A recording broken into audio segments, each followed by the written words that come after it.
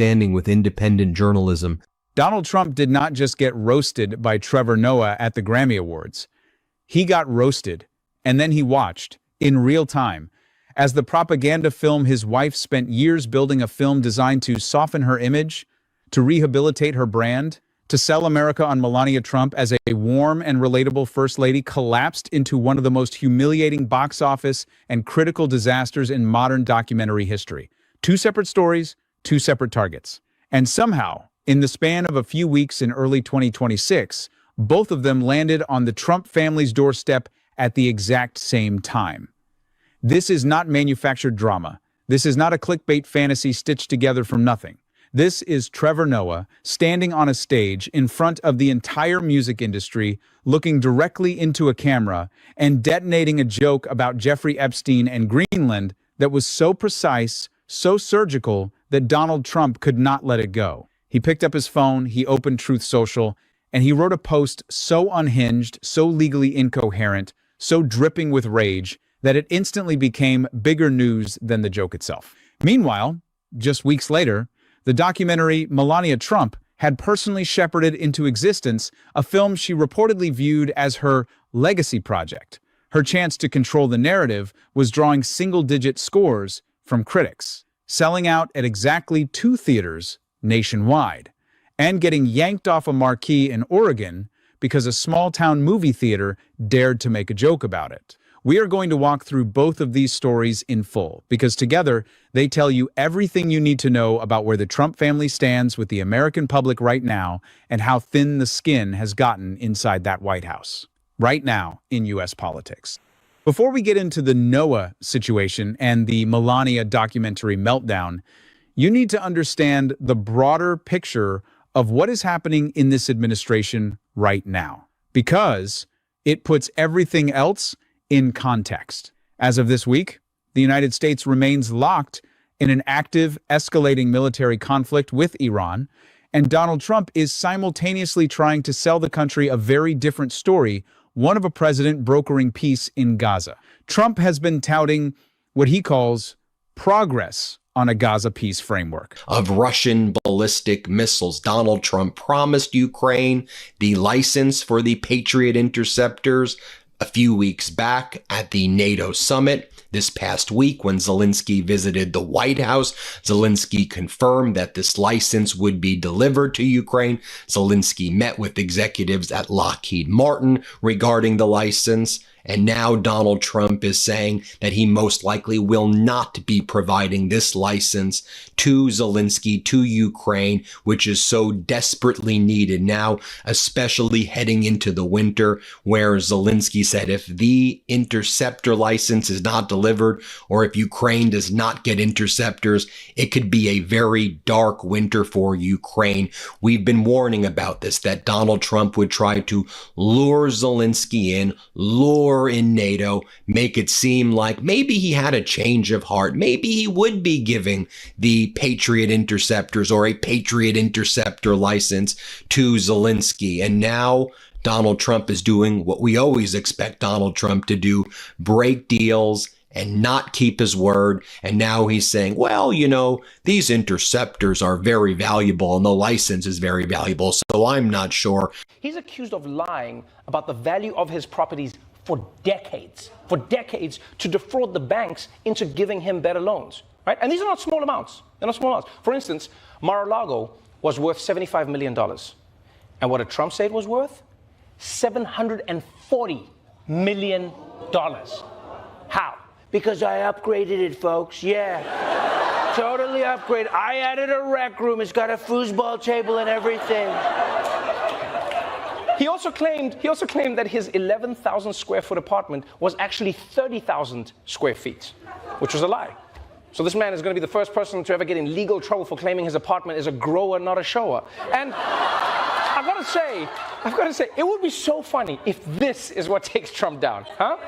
Can you imagine? He tried to overthrow the government, but then they get him for lying about having an in-unit washer-dryer. It's like, that's the thing that locks him up.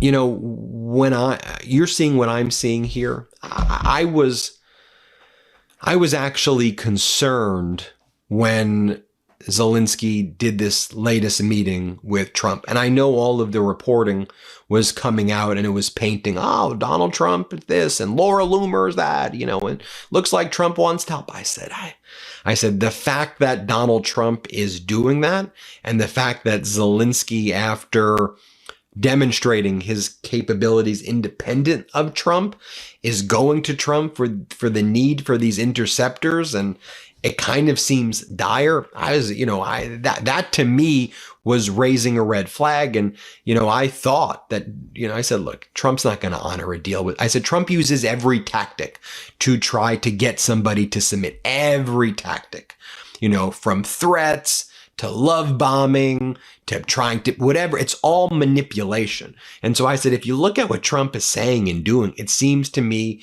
he's trying to lure Zelensky in, say, I'm going to give you all of this, buy time for Putin. Built through his so-called Board of Peace.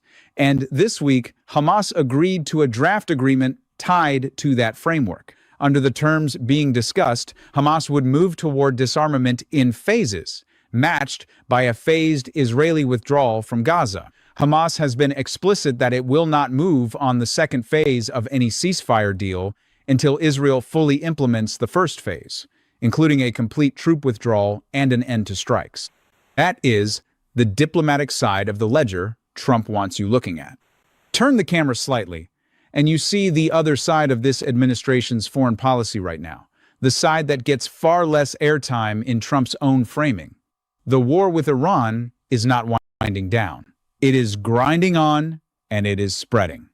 Iran's Islamic Revolutionary Guard Corps has claimed responsibility for a retaliatory attack on Kuwait, describing it explicitly as a response to American strikes carried out just days earlier. This is not an isolated incident contained to Iranian and American forces trading blows in a vacuum. The conflict now touches Bahrain, Iraq, Jordan, Saudi Arabia, and Kuwait, a widening map of Gulf states being pulled into a war that the administration insists is going according to plan. Funerals are being held for Revolutionary Guard members killed in earlier American strikes, and Trump himself has continued to publicly vow that the United States will hit back hard against any further Iranian retaliation.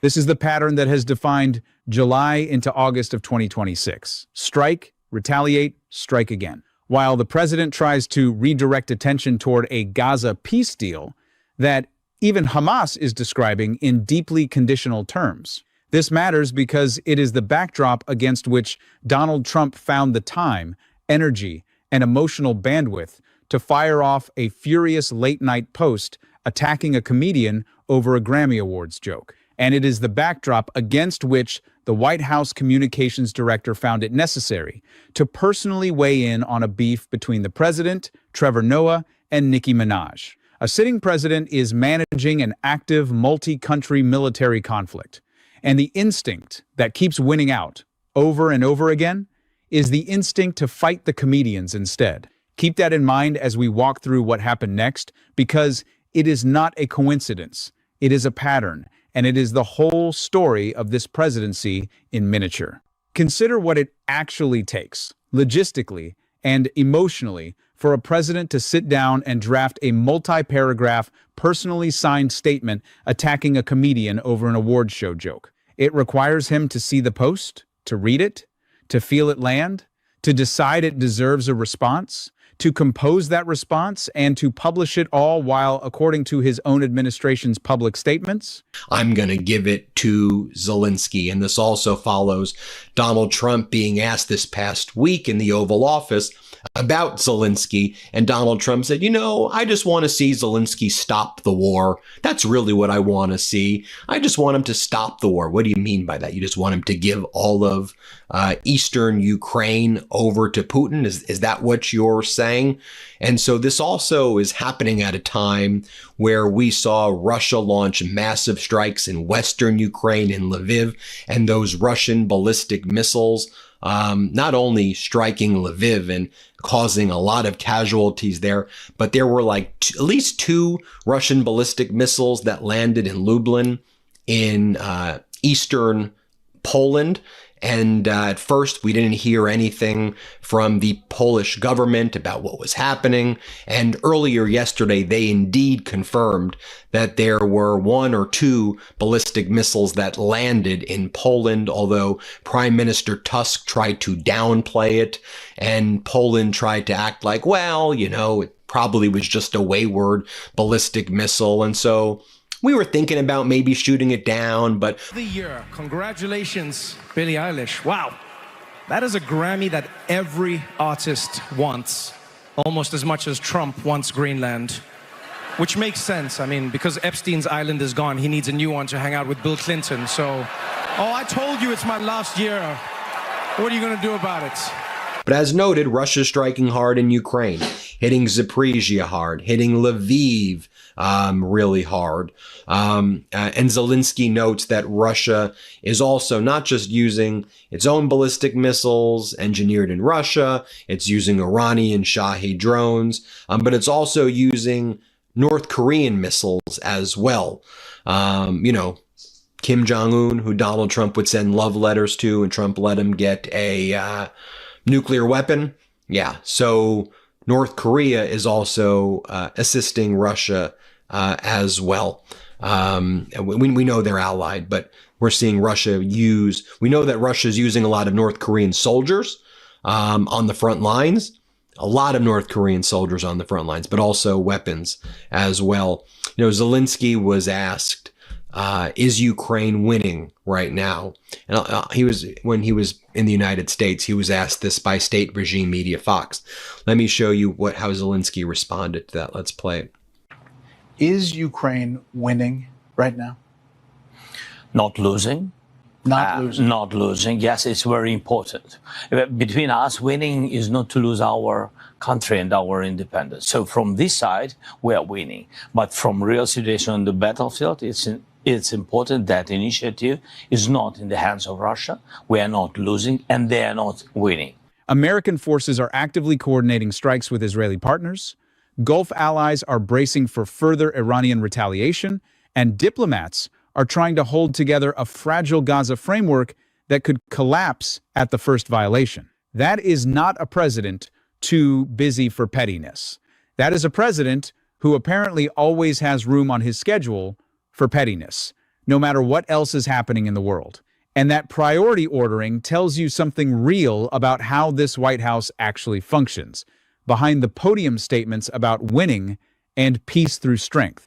It also helps explain why a story about a 15-second joke at a music awards show ended up dominating news cycles that should, by any reasonable standard, have been consumed by coverage of an active war spanning 5 or more countries.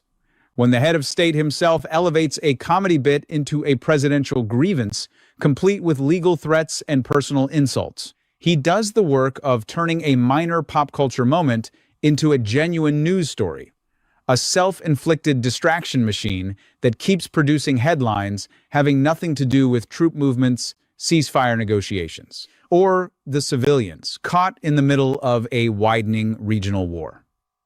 Timeline. Let's go back to February 2, 2026, the night of the 68th Annual Grammy Awards. Trevor Noah was hosting for what would be his 6th and final time behind the podium, a role he has occupied for years, using it as a platform to needle politicians of every stripe. This year, though, the target was unmistakably clear from the opening minutes of the show. Noah opened with a direct message aimed squarely at Donald Trump, framing it around the idea of term limits. He told the audience, "I believe in term limits. I wanted to set an example for anyone who might be watching the show. Leave when your time is up." It was a simple line, delivered with Noah's usual understated calm, but the message was unmistakable, and it set the tone for what was coming. Then came the joke that actually broke through the noise cycle and forced its way into Trump's Truth Social feed. Noah, presenting an award, made a comment tying together 2 of the most explosive threads in Trump world commentary: Greenland and Jeffrey Epstein. His exact words were, "That's a Grammy that every artist wants almost as much as Trump wants Greenland." Which makes sense because since Epstein's gone, he needs a new island to hang out with Bill Clinton. Read that line again. Slowly. because every word in it was chosen with precision. It referenced Trump's real, well-documented obsession with acquiring Greenland, an ambition he has pursued seriously as a matter of stated American policy. And it referenced the association between Trump and Jeffrey Epstein that has dogged him for years, an association that resurfaced when we saw it wasn't really going to cause any harm to infrastructure, we just let it land. And so we're not going to invoke Article 4 of NATO, which is the consultation provision, nor are we going to invoke Article 5, which is the mutual defense provision. And I think Poland realizes that if they were to invoke Article 4 or Article 5, Donald Trump in the United States would not abide by the Article 5 obligations. So I think that's why Poland wants to downplay what took place. So Donald Trump told the Financial Times, I'm not sure if I'm going to provide the Patriot interceptor missiles or the license to Ukraine. Here's how they state what went down in Financial Times during a recent call with Donald Trump. Donald Trump has said he has not decided whether he will allow Ukraine to produce Patriot surface-to-air interceptor missiles, casting doubt on whether Washington will agree to one of Kyiv's top priorities. The U.S. president said in a phone interview with Financial Times on Thursday that he was not sure whether Washington would grant Ukraine a license to produce Patriot missiles, adding that we're looking at it. You know, it's a very extraordinary weapon, and we have to be a little bit careful of who we license it to. We don't really license equipment now. America's never been better. We're in a golden age. Everything's amazing. Everybody's rich. Everybody loves me. Goodbye. Here, play this clip. Thank you all very much. We're doing very well with Iran. We're doing unbelievably with the economy. We have investment. As you know, Toyota is coming in with the biggest plant, I understand, anywhere in the world. They're leaving Mexico. They're coming into our country. It's going to come into Texas, to be specific. We have more plants under construction now than at any time, by far, by many times. We have over $19.2 trillion being spent in America, and they're going to be opening up in a year or a year and a half. And there has never been a time like this in America. Truly, it's the golden age of America. Thank you very much, again and everybody. again throughout 2025 and into 2026 as new documents, new depositions, and new reporting kept the Epstein question alive in a way the White House has never been able to fully bury.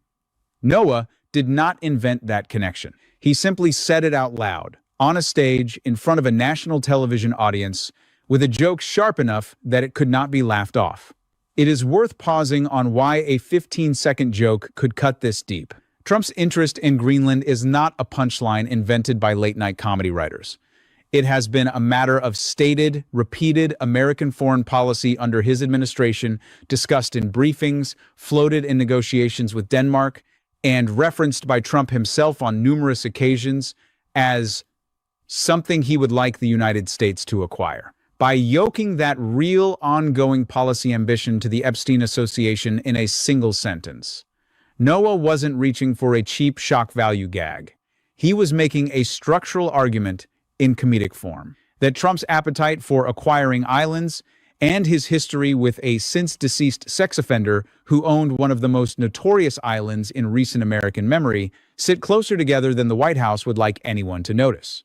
That is precisely the kind of joke that a defensive administration cannot simply shrug off, because shrugging it off means implicitly conceding the comparison lands. Noah was not done. He also worked in a jab at Nicki Minaj, who had become one of the more visible celebrity defenders of Trump in recent months. Noting her absence from the ceremony, Noah told the crowd, "Nicki Minaj is not here. She is still at the White House with Donald Trump discussing very important issues." Later in the broadcast, doing an impression of Trump, Noah delivered another line aimed at Minaj. "Actually, Nicki, I have the biggest ass. I have it. I know they say it's you, but it's me." It was absurdist, it was juvenile in the best comedic sense, and it landed exactly the way Noah intended, as a way of mocking the strange, transactional closeness between Minaj and the Trump White House. The reaction was immediate, and it came from multiple directions. Nicki Minaj herself did not let the joke slide quietly. In the aftermath, she went on a lengthy, combative response, defending herself and attacking her critics, name-checking Democrats and other entertainment figures in the process. A reaction that only amplified the story rather than letting it die down. But the more consequential response came from inside the West Wing itself. White House Communications Director Stephen Chung took to social media not to defend Minaj specifically, but to go directly after Noah, an extraordinary decision that turned a late-night comedy bit. And then this past week in the Oval Office, after meeting with Zelensky, we could already see Donald Trump changing his tune. And then Donald Trump was asked, well, what do you think about Zelensky, or what do you want Zelensky to do? And are you going to be helping Zelensky? And Donald Trump's like, I just want Zelensky to end the war. I really do. And Donald Trump then kind of did the both sides. You know, on the one hand, there's Zelensky. On the other hand, there's Putin. And I think this was a clear sign when Donald Trump was saying this, that he would be throwing Zelensky under the bus again. And I was warning about this, that Donald Trump would lure Zelensky in, lure NATO in. And when they really needed the interceptors the most and the license the most, Donald Trump would say, sorry, we don't really give the licenses, nothing really we can do. And I also warned that Donald Trump would probably tell Putin exactly what his conversations were with Zelensky and with NATO. This was always a big worry of the European Union and of NATO and others as it related to Viktor Orban, that Orban would be at these, you know, if Orban was at a meeting or if Hungary was attending with their Orban regime officials, that they would go back to Putin and just say what was happening. Losers. They're all losers. Here, play this clip. Have they considered that the one reason that we care about Caitlin Clark and her safety isn't because she's white, isn't because she's straight, but it's because she's good at basketball? Yeah. Because she's a generational talent who has revolutionized not just the sport of women's basketball, but women's sports as a whole, what she's done. Have they considered that? No, I don't think so. And then Riley Gaines is like, and I have not seen the Kamala Harris video in the locker room with the sparks yet, but they got mad at Kash Patel for being in the locker room, but they praise Kamala. Kash Patel's the current FBI director, okay? And he's drinking beer in the locker room looking like a fool. But okay, this is what you want to talk about? Okay, here, play this clip. And I hadn't yet seen that video of Kamala Harris speaking to those players, but was there any outrage like there was when Kash Patel was in the men's locker room after the Olympic team won a gold medal at the Olympics? No, I don't think so. Wow. So, and then you have one of the Fox hosts, Campagno, and she goes, at an entertainment awards show, into an official administration talking point. When the communications arm of the United States government is spending its time and credibility attacking a comedian's Grammy Awards monologue, that tells you something about where this White House's priorities sit. And then came Trump himself. Rather than letting his own communications team's response stand as the administration's final word, Trump took to Truth Social personally, and what he posted went well beyond a simple rebuttal. He called the Grammy Awards broadcast the worst, virtually unwatchable, framing his objection as a matter of taste and quality before pivoting into something far more pointed. He specifically targeted Noah, writing that the comedian was almost as bad as Jimmy Kimmel, a comparison Trump clearly intended as the ultimate insult, given his long-running, well-documented feud with Kimmel that has played out across years of late-night television and multiple other America Facticity scripts covering that very rivalry. Trump then addressed the Epstein joke directly, insisting, I have never been to Epstein Island, nor anywhere close, and until tonight's false and defamatory statement, have never been accused. That is a remarkable sentence to parse, because it is simply not accurate as a factual matter. Trump's name and his past association with Epstein have been part of the public record and part of numerous news cycles for years, well before Noah ever opened his mouth at the Grammys. Trump went on to call Noah a total loser, and then made an explicit legal threat, writing, "It looks like I'll be sending my lawyers to sue this poor, pathetic, talentless dope. He closed the post with a line that read less like a legal threat and more like a schoolyard promise of retaliation. Get ready, Noah. I'm going to have some fun with you. Think about the scale of what just happened here. A joke, roughly 15 seconds long, about Greenland and Epstein, delivered by a comedian at an awards show, produced a multi-paragraph, personally signed presidential statement threatening litigation, denying a well-documented association, and taking a swipe at a rival late-night host in the same breath. No lawsuit against Noah has actually materialized in the months since. It has stayed exactly where threats like this always stay, when there is no real legal case behind them in the realm of a Truth Social post, designed to intimidate rather than an actual court filing designed to win. This is a pattern America Facticity viewers have seen before with this president.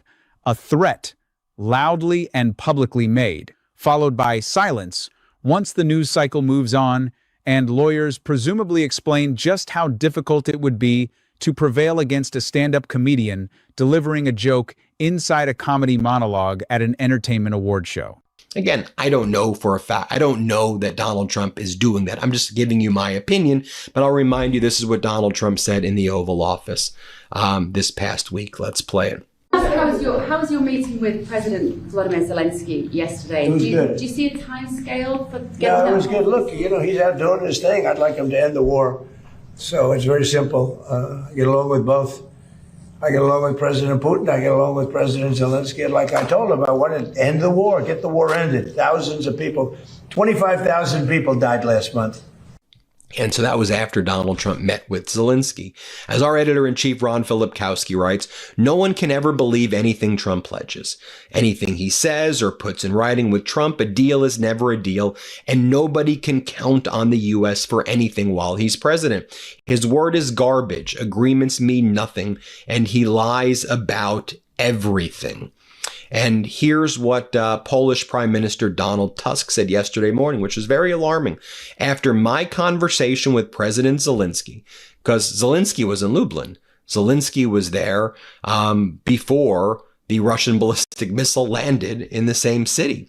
Donald Trump went on live TV, expecting one of the easiest interviews of his presidency, and somehow turned Melania's birthday into one of the most awkward moments of the day. Even a simple question about her gift spiraled into comedy gold, and Trevor Noah wasted no time tearing the whole thing apart. When Trump has a bad day, we know Trump watches Fox and Friends and yells at the TV. But today he did the same thing, but we all got to listen in. And you could tell from the start that this was going to be special. Thank you so much for being with us, Mr. President.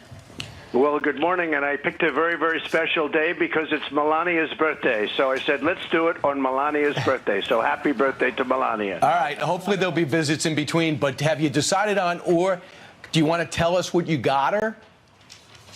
Well, I better not get into that because I may get in trouble. Maybe I didn't get her so much. I'll tell you what, she has done. I got her a beautiful card. How did Trump mess up the world's easiest question? It's like they threw him a softball and he swung and hit himself in the dick.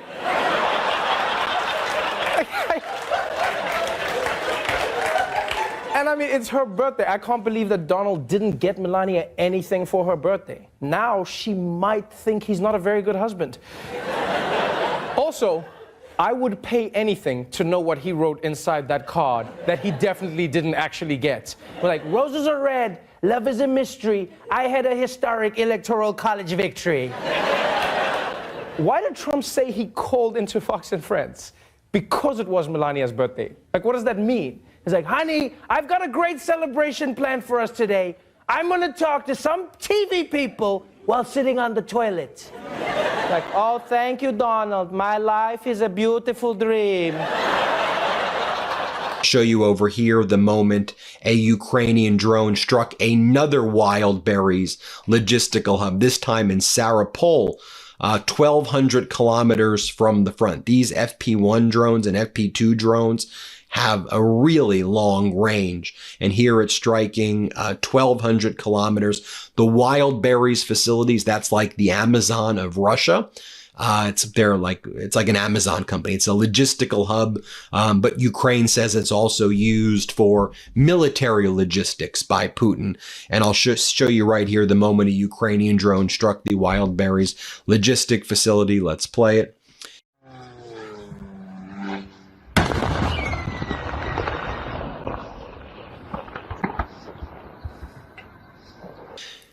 The legal bar for a public figure to win a defamation claim in the United States is deliberately high, precisely to protect exactly this kind of speech, political and cultural commentary about public figures, delivered in an obviously non-literal, comedic context. Filing and losing such a suit would only generate more embarrassing headlines than the original joke did. And that calculation, more than any change of heart, is almost certainly why the threat went nowhere. Noah, for his part, did not go silent in the aftermath. Weeks later, on April 14, 2026, he released a new Netflix special titled Joy in the Trenches, and in it, he directly addressed the fallout from the Grammys controversy, discussing what it was like to be threatened with legal action by a sitting president over a joke, turning the entire episode into fresh material rather than backing away from it. Now, here is where the story widens, because at almost the exact same moment Trump was publicly melting down over a comedy bit, his own family was dealing with a much bigger, much more expensive humiliation of its own. One that had nothing to do with Trevor Noah directly, but everything to do with the same underlying dynamic, an image the Trump family has tried desperately to control, running headlong into a public that is not buying what they are selling. On January 30, 2026, Amazon MGM Studios released a documentary simply titled Melania, a film widely understood to have been produced with the direct cooperation and personal involvement of the First Lady herself, described by multiple outlets as her attempt to shape her own legacy and soften her public image after years of being one of the most private, most scrutinized, and most criticized First Ladies in modern history. The reception was not just bad, it was catastrophic. The film landed a 6% score on Rotten Tomatoes, a number so low it actually sits beneath the widely mocked 2019 film Cats, which scored 19%. Critics did not hold back. The Daily Beast's Kevin Fallon described it as reaching a level of insipid propaganda that almost resists review. It's so expected and utterly pointless. Variety's Owen Gleiberman wrote that it was so orchestrated and airbrushed and stage-managed that it barely rises to the level of a shameless infomercial.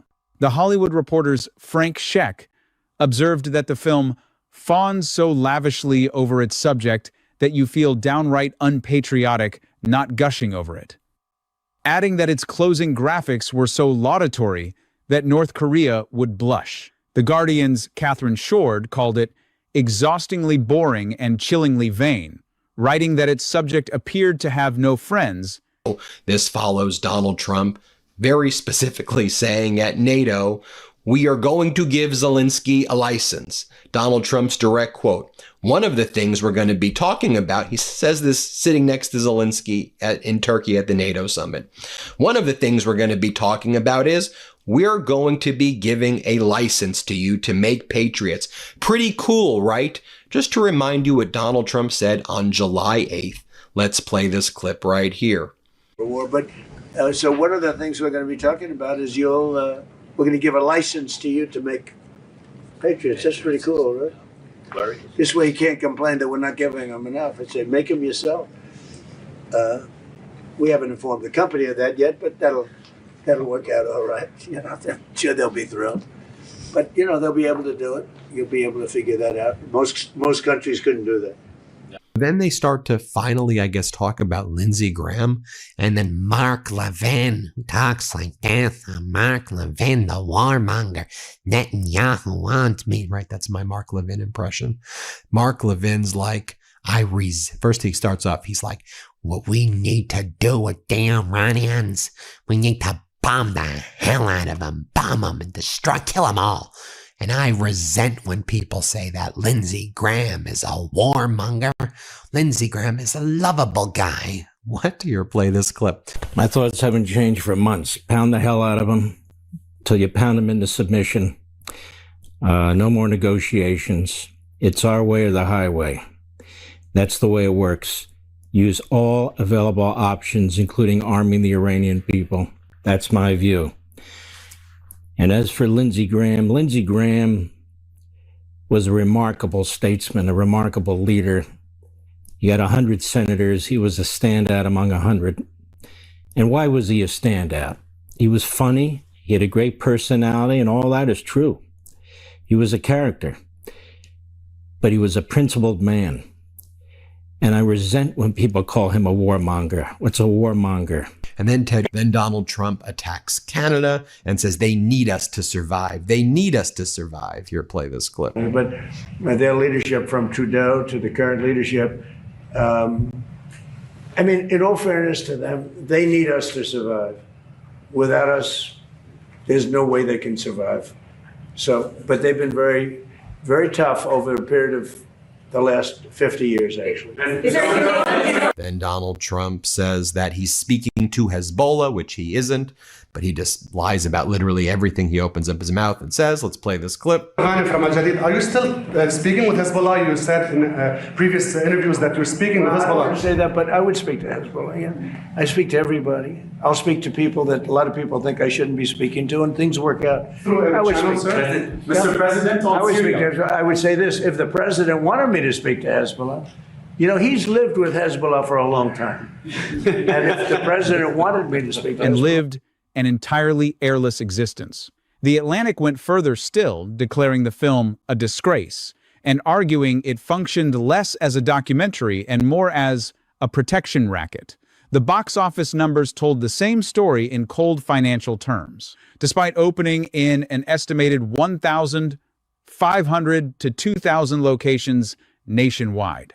Early reporting found the film had sold out at only 2 theaters in the entire country, a number so small that industry analysts described the rollout as an outright catastrophe for Amazon MGM's reported investment in the project. And then there is the detail that ties this entire second story directly back to the theme of the first. A small, independent movie theater in Lake Oswego, Oregon, called the Lake Theater and Cafe, decided to have some fun with its marquee. The theater put up a message advertising the film that read, "To defeat your enemy, you must know them." Melania starts Friday, a wry, Sun Tzu-flavored joke. The kind of thing an obviously anti-establishment small venue does to needle its audience. While still technically promoting the film, it was contractually screening. Theater manager Jordan Perry later explained the decision in a blog post, writing, "Candidly, I mean, it just seems so weird that it even exists. Who wants a movie about Melania? LOL." Perry insisted the booking wasn't about political persuasion, but about promoting curiosity and open-minded viewing. The theater made almost nothing from the arrangement, approximately $196 in total ticket revenue, with each $11 ticket sending $5.50 back to Amazon MGM Studios. But according to the theater's own account, posted to Instagram, the higher-ups at Amazon were not amused. The studio pulled the film from that theater entirely, cutting its run short and making that Sunday the final showing. The theater responded by swapping in a new marquee message, informing its patrons that Amazon itself had canceled the remaining screenings over a joke about the sign.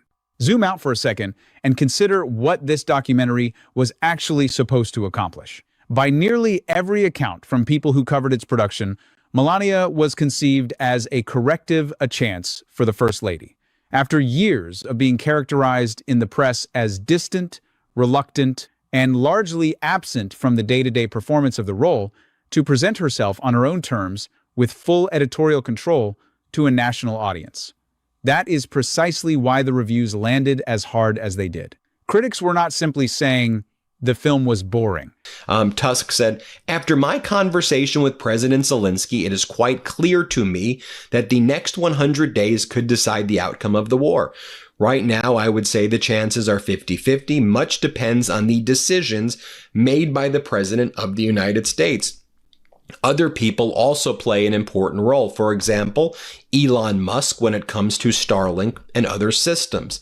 So some of this goes beyond politics. And so when I saw Prime Minister Tusk of Poland say that, I said, really, you're going to trust Donald Trump and Elon Musk to deliver what y'all believe is necessary in the next 100 days? I said, that is a red alarm right there.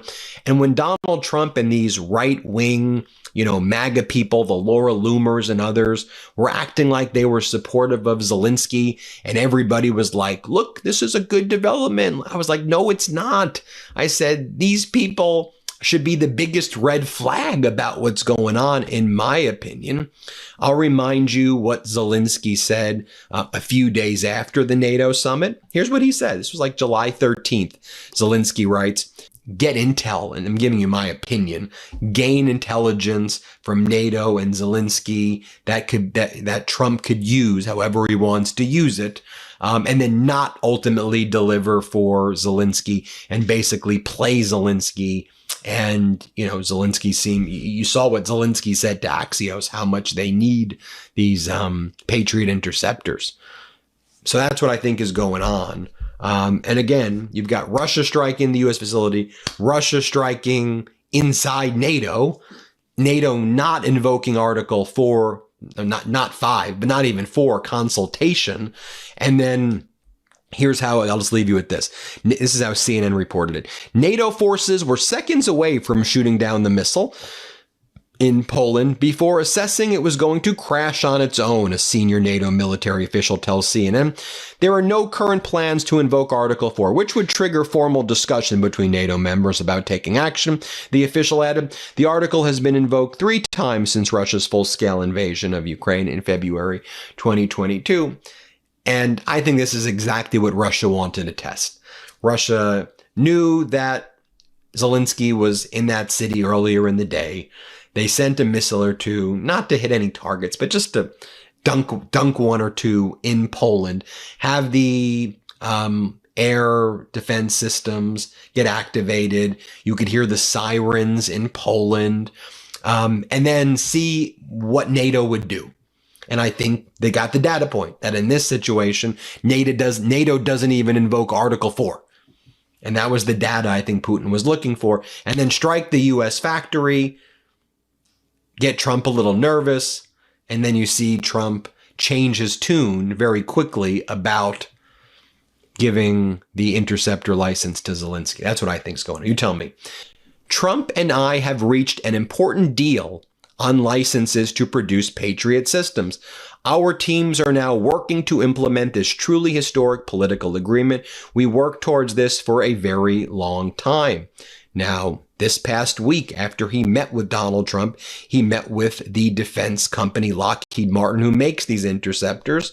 And Zelensky wrote, met with the team from the defense company Lockheed Martin, one of the strongest enterprises in the United States, with which we have long collaborated. It is Lockheed Martin that produces the ATACMS, the HIMARS, the F-16, and the missiles for Patriot systems.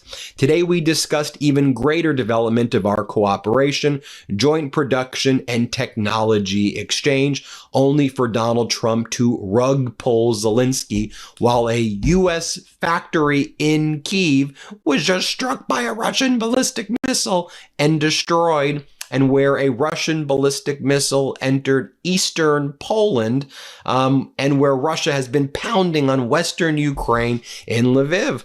They were saying repeatedly and in strikingly similar language across outlets that rarely agree on anything, that the film felt like propaganda rather than journalism, that it was airless, stage-managed, and fundamentally uninterested in showing its subject as a real person rather than a curated brand. A project built specifically to control the narrative around Melania Trump instead became the latest data point in a growing body of evidence that the public no longer trusts anything coming out of Trump world that isn't independently verified. When the subject of a film also controls its production and the resulting product still can't clear a 10% critical score, That is not a marketing problem. That is a trust problem, and no amount of studio muscle pulling a screening in Oregon is going to fix it. Stack these two stories side by side, and the pattern becomes impossible to miss. Trevor Noah cracks one joke about Greenland and Epstein at the Grammys, and the response from Trump is a furious, legally incoherent, insult-laden Truth Social post threatening a lawsuit that never comes. A tiny theater in Oregon puts up a pun about a documentary nobody asked for, and the response from Amazon, under what the theater describes as pressure from the higher-ups, is to yank the film from that theater's screens entirely. In both cases, the Trump orbit's answer to mockery was not to laugh it off, not to let the joke pass the way politicians and public figures have absorbed comedy for as long as there have been politicians and comedians. The answer, every time, was to escalate, to threaten, to punish. That is not the posture of a family or an administration that feels secure in its public standing. It is the posture of one that knows exactly how thin the ice has gotten and is lashing out at every crack. Reactions. The reaction to the Melania documentary's collapse followed a similar shape, but on a larger scale. Entertainment reporters and box office analysts treated the film's numbers as a genuine industry story, independent of politics. A major studio's investment producing a historically bad critical and commercial result. The kind of flop normally discussed in the same breath as some of Hollywood's most infamous box office disasters. The gap between critical scores and any organized effort to promote the film online became its own secondary story, with observers noting that even sympathetic commentary skewed toward defensive talking points rather than genuine enthusiasm. A dynamic some outlets described explicitly as supporters desperately trying to manufacture positive buzz for a film the broader public had already tuned out. This is what Zelensky told Axios July 29th, 2026 to Barack Ravid, Donald Trump's personal stenographer. Ukraine needs missile interceptors to heed off the winter disaster. Zelensky told Axios in an interview Tuesday that he asked Trump for this emergency winter package. Goes on to say, Zelensky said Trump agreed during their Tuesday meeting to move ahead with Patriot production licenses. And Zelensky says he needs 300 interceptors by the winter, or else there could be dire consequences for Ukraine. Zelensky said Russia uses 30 to 40 ballistic missiles in every major strike it conducts against Ukraine. And so you got to think about it. Trump uses Barack Ravid as his personal stenographer to get out the message. Zelensky says that to Ravid, and then what does Donald Trump do? Yeah, I'm not going to give him the interceptors. No, why would I give him I'm not even going to give him the interceptor license. So we're going to be following what's going on there, but was torn up by vandals. That's the guy who's talking about the 2020 election and doing that. No, sorry, don't believe the numbers. Don't believe his numbers at all. Here, play this clip. Extinguished. But I believe that by doing what we did, by terminating Iran, who's very evil people leading that country. You saw the number of protesters that they killed, 52,000 plus. I put a couple of them up today, young kids, they kill them. They kill them like they're candy. It's crazy what they do. They treat them so badly. They're just killing people just at random. Over 52,000 people, and nobody talks about it. But if I didn't do the attack on their nuclear sites, or if I didn't terminate the Obama agreement with Iran, which was an absolute hit on having them that was a road to a nuclear weapon. And our deal will be a wall. It already is. They can't have a nuclear weapon right now. We'll take them. Some more footage of thick black smoke pouring from the burning Wildberry logistics hub in Sarapul. Let's play it. Как будто бы еще летит, нет?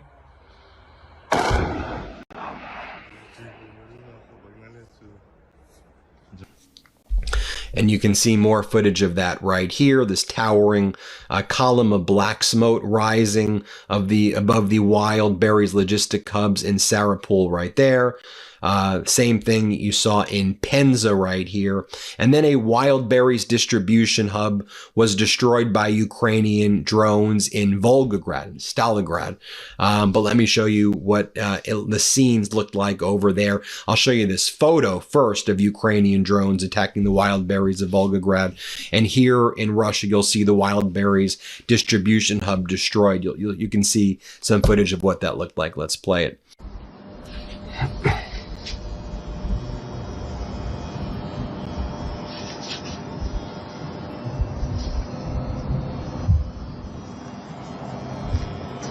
Also, Ukraine destroyed a Russian fuel train en route to try to resupply occupied Crimea. You can see right there for yourself what, show you the B-roll right there, show you B-roll right here, high resolution satellite image showing the aftermath of the FP-5 Flamingo, it's a ballistic missile, strike on the Russian military plant in the Avatak in Kirov, 1,200 kilometers from the front line right there. And the Oregon theater story, small as it started, became a genuine viral moment precisely because of how disproportionate Amazon's response looked. Studio pulling a film over a marquee pun. At a theater that generated less than $200 in total revenue from the booking, struck most observers as an absurd overreaction that only advertised the thin-skinned atmosphere surrounding anything connected to the Trump family's public image right now. There is also a broader entertainment industry reaction worth naming here, one that goes beyond any single outlet's box office recap. Analysts who track studio releases pointed out that a 6% Rotten Tomatoes score, paired with reports of sellouts at only 2 theaters nationwide, out of well over 1,000 bookings, represents the kind of commercial failure that normally triggers internal reviews at a studio, questions about who greenlit the project, who signed off on the budget, and why a film with this little independent audience appeal secured such a wide theatrical release in the first place. The fact that Amazon MGM Studios, a division of one of the largest companies on Earth, was willing to absorb that kind of embarrassment suggests the decision to make and distribute the film was never really a conventional commercial bet. It was a favor, or an investment, in access, dressed up as a movie release, and when audiences and critics treated it accordingly, the studio's next move was not to reflect on the mismatch, but to go after a small independent theater for making a joke about it. Closing take. Here is the through line that connects a Grammy Awards joke about Greenland and Epstein to a box office flop starring the First Lady of the United States. Neither Donald Trump nor the machinery around him seems able to absorb mockery anymore without escalating it into something bigger and more damaging than the original joke ever was. A comedian makes one sharp, well-constructed reference to a scandal that has already been public record for years. And the president's response is not silence, not a shrug, not the kind of thick-skinned deflection that used to define his public persona back when he was courting tabloid attention on purpose. The response is a furious late-night post, a legal threat with no lawsuit behind it, and a factually shaky denial that only reminds everyone why the joke landed in the first place. Small theater in Oregon makes a pun on a marquee, and the response from a trillion-dollar studio, reportedly under pressure from people close to the subject of the film, is to cancel the booking outright. This is not what strength looks like. This is not the behavior of people who believe the story is going their way. When you cannot let a joke pass, when every single instance of public mockery has to be met with legal threats. Zelensky's doing at this point what he can be doing. I mean, here you can see the various drones that Zelensky, that Ukraine sent over to Russia, attacked Russia with in the past 24 to 48 hours. You see these FP-1, these Firepoint strike drones. I'll show you this over the Russian city of Ryazan. I'll show you this. Let's play it.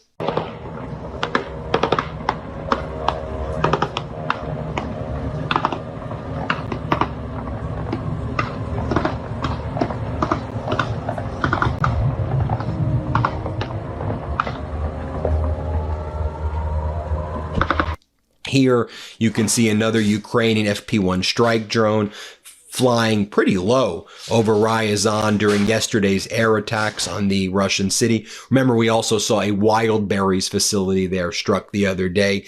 But look at these Ukrainian FP-1 drones. You can see it right here.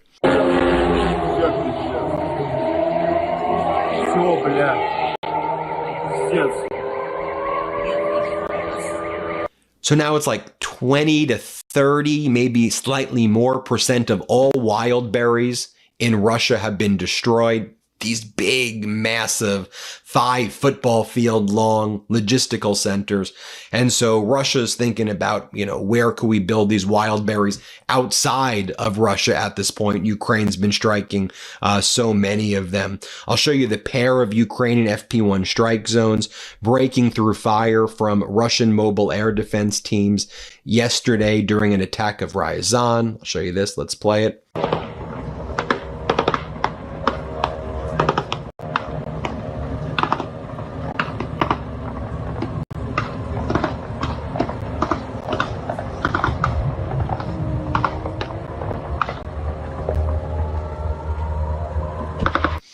Take a look at this close-up footage of the fire at the 90,000 square meter wild berries hub in Penza, which was set to expand beyond 180,000 square meters. You could play this clip.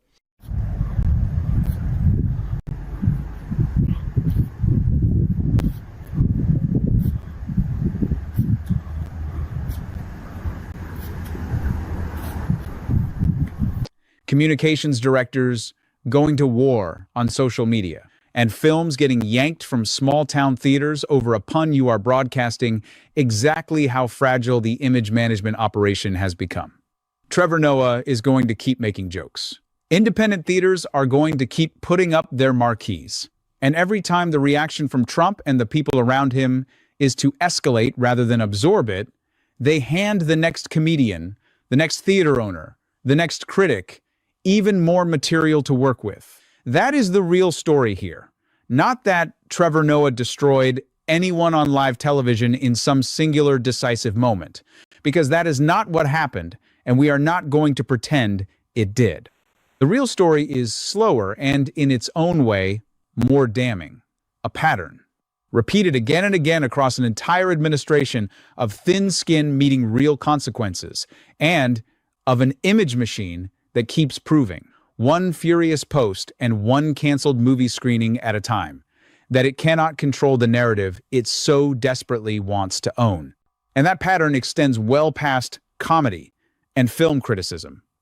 It is the same instinct on display in how this administration handles an active war it insists is going according to plan, even as it spreads to new countries almost weekly. It is the same instinct on display when a joke about Greenland and Epstein gets treated as a matter serious enough for presidential intervention, while questions about troop deployments and civilian casualties get folded into carefully worded talking points about hitting back hard. Image control has become the organizing principle of this presidency more consistently than any specific policy position. And image control only works when the public is willing to accept the version being sold to them. What the Grammys joke and the Melania documentary both prove in their own separate ways is that the public increasingly is not willing. Critics are not grading on a curve. Independent theater owners are not staying quiet. Comedians are not backing down from jokes just because the subject holds the most powerful office in the country. Every time Trump and the people around him respond to that resistance with lawsuit threats, communications directors picking fights with comedians, and film pulls over a marquee pun, they confirm the very critique the jokes were making in the first place. That this is an administration far more comfortable managing perception than managing the substance of the crises actually unfolding on its watch. That is not strength. That is precisely what fragility looks like when it has the full weight of the presidency behind it. And no amount of furious late-night posting is going to change that underlying truth.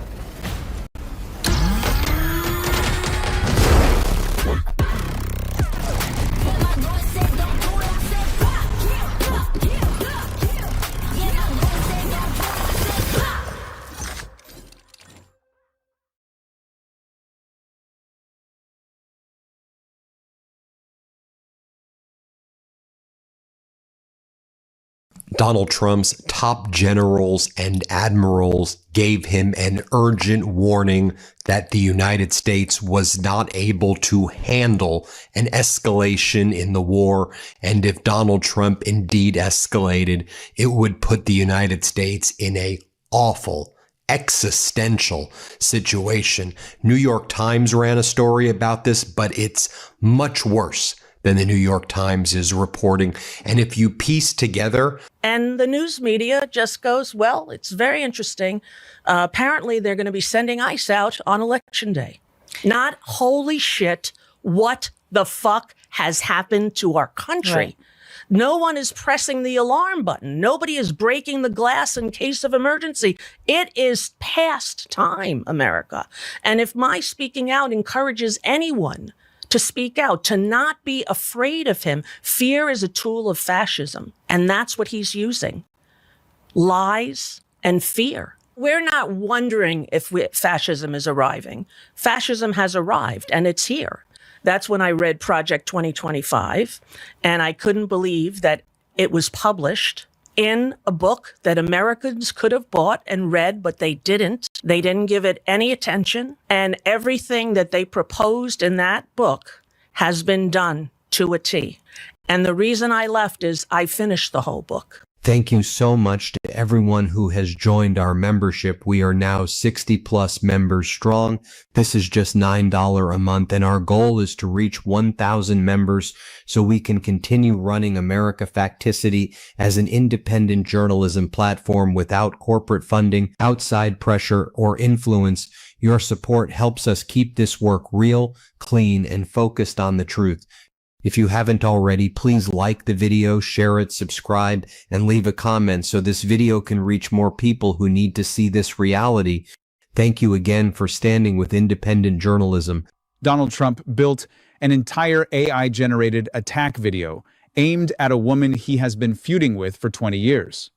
And it backfired so badly that within days, she went on national television and calmly and without raising her voice, suggested to Jake Tapper's face that the President of the United States might not be mentally fit to finish his own term.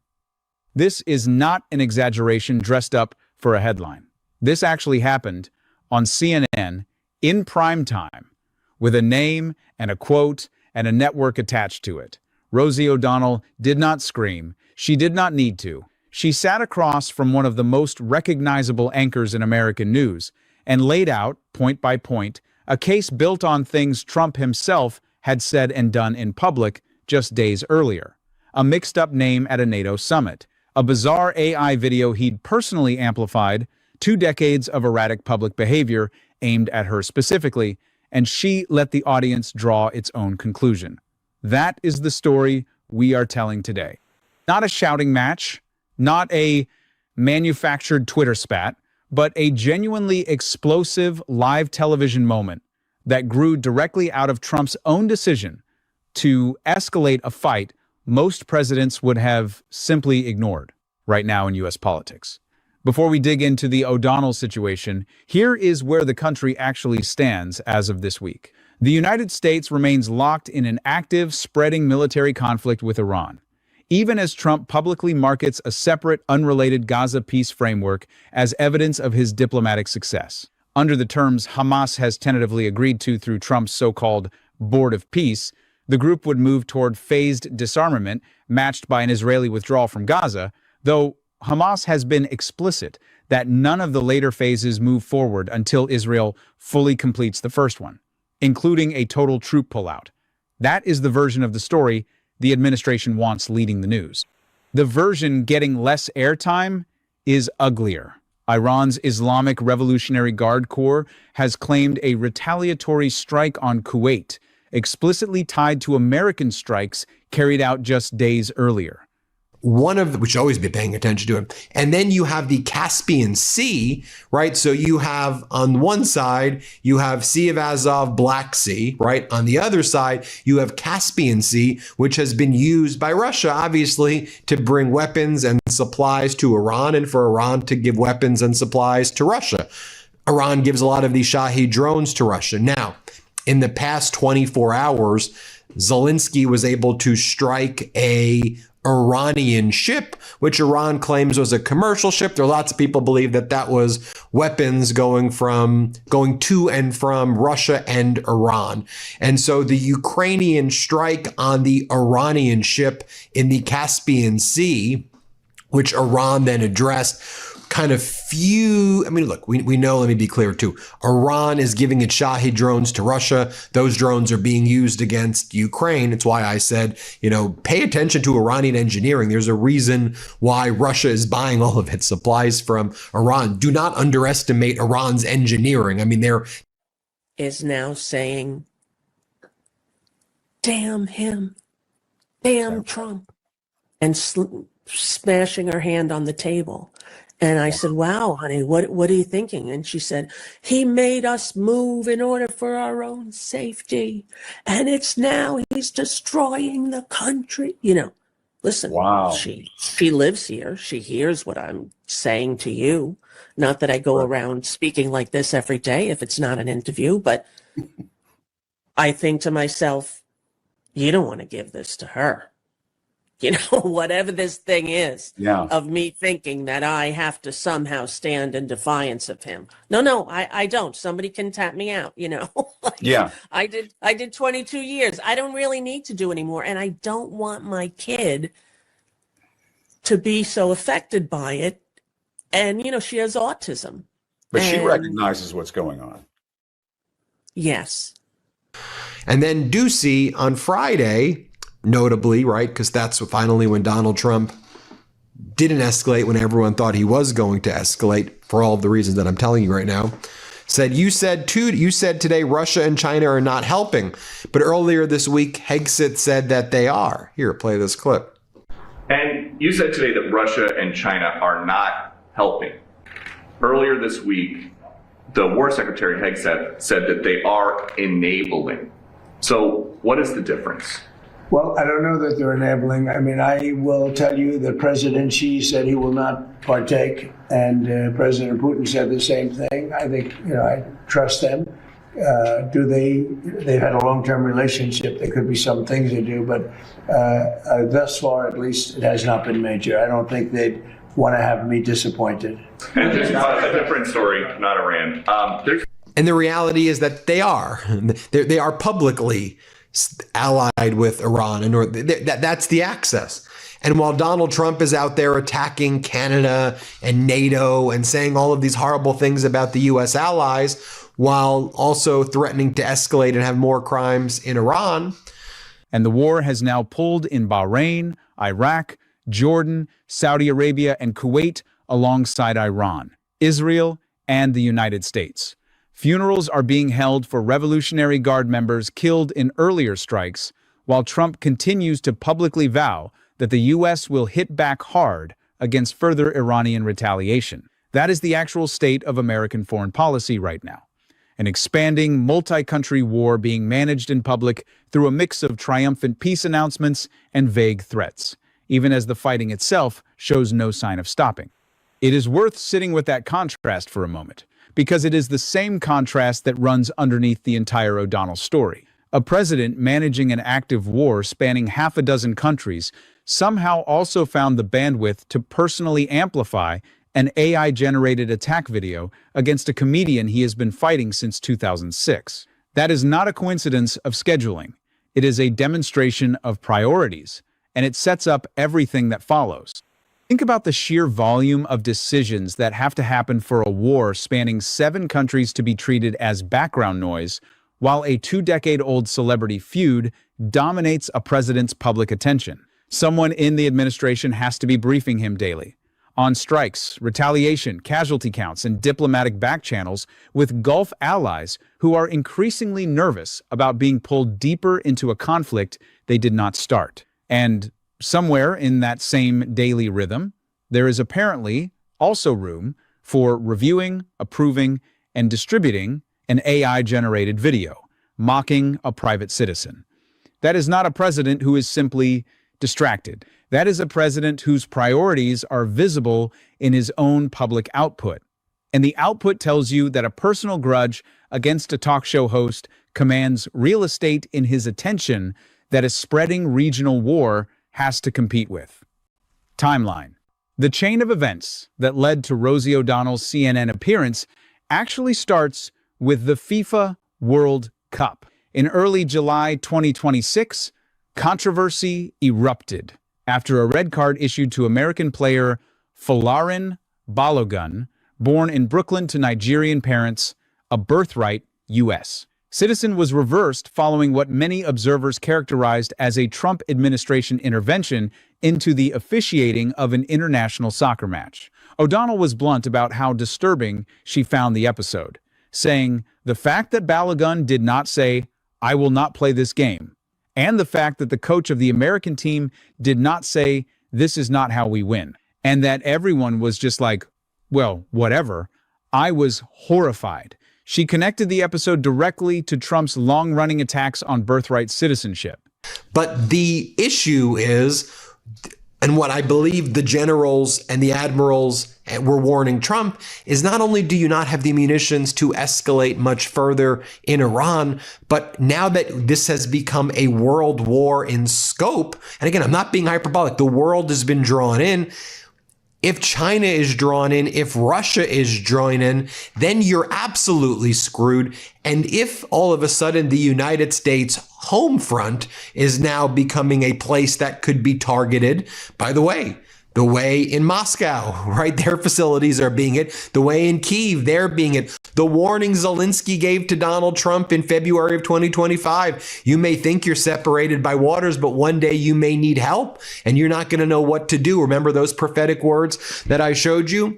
That to me is the warning that I don't think anyone wants us to know about, because it's so existential and such a scary thought that this world war is basically happening. And they were freaking out over Epstein, something that Donald Trump said was a hoax, something that he said. As they should freak out about it, because when it gets released, and it will get released, he will be put in prison along with all the other men who have not been charged with one crime in the gross rape and torture of young girls and boys.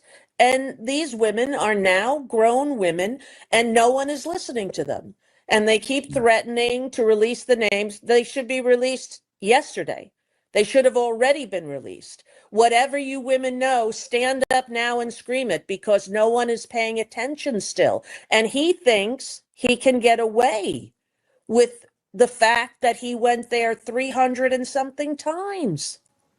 This Incredible. man, people didn't believe that priests could be pedophiles. For a long time, no one believed a president, that couldn't be true. It's true.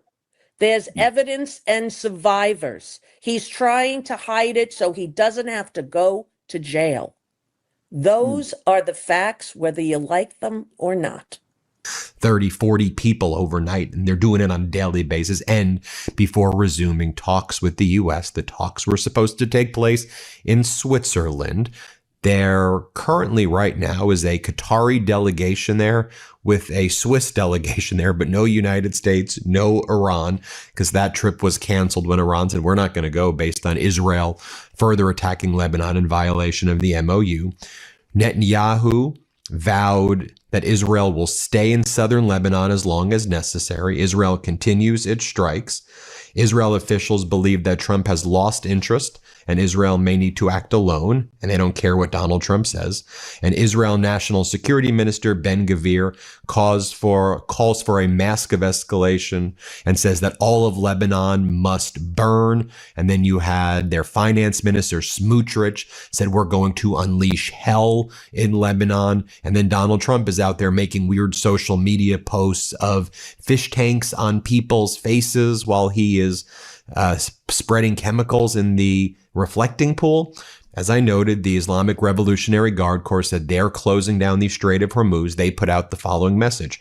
Since Israel's withdrawal from Lebanon, the complete lifting of the naval blockade, and the withdrawal of American terrorist forces from the Persian Gulf and the region are among the main conditions of the MOU between Iran and the United States, the Strait of Hormuz remains closed until these conditions are met. All ships are requested for the sake of their security and safety do not approach the Strait of Hormuz. Any vessels that defies this directive will... framing it as one more example of a president bending rules that are supposed to apply equally, adding pointedly, "There's so much corruption that we don't even notice it."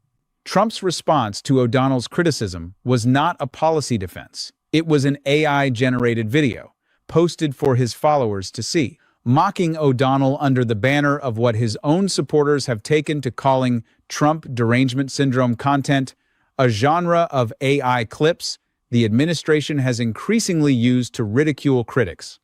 O'Donnell did not back down from it. She called it out publicly, telling reporters, "I seem to be, the obsession he can't get rid of," before adding that Trump was a mediocre man with such horrible, horrible reputation.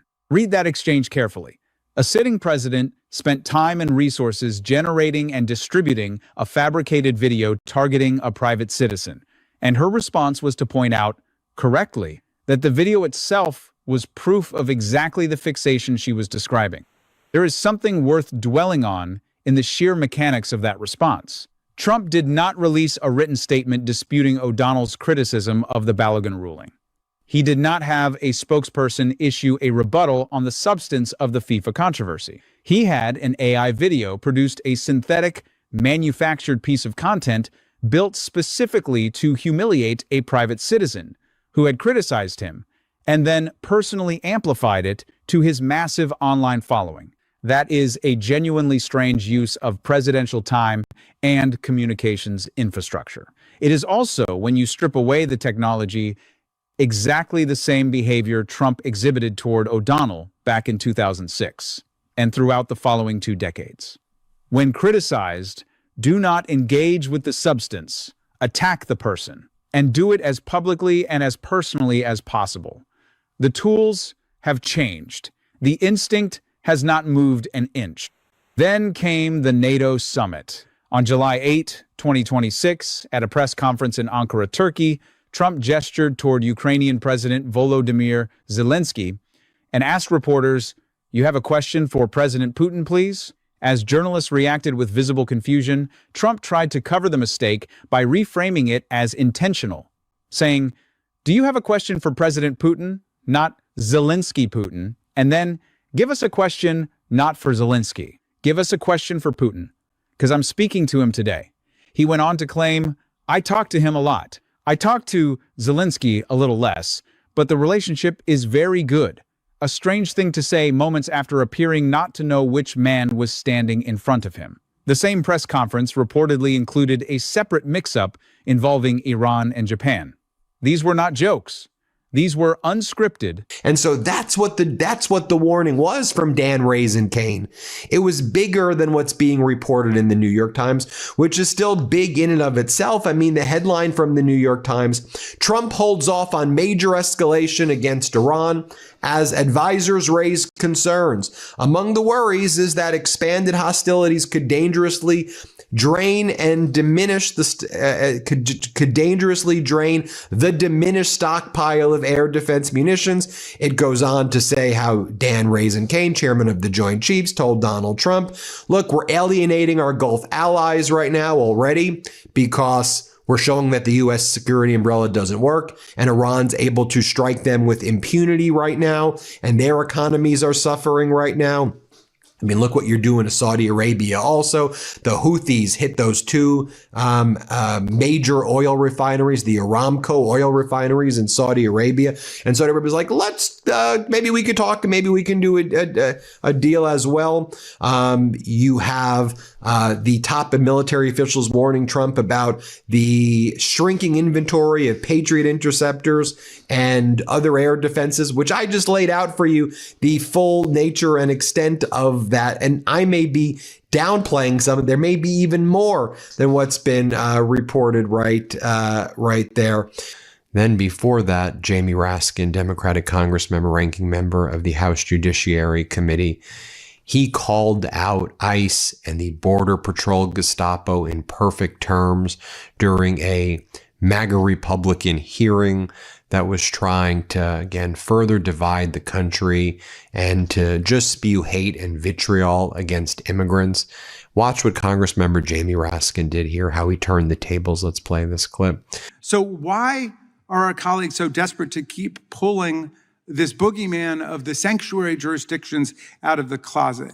Well, perhaps it has to do with the fact that they voted to give DHS more than $250 billion to improve immigration enforcement. And America has watched as the Department of Homeland Security has used this staggering pile of money to waste on luxurious private jets for the secretary, complete with bedrooms and bars, on overpriced and ultimately useless industrial warehouses to detain human beings that are now being sold off at a massive loss to the taxpayers, on a glitzy $220 million public relations horseback photo shoot and ad campaign for a glamorous Department of Homeland Security secretary who called the slain citizens Alex Preddy and Renee Good terrorists. Filmed on-the-record moments at an official NATO summit, witnessed by international press. Context matters here, and it is worth being fair about what a single verbal slip does and does not prove. Public figures of every age misspeak constantly, and one mixed-up name at a press conference, on its own, is not conclusive evidence of anything beyond a bad moment under bright lights. But the reason this particular gaffe carried weight is that it did not happen in isolation. It happened inside a broader pattern that international reporters covering the summit had already begun noting moments of apparent confusion, rambling answers that lost their thread, and a general unevenness that stood in contrast to Trump's typically combative, sharp public style. One gaffe is an anecdote, a pattern of them, compounding across a single press conference and then repeating across subsequent public appearances, is the kind of thing that gives an argument like O'Donnell's actual traction rather than letting it get dismissed as pure invention. That is the backdrop O'Donnell was working with when she sat down for an interview on CNN's The Lead with Jake Tapper on July 11, 2026.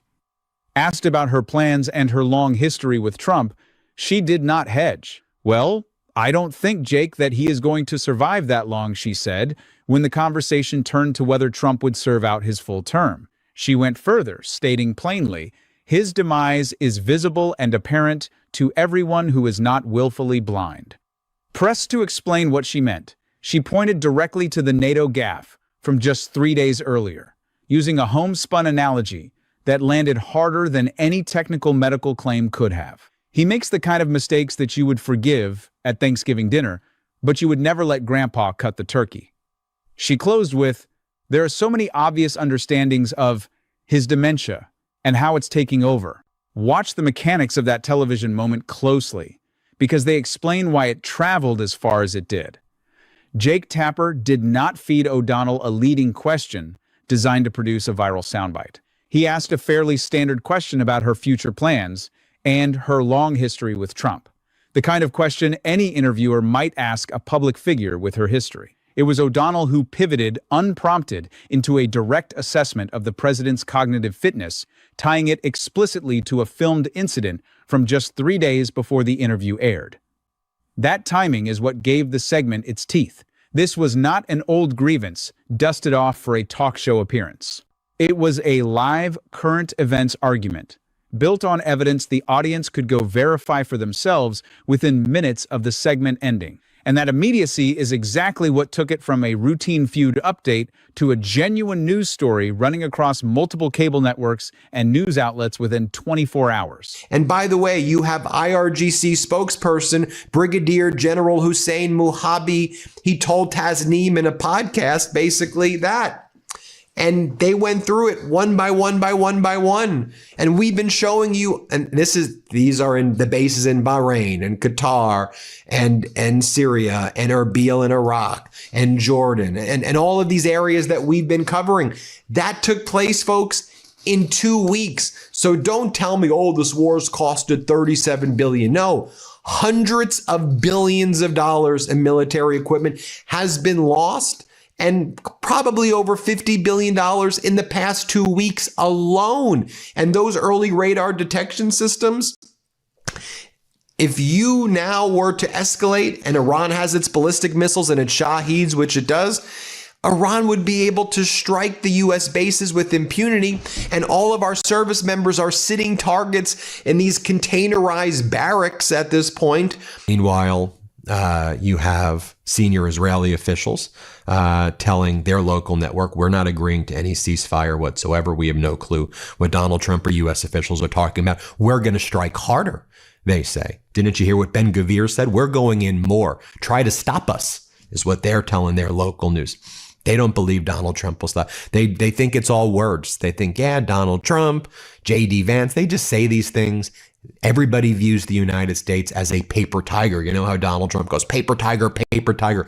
The world views Donald Trump as the biggest, weakest paper tiger. I mean, look what's going on in Russia. According to that New York Times book by Maggie Haberman and Jonathan Swan, Regime Change, Steve Witkoff was like enamored and is enamored with Putin. During a meeting at the Kremlin, Putin was doodling on a piece of stationery and wrote 3+2, which referred to a territorial framework that they discussed about taking Ukraine's land.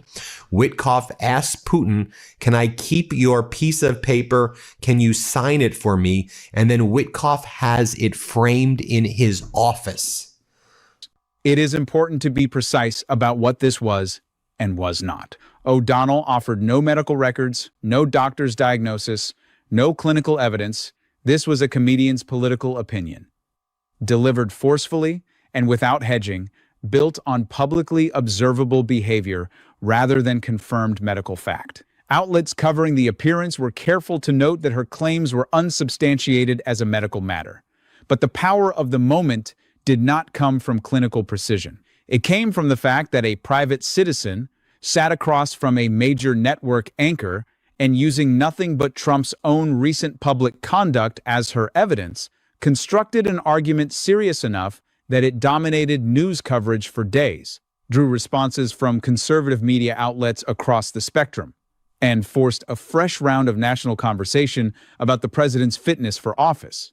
The exact conversation Trump's own AI video and NATO gaffe had inadvertently invited. Consider the asymmetry at play. O'Donnell has no government resources, no communications staff, no official platform beyond her own public profile and whatever media appearances she is invited to. Trump has the entire machinery of the presidency, a devoted online following numbering in the tens of millions, and a communications operation built to shape news cycles in his favor.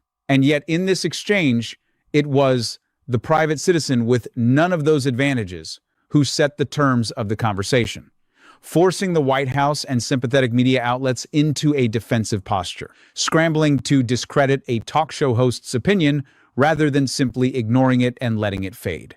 That imbalance between the institutional power available to a sitting president and the outsized reaction his administration keeps having to comedians and critics is itself part of the story. And it is a dynamic that has defined nearly every conflict this administration has picked, with a public figure who refuses to back down. O'Donnell did not stop there.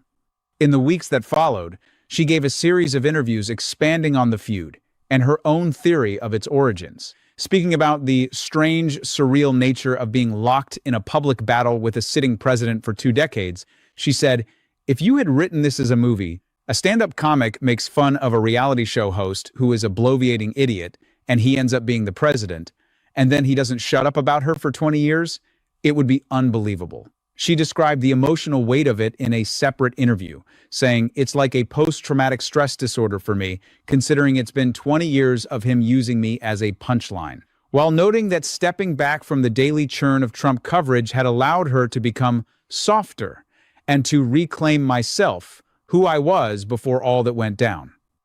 On July 27, during an appearance on the podcast, Bleep with Ana Navarro. And if I were to, and if I articulate, people go, oh, you're being so hyperbolic, you're just saying world. No.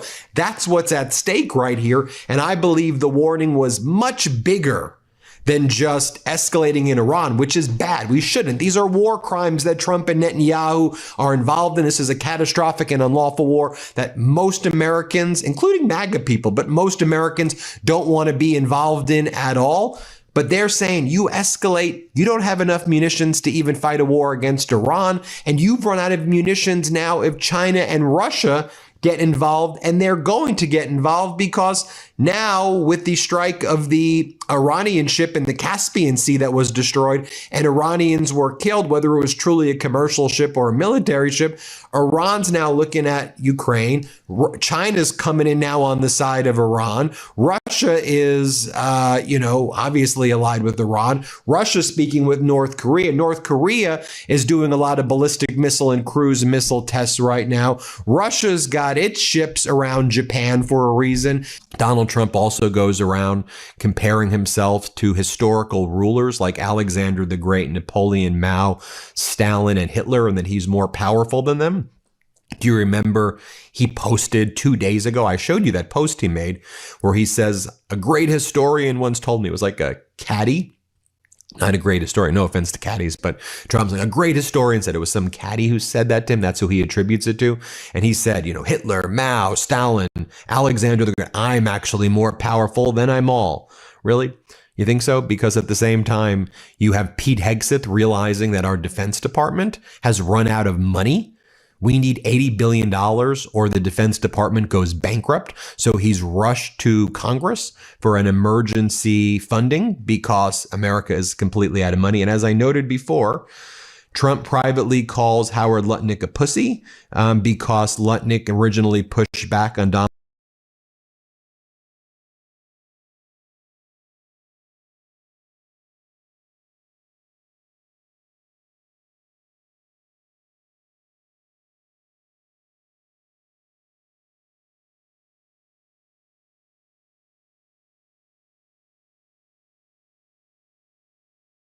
Donald Trump's tariffs against the world. Donald Trump said, I remember when you were 35, you were a killer, Trump said, according to the book. And now you've got your beautiful wife and your big house and you're just soft and you're a pussy. You're a pussy, Lutnick. But after billions of dollars, Lutnick now says Lutnick flipped Trump's critique on him and would tell Trump that he was your $25 billion a month pussy or something. I mean, what's he even talking about? What are these people even saying right now? As I noted, there's currently a meeting, I guess, between Qatar and Switzerland taking place. I'm not sure that was the purpose of all of this. And Iran is saying, why do we even need to show up? The memorandum is signed. We can do discussions wherever. We don't want to show up to Switzerland. They don't want to be around the United. No one wants to be around this Trump regime. She pushed her assessment of Trump's mental state even further, saying, he's a man who is a narcissistic mentally ill. I really believe he has a severe mental illness, untreated, and adding that he was in a narcissistic collapse, if you ask me, which happens to narcissists. Again, no medical evidence accompanied the claim it was O'Donnell's own diagnosis, delivered with total confidence, of a president she has watched and sparred with since before he ever held office. None of this exists in a vacuum. The O'Donnell-Trump feud traces back to 2006, when O'Donnell, then a co-host of The View, publicly mocked Trump's handling of a Miss USA controversy. Trump's response at the time set the tone for everything that followed. He called her a real loser, and in later exchanges, a big fat pig. O'Donnell fired back by calling him a pimp, and on other occasions, far cruder things. That history matters here, because it shows the current round of hostilities is not a new phenomenon. Manufactured for 2026 headlines, it is the latest chapter in one of the longest-running personal feuds in modern American celebrity politics history. One that has now stretched across nearly 20 years, a reality show, a presidential campaign, an actual presidency, a citizenship threat, and, most recently, an AI-generated attack video that blew up in the president's face. What makes this particular chapter different from the ones that came before it is the stakes attached to the person doing the attacking. In 2006, Trump was a real estate developer and reality television host trading insults with a daytime talk show co-host. An undignified spectacle, certainly, but a fundamentally private one. Two celebrities sniping at each other in tabloids. 2 decades later, The man producing AI-generated mockery videos of O'Donnell holds the nuclear codes, commands the world's most powerful military, and is simultaneously overseeing an active war spanning multiple countries. The feud has not changed in tone or substance. Trump is calling O'Donnell essentially the same things he called her in 2006, and she is firing back with the same unfiltered directness she always has. What has changed is the office one of the two people now occupies. And that change is precisely why a spat that would have been a tabloid footnote in 2006 becomes a legitimate national news story, covered by CNN, Fox News, Newsweek, and dozens of other outlets in 2026. There is also a broader pattern worth naming. O'Donnell is far from the only public figure this administration has gone after with this kind of disproportionate response. Comedians, late-night hosts, actors, and musicians critical of Trump. It seems pretty obvious what's going on here. And you have also Treasury Secretary Scott Bessent, in violation of the MOU, which doesn't exist anymore, says that the U.S. is now imposing new sanctions on Iranian bankers, Iranian bank networks and financial networks. And Bessent goes, the so-called supreme leader is hiding in seclusion while his regime crumbles. Are you referring to Donald Trump there, Bessent? As he builds fences and drone shields for himself in the White House? Treasury will continue using every tool at its disposal to isolate him and other regime elites from the global financial system. We will preserve these assets for the Iranian people. Really, what are you doing, Bessent? Oh, you're with Marsha Blackburn in Tennessee, naming bridges after Donald Trump. Oh, what's other top Trump officials doing? Dr. Oz, what are you doing? Here, play this clip right here. Still, but you got to do squats the right way. Don't lean forward. You want to sit back like your bottom is about to touch the toilet seat. Like you're about to go back like that, touch, practice it. It'll come natural. And anyway, on a more serious note, I always want to highlight this in the videos that I do. Israel killed 6 more people in Gaza yesterday. Who got more votes in 2020? Which of the presidential candidates? Senator, as I stated before, this is an issue that Justice Jackson and other nominees have been asked. They've not provided a response. You understand why I'm asking you to state as a simple matter of fact who got more votes. The reason is that the president seeks to perpetuate a lie. You are, in effect, protecting the lie if you fail to take an independent position as a matter of simple fact. Everybody in this room knows the answer. You're unwilling to state it, instead adopting a script that's been dictated to you by the White House. You prepared this answer with the White House, did you not? Senator, I prepared the answer based upon the response provided by Justice Jackson. You consulted with the White House before you invoked Justice Jackson. That's the script, as you well know, that nominees sitting where you are right now have used again and again and again. Let me ask you, was the have repeatedly found themselves on the receiving end of Truth Social tirades, legal threats, and now AI-generated mockery content, regardless of how minor or throwaway the original criticism was. O'Donnell's case stands out not because the underlying dynamic is unique, but because it has run the longest, survived the most escalations, and produced, in this latest round, the single most serious public claim yet leveled against Trump by any of his celebrity critics, a direct, on-air suggestion that he may not be medically fit to finish his term. Reactions. The reaction to O'Donnell's CNN appearance split sharply along predictable lines, but the intensity of the response on both sides told its own story. Conservative outlets moved quickly to frame the segment as irresponsible, with headlines accusing Jake Tapper of allowing O'Donnell to spread a rumor about the president's health without pushback, and others describing the appearance as O'Donnell using CNN airtime to advance claims with no clinical backing. That criticism is not unreasonable on its face. O'Donnell is not a physician, and she offered no medical evidence for a dementia diagnosis. But the volume and speed of the conservative media response, treating a comedian's opinion segment as a five-alarm crisis requiring immediate rebuttal across multiple outlets, mirrored the exact same pattern we have seen throughout this administration.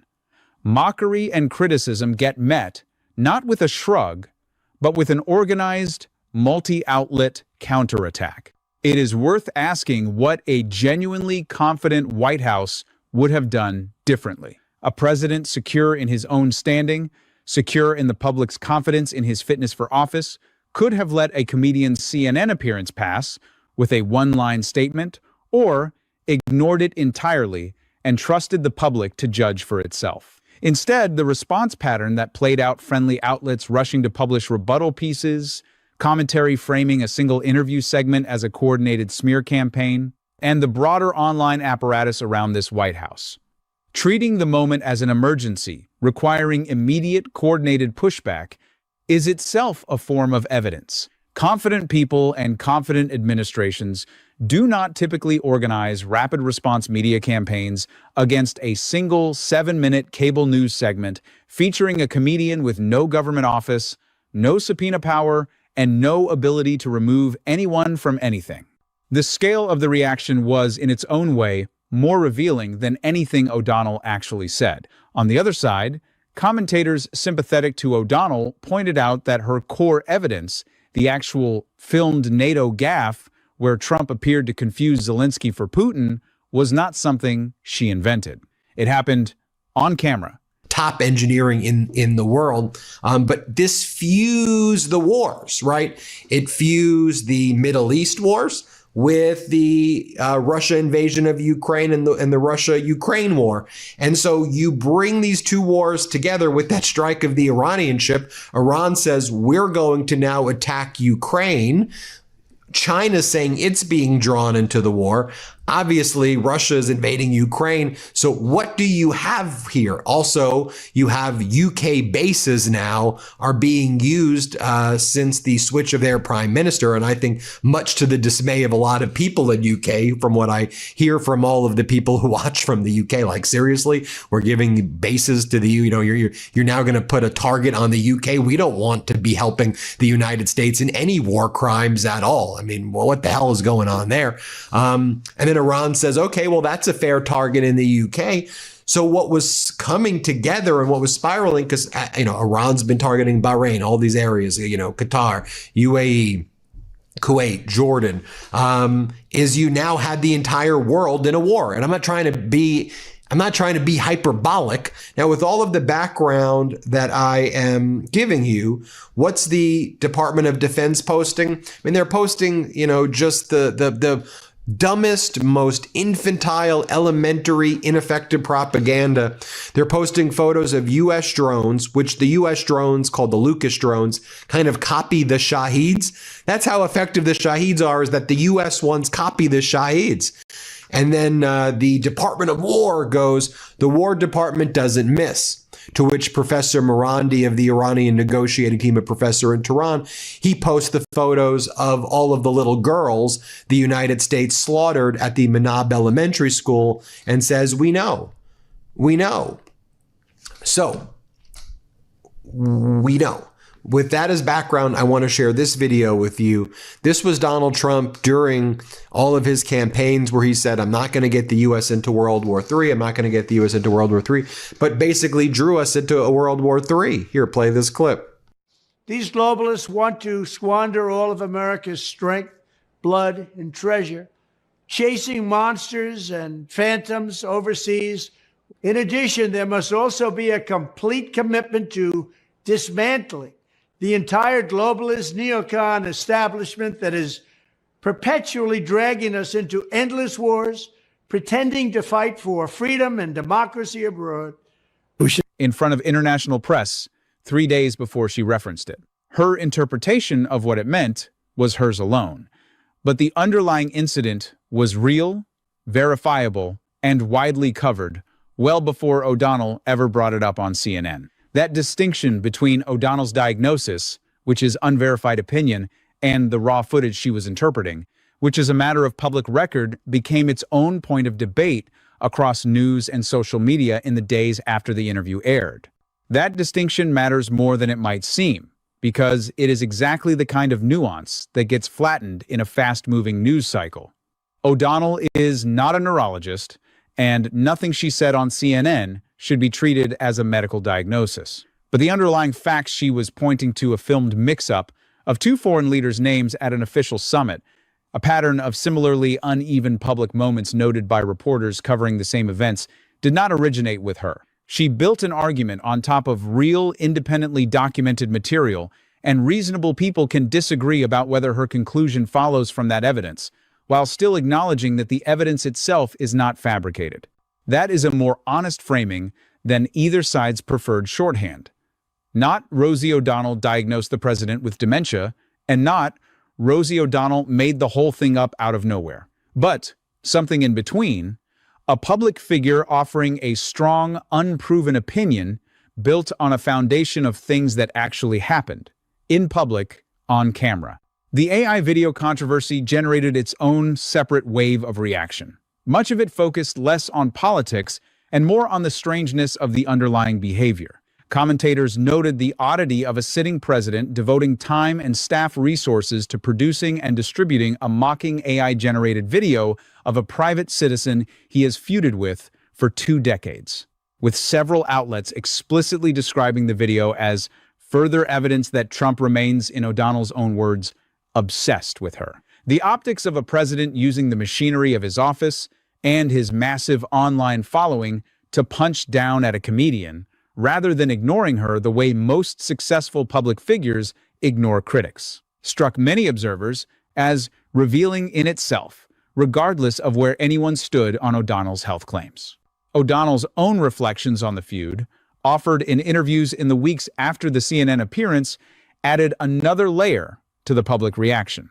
When she described the entire 20-year saga as something that would sound unbelievable if pitched as a movie plot, and when she characterized the psychological toll of being a president's public punching bag for 2 decades as something resembling post-traumatic stress disorder, commentators sympathetic to her pointed out that this framing reoriented the story away from a simple political grudge match and towards something more human. 47 radar and air defense systems, 44 support and logistics systems, 48 operational infrastructure like those containerized housing and barracks, 49 aircraft and aerial assets. You take a look at this list. Radar and defense systems, 7 command and control centers, 3 satellite communication systems, 6 Patriot air defense radars, 3 air and maritime surveillance control radars, 8 detection and early warning radar systems, 7 air and missile defense radars, 3 EPS radar systems, 2 EPS 117 radars, 5 117 radars, 5 long range radars, 2 air defense radars, 1 tactical radar complex. Now support and logistics facilities. 6 fighter, jet, and helicopter maintenance centers, 3 support and logistics centers. These are all U.S. military facilities and equipment. 12 fuel storage tanks, 17 warehouses storing weapons, spare parts, naval equipment, and aircraft components, 6 missile storage depots, operational infrastructure, 6 MQ drone hangars, 1 F-15 fighter preparation hangar, 1 drone hangar containing 8 factory new drones, 2 command centers, 1 aircraft carrier refueling platform, 1 P-8 aircraft hangar, 4 HIMAR missile launchers, 5 fighter aircraft hangars, 4 Patriot air defense complexes, 6 missile launch platforms, 1 fuel pumping station, 2 signal communication centers, 1 intelligence data center, 1 artificial intelligence and data processing facility associated with Amazon, 1 depot for remotely operated unmanned surface vessels, 1 fuel pier, 4 fighter aircraft shelters, 6 aircraft parking and operating ramps, and in terms of aircraft and aerial assets, 11 fighter aircraft and helicopters destroyed or damaged on the ground, 17 reconnaissance and operational drones, including 8 factory new aircraft, 1 F-15 fighter jet, 1 P-8 maritime patrol aircraft, 1 C-17 transport aircraft, 8 aerial refueling aircraft, 4 heavy helicopters, 6 stored missiles, in the past 2 weeks. All of that in the past 2 weeks. And you can take a look at that, and 85 to 90% you can locate and geo-target and geolocate on the surveillance footage, on the satellite footage that we've been showing you. Reality, if that case came before you, that seems to me a stronger, much stronger case for recusal than the one you're making to refuse to answer questions about January 6th. So let me just ask to make sure that I understand the limits of what you're prepared to say. Who won the 2020 election? Senator, as I indicated in response to questions from Senator Blumenthal, Justice Ketanji Brown Jackson, as a sitting circuit court judge at the time of her nomination, was asked this question in questions to the record. I'm asking you the question. Yes, and as a sitting judge, I will tell you that it is not appropriate for a judicial nominee to engage in discussion regarding a matter of political controversy with that. See, this is completely inconsistent with your involvement in the whole Columbia controversy. Completely inconsistent. Because you involved yourself in that controversy. You went out of your way. Nobody asked you to write that letter. You took this upon yourself to do, to insert yourself into that. But you're saying here, you can't answer a simple question about who won the 2020 election because it would somehow implicate you in controversy. I'm sorry, there's no way to square those two things. A private citizen describing in plain terms what it actually feels like to be on the receiving end of sustained attention from the most powerful person in the country. Critics of O'Donnell dismissed this framing as self-serving theater from someone who, they argued, has done plenty of attacking of her own over the years. Both readings found an audience, and the split reaction itself became another data point in just how thoroughly this feud has embedded itself in the broader political conversation. 20 years after it started as a spat on a daytime talk show, there is also a quieter reaction worth noting, one that showed up less in headlines and more in the general tenor of commentary across political media in the days following the CNN interview, a growing willingness, even among some center-right commentators, to at least entertain the idea that Trump's public appearances have looked different lately, less sharp, more meandering, punctuated by moments like the NATO mix-up that would have been unthinkable from the Trump of a decade earlier. Nobody serious was rushing to endorse O'Donnell's specific dementia claim as established fact, but the fact that her argument found any traction at all beyond his usual critics suggests the underlying material she was working with, the actual, filmed, public moments, not her interpretation of them, carried more weight on its own than either side's spin fully accounted for. Closing take. Here is what actually happened, stripped of the theatrics. Donald Trump picked a fight with Rosie O'Donnell that he did not need to pick. He had a World Cup officiating controversy generating criticism, and instead of letting it pass, he had an AI video made, mocking the woman criticizing him. That decision, all on its own, handed O'Donnell the exact opening she used days later on CNN, not because she fabricated anything, but because Trump's own conduct in the days that followed. A very real, very filmed mix-up of two foreign leaders at a NATO summit gave her a concrete, visible example to point to. She did not need to invent a crisis. The president manufactured the evidence for her, in real time, on camera, at an international summit, and all she had to do was connect the dots in front of Jake Tapper. We should have never gone into the Middle East. We should have never gone into the Middle East. Under my leadership, we will turn the page forever on those foolish, stupid days of never-ending wars. We're rebuilding our military stronger than ever before, and we are not going to deplete it again on stupid, senseless, endless wars. World War III has never been closer than it is right now. We need to clean house of all of the warmongers and America last globalists and the deep state. I am the president who delivers peace. I was the first president in decades who didn't start a war. And the worst, most incompetent, most corrupt president in history is going to drag us into World War III. And then to remind you, during the hearing when Pete Hegseth was asking for more money of the United States Senate, Republican Senator Hoeven asked him, are Russia and China helping Iran? Here, play this clip. Important and will make a big difference for our farmers right now. So thank you for that. Secretary Hegseth, are Russia and China helping Iran? And if so, how? Well, Senator, as the chairman alluded to, there's definitely adversary alignment, attempts to do so, and there are many ways that we deter that, some of which are, and the depth and extent of it ought to remain classified, and it should, but there are ways in which both of those countries are limiting at different levels, enabling some of the things Iran is doing. Yes. General Kane, would you like to add? Sir, I'd rather not opine on the specifics because that would divulge what we know, and I never want the adversary to know what I know.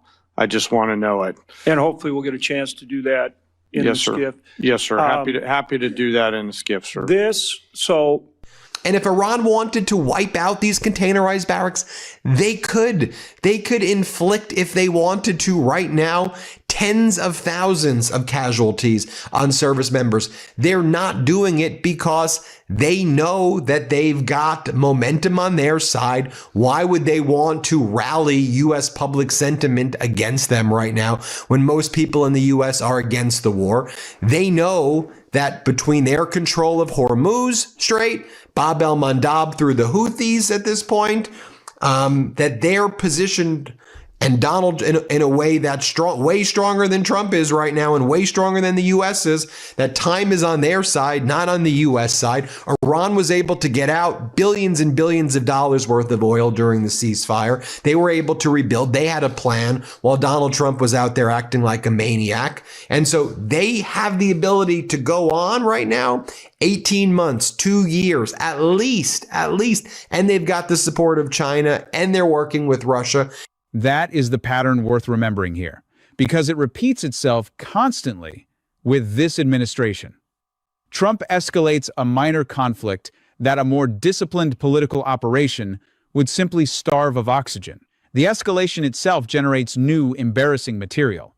His critics use that material against him, often more effectively than anything they could have said on their own. And then the cycle repeats, because the instinct to fight back visibly, personally, and disproportionately never seems to get overridden by the more obvious strategic lessons sitting right in front of him. 20 years into a feud with a talk show host, with the full weight and resources of the presidency behind him, Donald Trump is still losing exchanges with Rosie O'Donnell for the same reason he always has, because he cannot leave a critic alone. And every time he tries to punish her for speaking, he generates the next round of material she uses against him.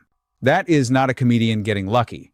That is a 2-decade pattern playing out again in full public view, with a nation's cameras rolling and a president who never seems to learn the lesson sitting in the middle of it. And it fits neatly inside the larger picture we opened with.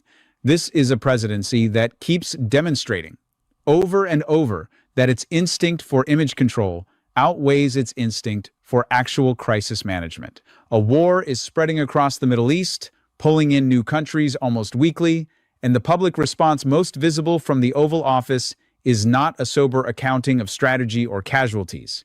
It is an AI video mocking a comedian, followed by a very real, very filmed, verbal stumble at a NATO summit, followed by that comedian using the stumble as evidence in a nationally televised argument about the president's fitness for office.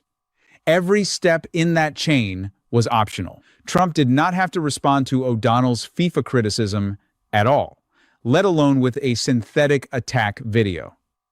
He did not have to escalate an old feud with a private citizen, while simultaneously managing a live, expanding war. But escalation is what this administration reaches for, again and again, regardless of the stakes sitting on the other side of the ledger. And Rosie O'Donnell, 20 years into being underestimated by the same man, over and over keeps being the one left standing at the end of it, on live television, making her case, while the president's own conduct does most of the work for her. Donald Trump is panicking as Iran has him trapped in the memorandum of understanding that he signed, and Iran is issuing a warning.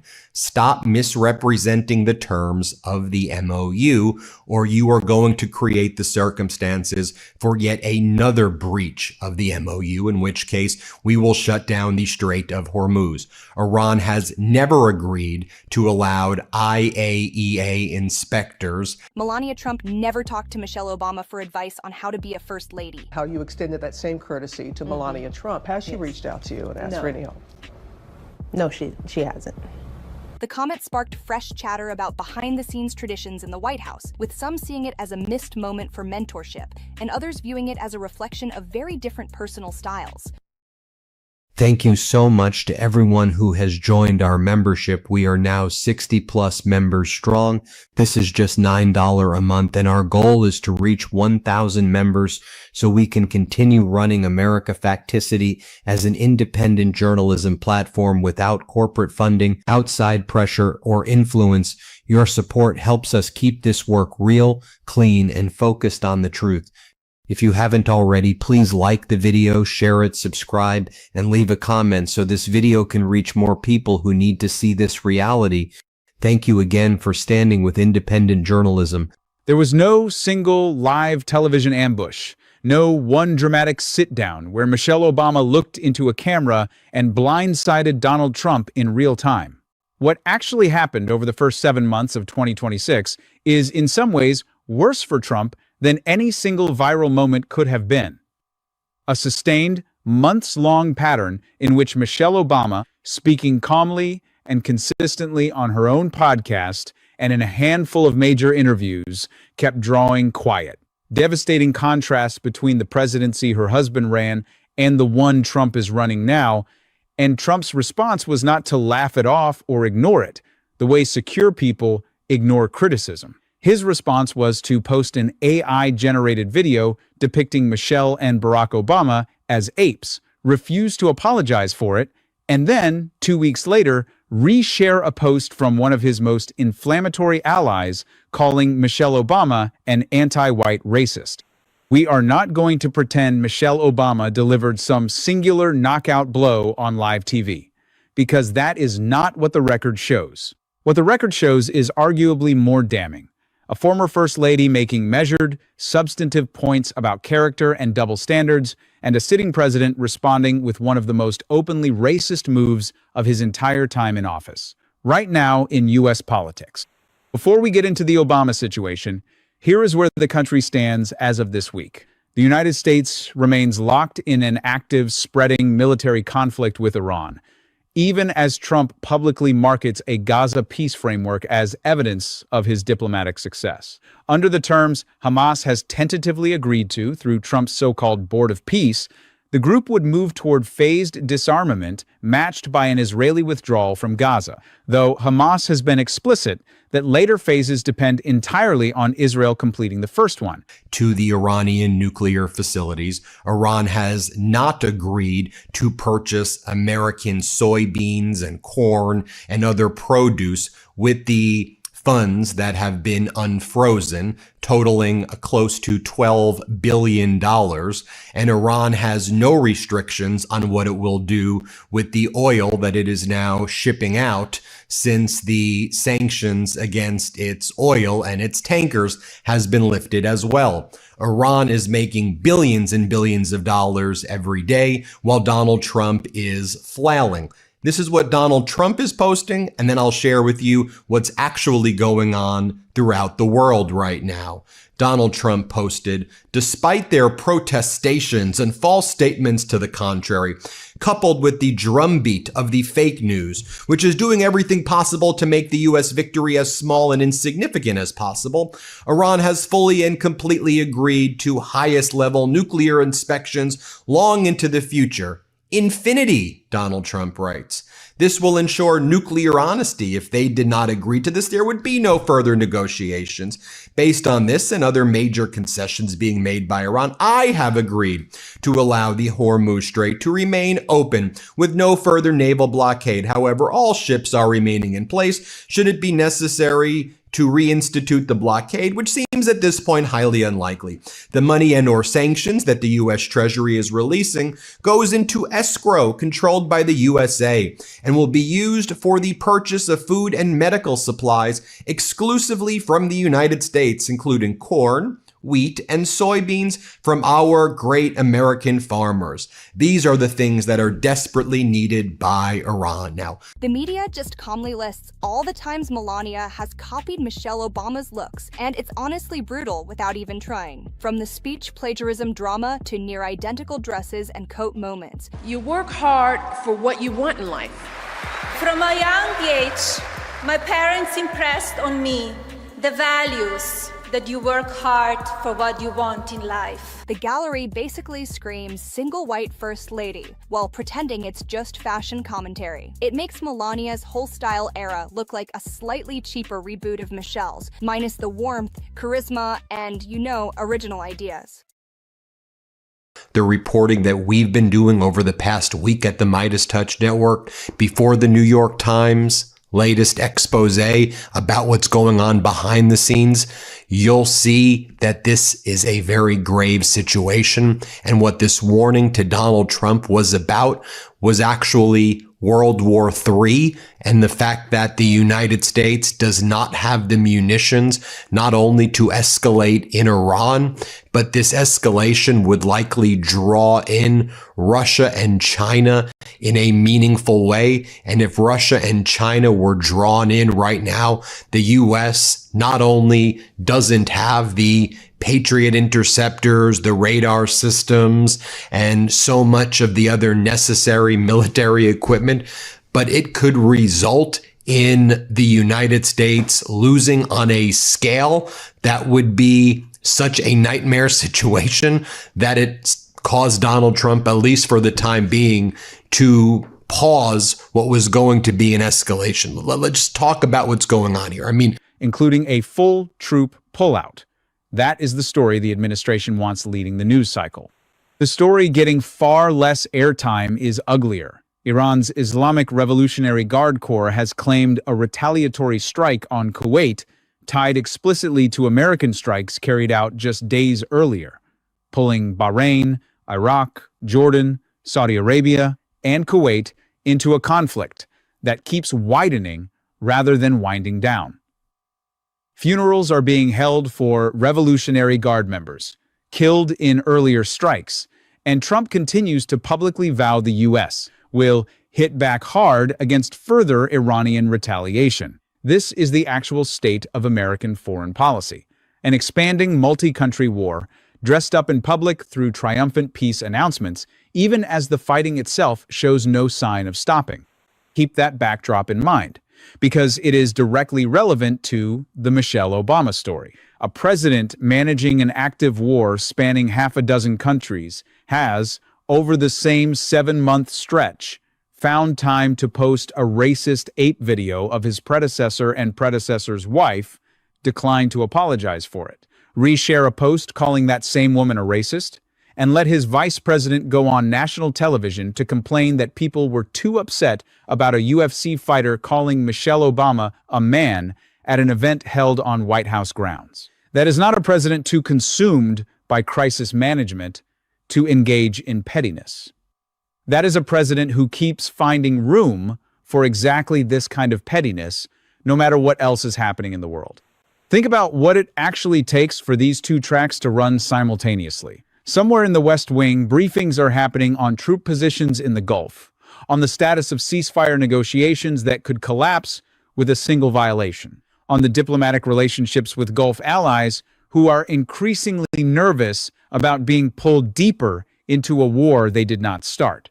Donald Trump is lying about everything he said right there. That is not in the agreement. That is not in the sanctions waiver from the Treasury Department. And Iran is not doing that. I'll give you another lie that Donald Trump posted this morning. He writes, 19 million barrels of oil flowed out of the Hormuz Strait yesterday, an all-time record. Oil prices are tumbling down and the world is a much safer place. Donald J. Trump. 19 million barrels is not an all-time record.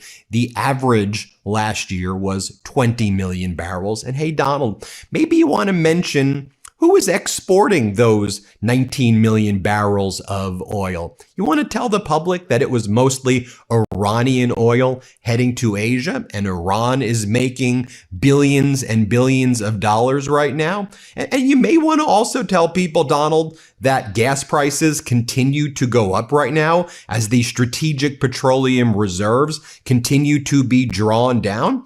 I mean, sure, people know this. Why don't you take a look at what the gas prices are in Ohio? Gas prices were rising to $3.99 today. How about in Florida? Gas prices actually increased today, $3.89. How about in Michigan? $4.29. So what happened was these strategic petroleum reserves dropped another 9 million barrels to 331.2 million, which is the lowest level of volume since 1983. And it hits a point where it reached. My decision to skip the inauguration, you know, what people don't realize, or my decision to make choices at the beginning of this year that suited me were met with such ridicule and criticism. Like, people couldn't believe that I was saying no for any other reason, that they had to assume that my marriage was falling apart. Right. You know, Mhm. it's like, while I'm here really trying to own my life and intentionally practice making the choice that was right for me, and it took everything in my power to not do the thing that was right, or that was perceived as right, but do the thing that was right for me. A few days back, I did this report on YouTube. Chairman of the Joint Chiefs gives warning on Trump losing the war. And I was talking about how in Dan Kane, he's the chairman of the Joint Chiefs, public testimony before the United States Senate, he was making indications that the United States was running low on munitions. But I was describing what I was hearing from my sources, and also what you can read between the lines of what he was saying. And if you looked at the satellite footage that was coming in from China and other sources of the U.S. bases in the region that I've been showing you, the U.S. base in Jordan, the U.S. base in Kuwait, Al Udeid in Qatar, which was abandoned by the United States. I was showing you the base in Bahrain, the Fifth Fleet. I was showing you some of the bases in the UAE. Iran's been just destroying these bases. And we have a full list right now of what we believe were all of the U.S. assets destroyed. I'll go over with that in a second, but it is bad. I mean, Iran's been surgically and with precision just destroying American military equipment and these early radar. And in that same building, on that same phone, there was apparently also time to review, approve, and personally share an AI-generated video mocking a former first family, and later to curate a misleading video clip contrasting Michelle Obama's private remarks with a loyal allies. Those are not the actions of a White House operating under singular focus on a genuine national security crisis. They are the actions of an operation where personal grievance against political rivals, including rivals who left office years ago, continues to command real bandwidth, regardless of what else is burning. Timeline. To understand how we got here, you have to start with Michelle Obama's podcast, IMO, which she co-hosts with her brother Craig Robinson, and which has, over the course of 2026, become a recurring venue for some of the sharpest, most substantive criticism of the Trump administration to come from anyone in Obama world. On March 4, 2026, appearing alongside Conan O'Brien, Obama made a pointed argument about double standards, saying, "It is totally impossible that the first black family at the White House would have accepted the behavior of this current administration." She elaborated that her family operated under standards where you cannot afford to fail 2, 3, 5, or 7 times, and cannot afford to declare bankruptcy over and over again and still be considered a successful business person, an unmistakable, if indirect, reference to Trump's long, well-documented history of corporate bankruptcies. It was not a shouted insult. It was a calm, structural argument about who gets forgiven for failure in American public life and who does not. And it landed precisely because it was true, and because Obama did not need to raise her voice to make it. American corn or American supplies or other produce from American farmers. We're not doing that. Iran's foreign ministry spokesperson also said, "We have no plans for the IAEA to inspect Iran's nuclear facilities that were damaged as a result of the enemy's aggression. We have not had any meeting with the Director General of the IAEA." And one of the most basic explanations of who's telling the truth here is that right there, which is, where is the Director General of the IAEA? Wouldn't the Director General make a comment? Yes, we're involved. Wouldn't that individual be involved in these talks? It's probably news to the Director General that they're involved. There's no representation at the technical talks taking place of IAEA. They were not invited to Switzerland. So you have that going on at the foreign ministry spokesperson level. You have the foreign minister, Aragchi, and MB Ghalibaf. They were in Muscat, Oman. And then Aragchi and Pezeshkian, the president of Iran, then went to Pakistan. I'll tell you what went down there. We know folks are going to do everything they can to distort her truth. My husband and I sadly know a little something about this. For years, Donald Trump did everything in his power to try to make people fear us. See, his limited, narrow view of the world made him feel threatened by the existence of two hardworking, highly educated, successful people who happen to be black.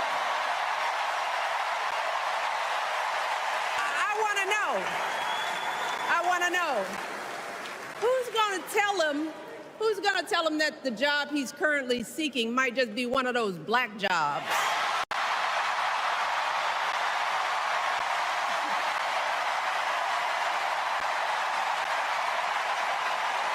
Systems, and it is just a dire situation. And all of these PAC-3 Patriot interceptors and THAAD interceptors, which cost $3 to $5 million each, we've run very low on those munitions. I'll get into it. But so there was that video I did a few days back before the New York Times did their report. And I was saying that the chairman of the Joint Chiefs, Dan Raisin Kane, who, by the way, was not a qualified guy for that job. Remember, the United States fired C.Q. Brown Jr., who was qualified, because Pete Hegseth is racist and he fires black people and women. Let's just call it what it is. So C.Q. Brown Jr. was pushed aside for a 3-star general and Raisin Kane, who had to get a waiver for the job, whereas C.Q. Brown was 4-star, top of the top. Okay, so there's that story. Then there was the statement from Wang Yi, the Chinese foreign minister, who was speaking with his counterpart in Iran, Foreign Minister Aragchi. And following that meeting, Wang Yi, the foreign minister of China, said that there was going to be major support, more additional support. China. A month later, on April 10, 2026, speaking with comedian Hassan Minhaj on the same podcast, Obama offered her now widely quoted assessment of the country's current condition, describing America as being in just a janky version of itself. She framed it as a developmental stage rather than a permanent condition, arguing that difficult periods force citizens to remember their capacity for collective action, and pointing to communities like Minnesota as examples of people protecting one another during hard times. She also connected the moment to a broader concern about whether the country remains genuinely ready for female leadership. Again, no direct insult toward Trump, just a First Lady describing in plain and quotable language exactly how millions of Americans were already feeling about the state of the country under his administration. Then in June, Michelle Obama sat for an interview with People magazine and made her most direct comparison yet, praising her husband's presidency in terms that left little ambiguity about the implicit contrast being drawn. What Barack offered this country was a mature president was a highly intelligent president, was a selfless president, she said, adding that leadership is about the character of our leaders and how they show up in the world, and the responsibility they take to use their platforms in a mature, wise way. Conservative commentators, including Laura Ingraham, dismissed the comments, with Ingraham writing on social media. She seems to have forgotten that after 8 years of Obama, the country was so fed up it elected Donald J. Trump. But the underlying comparison Obama drew maturity, intelligence, selflessness, character was not lost on anyone paying attention, precisely because it was phrased as praise for her husband rather than as a direct attack on Trump, which made it both harder to dismiss as mere partisan sniping and more cutting for exactly that reason. This is worth pausing on as a rhetorical strategy, because it is a genuinely different approach than the kind of direct, insult-driven combat that defines so much of the current political conversation. Michelle Obama did not need to name Trump to make her point land. By simply describing what her husband offered the country: maturity, intelligence, selflessness, she forced the comparison into the listener's own head without ever opening herself up to the charge of engaging in the same kind of personal attacks Trump has built his entire public identity around. It is a technique that denies critics an easy target. You cannot accuse someone of being unhinged or hysterical for calmly describing, in positive terms, the qualities her own husband brought to the presidency. And yet the comparison to the current occupant of the office is unavoidable to anyone listening, which is exactly the point. But Ghalibaf went to Oman after the Swiss talks, and then there was a joint statement by Iran and Oman saying that they will negotiate administration of navigation through Hormuz, including services, costs, and regional coordination.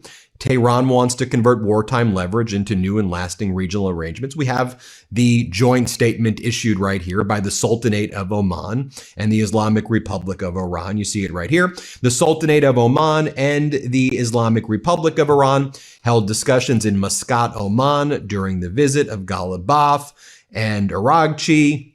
They reaffirmed their support of their sovereignty over the territorial waters. They both said that. And then they said future administration of navigation and the services that will be provided in this regard and the costs associated with them in accordance with international standards. Also, when you read the MOU clearly says that Iran and Oman would be able to jointly administer it however they want. If they want to charge costs, that's permitted in the MOU. Now, as I noted before, you have dozens of tankers leaving the Strait of Hormuz, which of course we know is utterly false. Everything about what he said when Biden left, inflation was about 3% year over year. Right now it's at like 4.3, 4.5% year over year and rising. The Walmart thing is basically made up. He pulled that same scheme for Thanksgiving and said they reduced the prices of Thanksgiving at 25%. That's like his go-to move, is just trying to take advantage of like potential discounts being offered that really aren't that, and then claim that that's somehow reducing inflation. Let me show you what Trump previously said about Kevin Warsh, the chairman of the Federal Reserve, at the time that Donald Trump picked him as the new chairman of the Federal Reserve, where he said he certainly wants to cut rates. Here, play this clip. Did Kevin Warsh commit to you that he will push to cut interest rates if he is confirmed? No, but we talk about it, and I've been following him, and I don't want to ask him that question. I think it's inappropriate, probably. It probably would be allowed, but I want to keep it nice and pure. But he certainly wants to cut rates. I've been watching him for a long time. Well, if you've been watching him for a long time, you know that's not necessarily the case. I mean, Warsh seemed to say what he needed to say to... Now here is where Trump's actual response enters the picture, and it did not wait for Michelle Obama's sharpest lines. On February 6, 2026, weeks before most of her most pointed podcast commentary aired, a MAGA meme account had produced an AI-generated video that appended a 2-second clip to the end of a longer election conspiracy video, a Lion King parody depicting Barack and Michelle Obama's faces on the bodies of apes. Trump shared it to Truth Social, where it remained visible for approximately 12 hours before being removed. When reporters asked directly whether he would apologize, Trump refused, saying flatly, "No, I didn't make a mistake." He claimed to have only watched the beginning of the clip, saying, "I looked at the beginning of it. It was fine, and nobody knew that that was at the end," before suggesting the responsibility for catching the offensive content belonged to others. If they would have looked, they would have seen it. And probably they would have had the sense to take it down. Senator Tim Scott, the only black Republican in the Senate, had already called the post the most racist thing I've seen out of this White House. And Trump, rather than reckoning with that assessment from a member of his own party, simply characterized his conversation with Scott afterward in positive terms and moved on. Sit with the specific content of what Trump actually said in his non-apology, because the details matter more than the general shape of the controversy. He did not deny that the video was offensive. He did not defend its content on the merits. His entire defense rested on a claim of ignorance that he had only seen the beginning of a longer video, that the offensive portion was tacked on at the end, and that responsibility for catching it belonged to unnamed others, who would have had the sense to take it down. That is not the statement of someone confident the video was fine. It is the statement of someone trying to locate the narrowest possible technical excuse for having shared it in the first place, while still refusing the one thing that would have actually closed the story out: a straightforward apology. Instead, by insisting, "I didn't make a mistake," Trump left the underlying video's content essentially uncontested, converting what could have been a one-day story into a controversy that resurfaced repeatedly over the following months. Each time a friendly commentator picked the fight back up, Barack Obama did not let the moment pass without comment. Though true to the more measured style Michelle has also displayed, he waited and chose his moment carefully. In a New Yorker interview published May 4, 2026, he addressed the video directly. "I'm always offended when my wife and kids get dragged into things, because they didn't choose this. That's a line that even people whose politics I deeply reject, I would expect them to care about." He added a simple, unadorned principle that cut straight through the noise. But the first armada of oil right now, it's Iranian oil. Over a dozen tankers laden with Iranian crude steaming east following the end of the U.S. blockade. Iran was ready to go with all of its ships, and it's pushing out dozens and dozens of ships right now. Let's talk about what Pakistan is saying right now. What happened? So after Araghchi visited Muscat, Oman, you see they're making strategic moves right now in Iran. They then go to Pakistan. They meet with Prime Minister Sharif. And here's what Prime Minister Sharif, the mediator, okay? Again, going back to the mediator. What does this is who the U.S. wants to mediate the dispute between the U.S. and the war, or the surrender by the U.S. and its catastrophic war against Iran. It's this guy, Prime Minister Sharif. It's also Field Marshal Munir. But here's what, and Qatar has been involved. But here's what Sharif says. There cannot be a double standard where some countries can have ballistic missiles and Iran should not. You cannot digest this kind of duplicity. In other words, the mediator says Iran gets its ballistic missiles. We also know that the president desperately wants low interest rates no matter what, and he's often talked about why, and it's because he wants to reduce the burden of the national debt. That's the opposite of an inflation hawk. And so there's this weird thing like, why would President Trump end up appointing a hawk? Traditionally, hawks were in the Republican camp, but that's not Donald Trump's view of monetary policy. So then the question came up, is it maybe that Walsh has done sort of a deal with the devil? He said, I'll take the job and do whatever it is you want, Mr. President. There's no shortage of people in Washington who've made that deal. And if you watched his confirmation hearing, it was one of the most craven, disgusting things I've ever seen, in which Walsh joked his way through very serious issues and cared more about not hurting the president's feelings than about either telling the truth or thinking hard about the American economy. And so coming out of that hearing, the real question that many of us had is, do we have sock puppet Kevin, the guy who's struck a deal with the president in order to get the job? Or do we have hawkish Kevin, the guy who's the opposite of what the president wants? He just had his first Fed meeting, and it became very clear in that meeting what we got was hawkish Kevin, the guy who wants to eradicate inflation no matter what the cost, the guy who's quite comfortable with raising interest rates. So exactly the opposite of what the president wants. How quickly he rolls that out and whether that judgment remains correct, I think are very much open questions. But it does look like The president got rid of one guy, Jay Powell, who was doing the sort of stuff that President Trump likes, just not enough of it. And he may have gone and gotten a guy who, does the exact opposite. Let me add one more thing. I have been impressed in the first days of what Walsh is doing. He's announced all these working groups.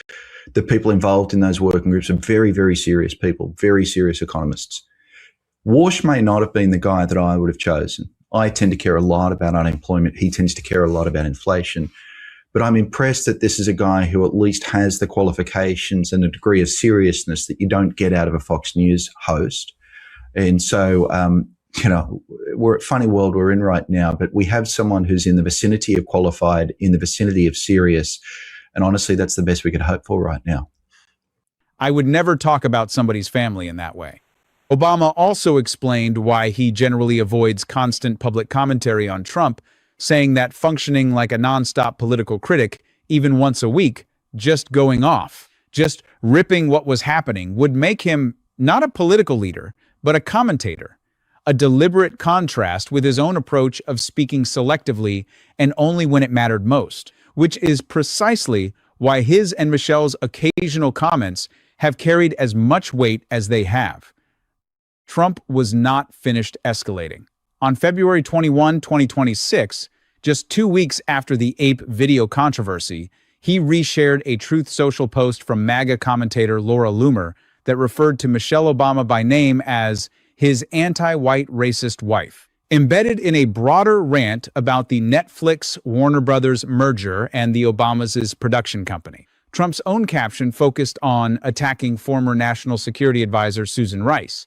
But the reshare itself put the anti-white racist characterization of Michelle Obama directly onto his own account, amplified to his tens of millions of followers, for anyone scrolling past to see.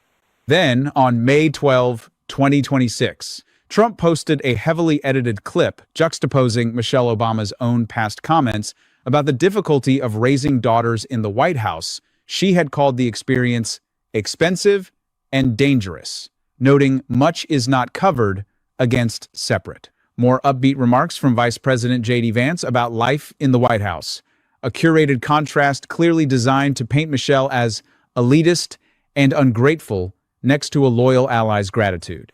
Notice the mechanism at work in that particular attack, because it is subtler than the ape video and in some ways more calculated. Trump did not fabricate anything Michelle Obama said. The expensive and dangerous comments about raising daughters in the White House were her own words, from her own past remarks. What he did was strip them of context, place them alongside a political ally's unrelated, sunnier comments about the same building, and let the editing do the work of implying a character flaw that the original remarks, in full context, never actually supported. Every parent who has raised children under intense public scrutiny, security details, and constant surveillance would recognize expensive and dangerous as plainly accurate descriptions rather than complaints. But stripped of that context and set against a loyalist's praise, the clip was engineered to read as ingratitude. This is a more sophisticated version of the same underlying instinct behind the ape video. The mediator, the Prime Minister of Pakistan, Sharif, also says there are spoilers all over the world who want to scuttle this peace deal. They don't want the Iranian nation, a great nation, to come out of the ashes of war and touch the zenith of glory, referring to Israel. Sharif then says the MOU does not mention ballistic missiles. He also says, I'm very grateful to the Iranian leadership for having trust in Pakistan's ability to mediate with honesty. I want to assure you that as brothers, we will never let you down. We offer our deepest condolences on the killing of innocent Iranian brothers and sisters, including children whose numbers have reached into the thousands. Please convey my warmest regards to His Eminence, the Supreme Leader, Ayatollah Mojtaba Khomeini. Thanks to his leadership, Iran has been able to achieve this MOU. As a result, a ceasefire with dignity and honor. And then you have Donald Trump and Trump regime officials calling up state regime media, which calls itself Fox. And on Fox, you have Trey Yingst basically saying, Look, a U.S. official responded directly to comments by Iran's spokesperson who said there were no plans to have the IAEA inspect Iran's nuclear facilities. And here's what the person told state regime media. The Iranian regime will say what they have to say for their domestic audience, but the fact remains that we've reached a major milestone towards permanently ending Iran's nuclear program, the U.S. official added. This is typical Trump projection. What do we make of the dual mandate of the Fed, as it's called, when we're now dealing with rising inflation and we're also dealing with rising unemployment or decreasing jobs? And, it always astonishes me, as someone who's not steeped in economics, when I see a bad jobs report print and then the market's like, oh, yeah, and I'm like, whoa, that seems to be a bad thing, that jobs are being lost. Why are you? And then it's always explained to me, oh, well, that then means that there's a potential that the interest rates won't be raised as much, or you may need to lower interest rates to deal with and to me, I also wonder if that thinking, though, where you have AI and you have other, I guess the idea is if you lowered interest rates, that may encourage businesses to hire. I mean, you could correct me if as one of the thoughts, and spur jobs. But also, to me, I also think, but now businesses with AI are still firing all of these people. So I'm not even sure that brings back the jobs. And so let me first ask you, one, just about the dual mandate, but two, the very idea, and we're getting philosophical here, but I think people want these conversations. In 2026, is the dual mandate even the right way to think about things with AI and with jobs being? Take something related to Michelle Obama, distort or decontextualize it, and use it to construct a negative narrative rather than engaging with anything she has actually substantively argued. The pattern continued into June. At a UFC fight held on White House grounds on June 15, 2026, one of the fighters disparaged Michelle Obama as a man in comments made in connection with the event. Dana White, the UFC's president, called the remark nonsense, but the White House itself declined to comment or condemn it, and Trump was reported to have shown a half smile in reaction rather than any visible discomfort. Weeks later, on July 15, Vice President J.D. Vance went on CNN and characterized the public backlash to the incident as totally disproportionate, effectively defending the administration's decision not to distance itself from the remark. Stephen A. Smith, no stranger to blunt commentary, publicly ripped Trump for his silence on the matter, arguing that a sitting president staying quiet while a guest at his own White House event insulted a former First Lady's gender was its own kind of statement. Through all of it, Michelle Obama kept returning to her own platform rather than escalating in kind. In a July 3 episode of IMO, released July 17, speaking with actress Keke Palmer, she reflected on the media's treatment of women in politics more broadly, saying, "This is how they do women in politics. This is how we treat women in public life. We diminish them to just what they look like." It was a comment that applied to her own decades of coverage as much as to any current headline, and it drew its own backlash, most notably from Megyn Kelly, who spent roughly 12 minutes on her show on July 21, attacking Obama directly, telling her, "You're actually not that great. You're fine, but you seem very scripted and artificial to me," accusing her of being dripping in narcissism and dismissing her concerns about media coverage entirely. So F off with this grievance nonsense. Stop making everything an attack on you. Kelly even suggested Michelle was responsible for Barack's premature gray hair. It was, by any measure, a wildly disproportionate response to a comment about media coverage of women. And it fit the exact same pattern that had defined the administration's response to Michelle Obama all year. Meet calm, substantive criticism with outsized, personal, and often racially or gender-charged attacks. Lay the full 7-month arc out end to end, and the symmetry becomes almost impossible to miss. Obama makes a structural point about double standards in March. Nothing from Trump directly, but the ape video predates it by weeks, an early signal of the underlying hostility. Obama describes America's current condition as janky in April. using it as a call to collective resilience rather than a personal attack. Referring to himself, Trump will say whatever he needs to say for his domestic audience, for Fox, for regime media who's writing this right now, who's posting this video. Trump is lying to all of the people in the United States because he wants to play the domestic audience and misrepresent what's actually in the agreement. This is what they said on Fox earlier today. You can see for yourself. Let's play it. After Vice President J.D. Vance announced that Iran has agreed to allow international atomic energy inspectors into their country, President Trump posted on Truth Social this morning saying, in part, if they did not agree to this, there would be no further negotiations. Well, the Iranians today are going on the record saying they did not agree to this point. Take a listen.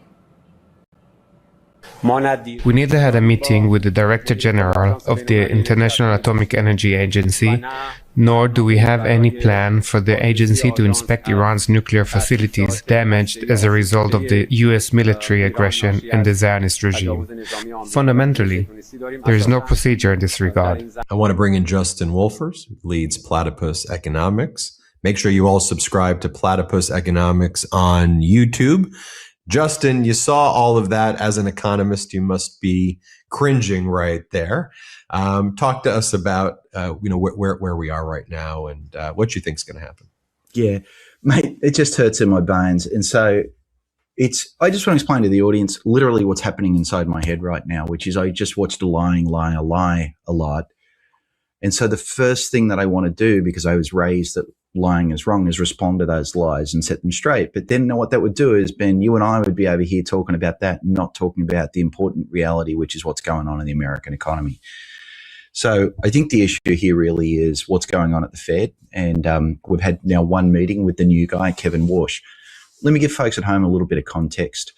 Warsh was on the Fed once before, between 2006 and 2011, which incidentally means he was there during the financial crisis. During that period, inflation was persistently too low. In fact, the Fed was sometimes worried that prices would start falling, which would cause what we call deflation. And the Fed worries about that. And unemployment was really, really high through 2009, 2010, 2011. So the responsible thing to do at a moment like that would be to cut interest rates. And that's what the Fed did. But throughout that period, Kevin Warsh was kicking and screaming. Every day he'd wake up and he'd think he could see inflation somewhere, even when it wasn't there. There's a word economists have for this. He used it. We call someone like that an inflation hawk. And if they're totally crazy, we call them an inflation nutter. But so what we learned from that period is that Kevin Warsh is an inflation hawk. Trump reshares a post calling her an anti-white racist that same month's news cycle. Obama praises her husband's maturity and intelligence in June, drawing an implicit contrast. The UFC incident happens the same month, and the White House's response is silence and a half smile. Obama makes a general observation about how women in public life get reduced to their appearance in July. A cable news host spends 12 minutes doing exactly that to her, days later. Each time Michelle Obama makes a point, however gently phrased, the response that follows from Trump's orbit escalates rather than engages. And the fact that this keeps happening consistently across 7 separate months and half a dozen separate incidents is what turns this from a series of unrelated controversies into an actual describable pattern. Reactions. The reaction to Trump's ape video fell almost entirely outside the usual partisan split, at least initially. Tim Scott's characterization of it as the most racist thing I've seen out of this White House carried particular weight precisely because it came from within Trump's own party. And outlets across the political spectrum covered the incident as a genuine scandal rather than a routine partisan dust-up. Barack Obama's measured, deliberately restrained response, waiting nearly 3 months, then addressing it in a single, carefully worded New Yorker passage, rather than a rapid-fire social media rant, drew praise from commentators, including Katie Couric, who highlighted the contrast between Obama's composure and the behavior that had provoked it. That contrast, dignity versus provocation, became its own recurring theme in how the broader story was covered throughout the year. The UFC incident produced a similarly telling split. Dana White's quick dismissal of the Michelle Obama is a man remark as nonsense registered as the bare minimum of damage control. But the White House's refusal to go even that far, declining to comment or condemn the remark at all. While Trump was reported to have reacted with a half smile, drew sharper criticism from figures like Stephen A. Smith, who argued that presidential silence in that moment functioned as a form of tacit endorsement. When J.D. Vance went further, weeks later, and actively defended the lack of response as appropriate, calling the backlash totally disproportionate, it removed any ambiguity about where the administration actually stood. Not merely failing to condemn an ugly remark about a former First Lady, but actively arguing the public should not have been bothered by it in the first place. There is a reason Vance's specific choice of words mattered so much to observers. Totally disproportionate is the kind of phrase that only makes sense if you start from the premise that dismissing a former First Lady's gender in a comment made on White House grounds. Now, additional issues that have Donald Trump and his regime panicked. The Defense Department, which unlawfully calls itself the Department of War, is running out of money. U.S. Deputy Secretary of Defense Steve Feinberg has informed congressional appropriators the Pentagon will now require $80 billion in supplemental funds to cover the cost of the Iran war. But I thought you guys said it only cost $20 billion. No, it's got hundreds and billions of dollars, probably in the trillions.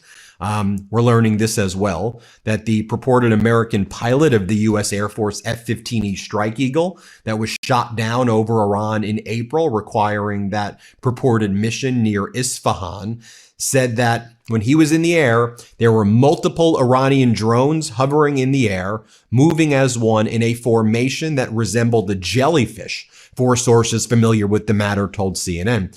Multiple drones interconnected and moving as one, with smaller drones below the bigger drones like legs. A source familiar with the pilot's account said, "Real alien shit."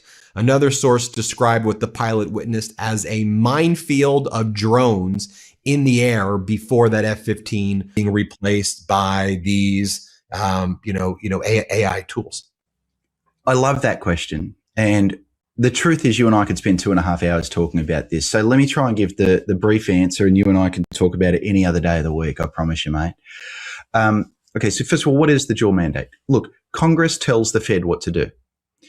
Congress said to the Fed, you've got two jobs. One is to keep employment as high as you can, or alternatively keep unemployment as low as you can. And the other is to keep inflation low and stable. That's Congress tells the Fed that. The Fed doesn't get to decide it. What happened, the way most of us are used to thinking about the world, most people, is they're used to thinking about the world in terms of what economists call demand shocks, which is when we have a recession, employment goes down and inflation goes down. Well, the easy way to fix that is if you cut interest rates, that'll cause employment to go up and inflation to go up. And if the economy overheats, that causes employment to go up too much and inflation to go up too much. And the easy way to deal with that is you raise interest rates, which pushes both of them back down. So most of the time, this dual mandate pushes you in the same direction no matter what. But I want you to realize many casual watchers of the economy are used to thinking about the world solely through that lens. That lens is what we call demand shocks, right? A recession is when people don't want to buy much stuff, and a boom is when too many people want to buy too much stuff. It's all happening on the demand side. What's happening right now, though, is what we call a supply shock. What's the supply shock? The supply shock is tariffs, which have raised the cost of doing business. It's the war in Iran, which have raised energy prices and once again raised the cost of doing business. Before that, there was a supply shock coming out of the Ukraine war as well. And the thing about a supply shock is it gives you two bad things at the same time. Demand shocks give you one bad thing at a time. Supply shock, the one we're in right now, it slows the economy, so you get lower employment, and it raises inflation, which is what we're in the middle of right now. Is a minor, forgivable offense background noise unworthy of serious concern. That framing tells you something about where the baseline sits inside this administration for what counts as an acceptable thing to say about a black woman who spent 8 years living in the White House herself. It is one thing for a White House to simply fail to respond to an ugly remark in the moment, perhaps out of carelessness or bad staffing. It is another thing entirely for the vice president to go on television weeks later and actively argue that the public reaction to the remark, rather than the remark itself, was the real problem. Megyn Kelly's response to Michelle Obama's comments about media coverage of women drew its own wave of pushback, with critics noting the irony of a 12-minute, deeply personal rant accusing Obama of narcissism, mocking her authenticity, and speculating about her marriage arriving as a direct rebuttal to Obama's specific point that women in public life get reduced to personal, superficial criticism rather than substantive engagement with what they actually say. Several commentators pointed out that Kelly's response essentially proved Obama's argument in real time, delivering exactly the kind of personalized, appearance and character-focused attack Obama had just described as the default way American media treats women who speak publicly. It is genuinely rare for a rebuttal to function as unintentional confirmation of the very point it is trying to dismiss. But that is precisely what happened here. Obama's original comment was not even primarily about Trump. It was a broader observation about how women in public life get covered, drawing on decades of her own experience being scrutinized for her clothing, her tone, her hairstyle, rather than her substance. Kelly's response, rather than engaging with whether that observation was accurate, spent 12 minutes doing exactly what Obama described, assessing her tone as scripted and artificial, her demeanor as dripping in narcissism, her marriage and her husband's physical appearance as somehow her responsibility. If the goal was to discredit Obama's argument, the execution did the opposite, handing critics a ready-made, real-time illustration of the exact dynamic Obama had just named. Closing take. Strip away the clickbait framing, and what remains is a genuinely serious story about how this White House treats criticism, especially criticism from Black women who refuse to be shouted down. Michelle Obama did not need to deliver a single dramatic live television takedown to expose something real about this administration. She simply kept showing up on her own platform month after month, making calm, specific, substantive arguments about double standards, about maturity and character, about what it means to be diminished in public life, and each time. The response from Trump's orbit was not engagement with the substance, but escalation into something uglier. Was downed, and this has people in the Defense Department very, very nervous right now. So, with all of this going on, what else is the Trump regime doing? You've got Marco Rubio further threatening Cuba. And moving on to their next imperialist threats, or they've always been threatening Cuba, but here's what Rubio says.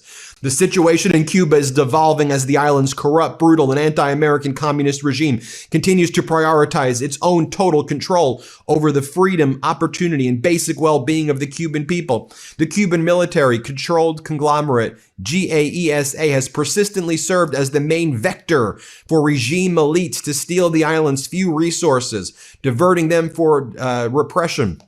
Now they use the words like vector and this. By the way, y'all are putting a blockade on Cuba.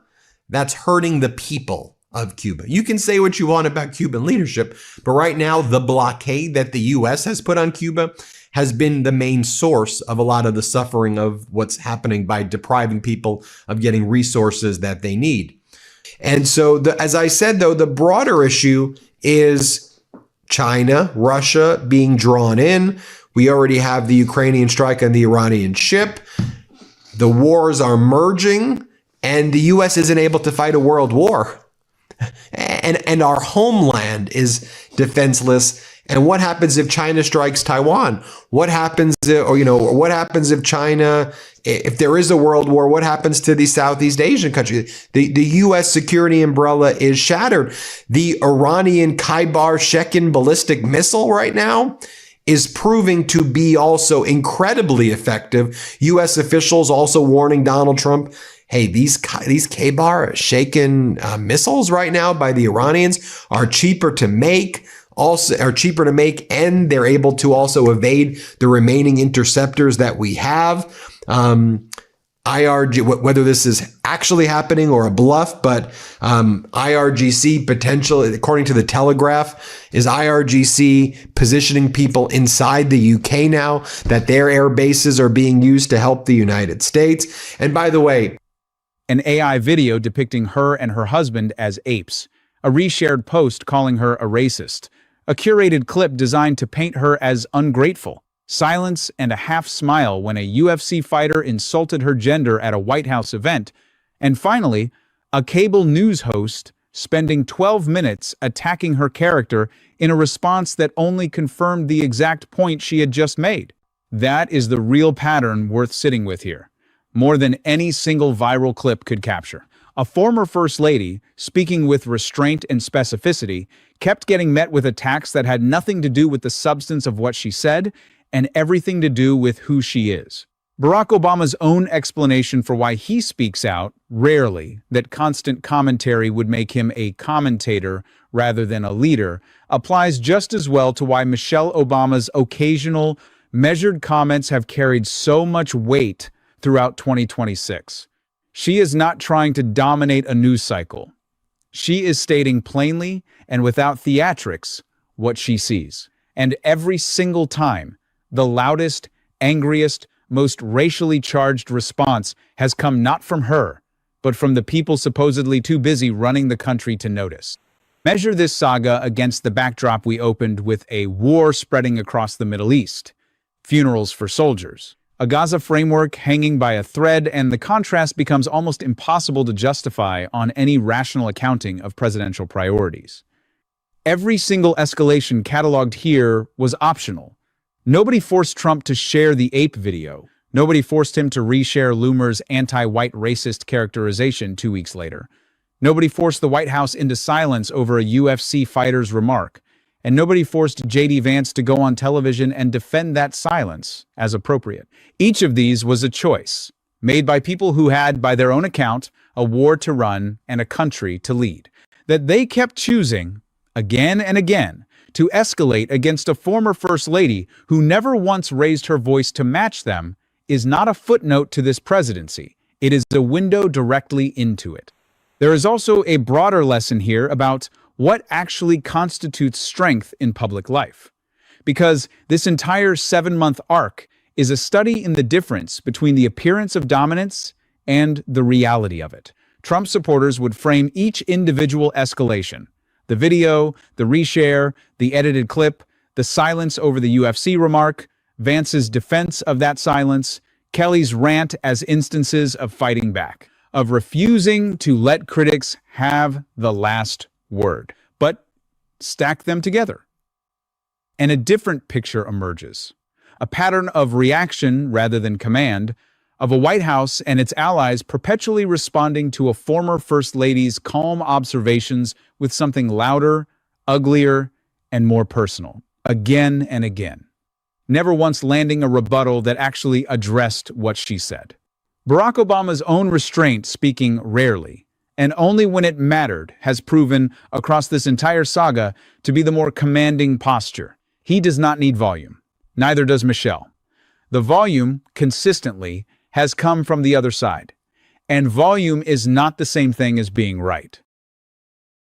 At Cox, your internet and mobile price won't change for 5 years. That's 5 New Year celebrations, 5 Valentine's Days, 5 4th of Julys, 5 Halloweens, 5 Thanksgivings, and 5 summers that go by too fast. Through it all, your price stays the same with our 5-year price lock guarantee. Cox, a step ahead.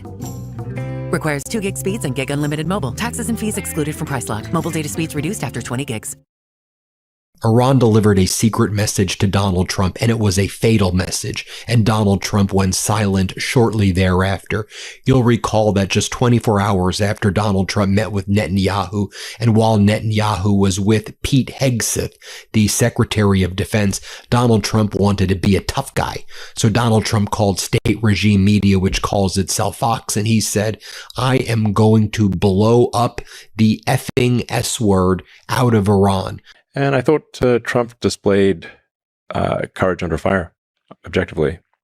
He's just got shot. He's got blood streaming down his face, and he's like fist pumping, saying "fight." That's impressive.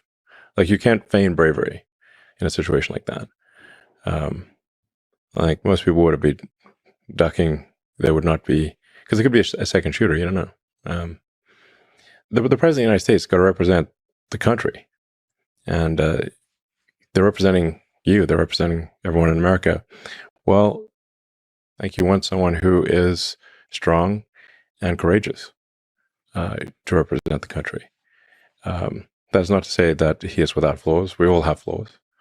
But on balance, and certainly at the time, it was a choice of, Biden, poor guy, has trouble climbing a flight of stairs. And the other one's fist pumping after getting shot. It's just no comparison. I mean, who do you want dealing with some of the toughest people and, other world leaders who are pretty tough themselves? Thank you so much to everyone who has joined our membership. We are now 60 plus members strong. This is just $9 a month, and our goal is to reach 1,000 members so we can continue running America Facticity as an independent journalism platform without corporate funding, outside pressure, or influence. Your support helps us keep this work real, clean, and focused on the truth. If you haven't already, please like the video, share it, subscribe, and leave a comment so this video can reach more people who need to see this reality. Thank you again for standing with independent journalism. For about 5 weeks in the summer of 2025, the richest man in the world and the President of the United States tried to publicly destroy each other. Elon Musk, who had spent months inside the government cutting federal spending, accused Trump of pushing a bill that would bankrupt the country. Trump accused Musk of losing his mind.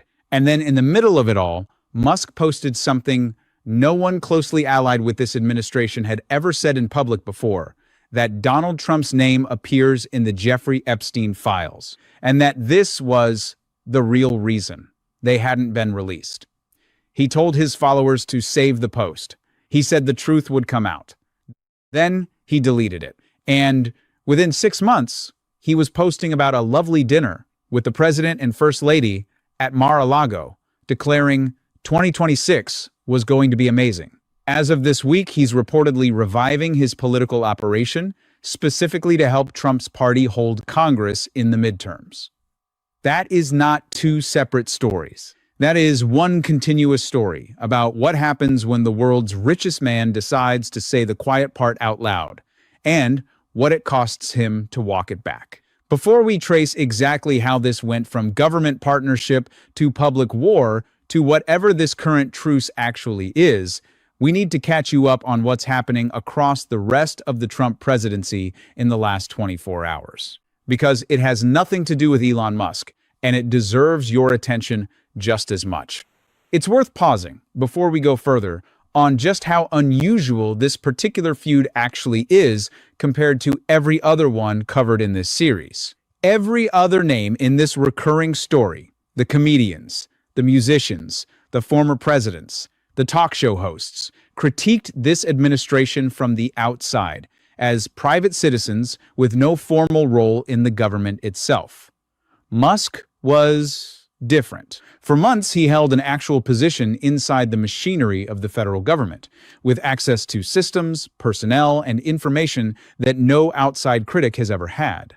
When that relationship collapsed, it collapsed from the inside, which is part of why the claims that came out of it, particularly the Epstein files, carried a weight that an equivalent claim from any outside commentator simply would not have carried. Right now, in U.S. politics, as of this week, the war with Iran has expanded in a way that should worry anyone tracking how wars like this tend to spread. Egypt was struck for the first time in this conflict, with a fire breaking out at the port of Damietta following what officials described as a drone attack.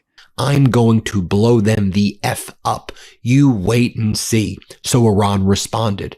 And they said to Donald Trump, both through private communication channels and through actions, if you do that, we are going to teach you a lesson. We know your strategic petroleum reserves have been depleted. We know that your precision munition stockpiles, bye-bye, are depleted. You want to see our capabilities, Donald? And this was the message that Iran sent. We control the Strait of Hormuz. You can have CENTCOM claim that you control it, but you don't. Try to get a tanker to leave, Donald, through the Oman South route. Let's see what happens.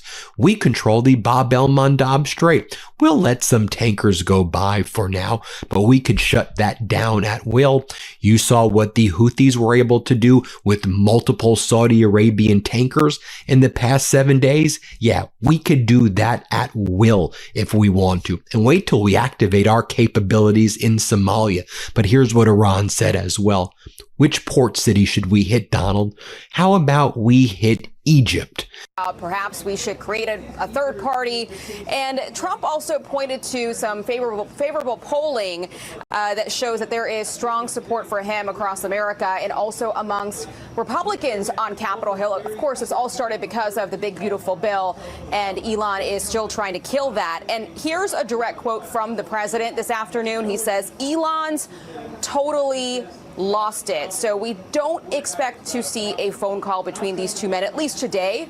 We shall see where this goes. In the meantime, the White House here, John, is trying to figure out what to do with that red Tesla with Florida plates that, remember, Trump bought at full price back in March. It's still sitting here on the White House grounds, and we are told it's either going to be given away or it's going to be sold off. The president actually has not said anything on camera about this dust up today. He dodged a question late last evening after briefly commenting on Musk during a visit with the German chancellor. Watch this.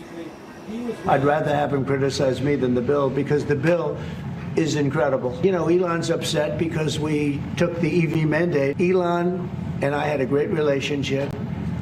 I don't know if we will anymore. Mr. President, any response to Elon Musk claims that the Epstein files? So for his part, Musk appears to be a little bit more open to mending relations. Last night, he posted on X that he won't, in fact, be decommissioning the Dragon spacecraft after he posted that he would do that. And then he replied, "You're not wrong," to a post by David Ackman, who wrote, "The two men should make peace for the benefit of our great country. We are much stronger together than apart." So at this hour of this breakup watch here at the White House, President Trump not budging. He departs for Bedminster later this afternoon about 3 o'clock, and that will be what we expect the first time we'll see him today. And maybe he'll talk to us and the cameras about what he thinks about Elon. John. Well, be sure to ask him about that red Tesla, because the denouement of that little item is something that we're all interested in. Are you interested in that Tesla, John? Well, no, I'm interested in the story. And the fact that it's got Florida plates on it. By now, it's supposed to have D.C. plates on it, I think, though maybe the president gets special dispatch. Thursday morning, his bluff was called regarding his AG pick, Todd Blanche. Now Donald Trump says that he may pull Todd Blanche's nomination because Senator Cornyn and Senator Tillis are not willing to confirm Blanche as the Attorney General unless and until there is a written document formally revoking the January 6th slush fund that Donald Trump entered into in his personal capacity with the federal government in his frivolous lawsuit, and where Donald Trump provided himself with a super pardon to have no more tax audits for himself and his family and his companies, essentially for the rest of his life. And Donald Trump now showing that the plan all along, get Blanche confirmed as the Attorney General, and then try to enforce the settlement agreement between Trump and the federal government where he gave himself that super pardon. Also this morning, you have Saudi Arabia striking the Sana'a airport in western Yemen, the Houthis vowing retaliation. Meaning a war that began in February between the United States, Israel, and Iran has now pulled in a fifth country entirely, one that wasn't a combatant when this all started.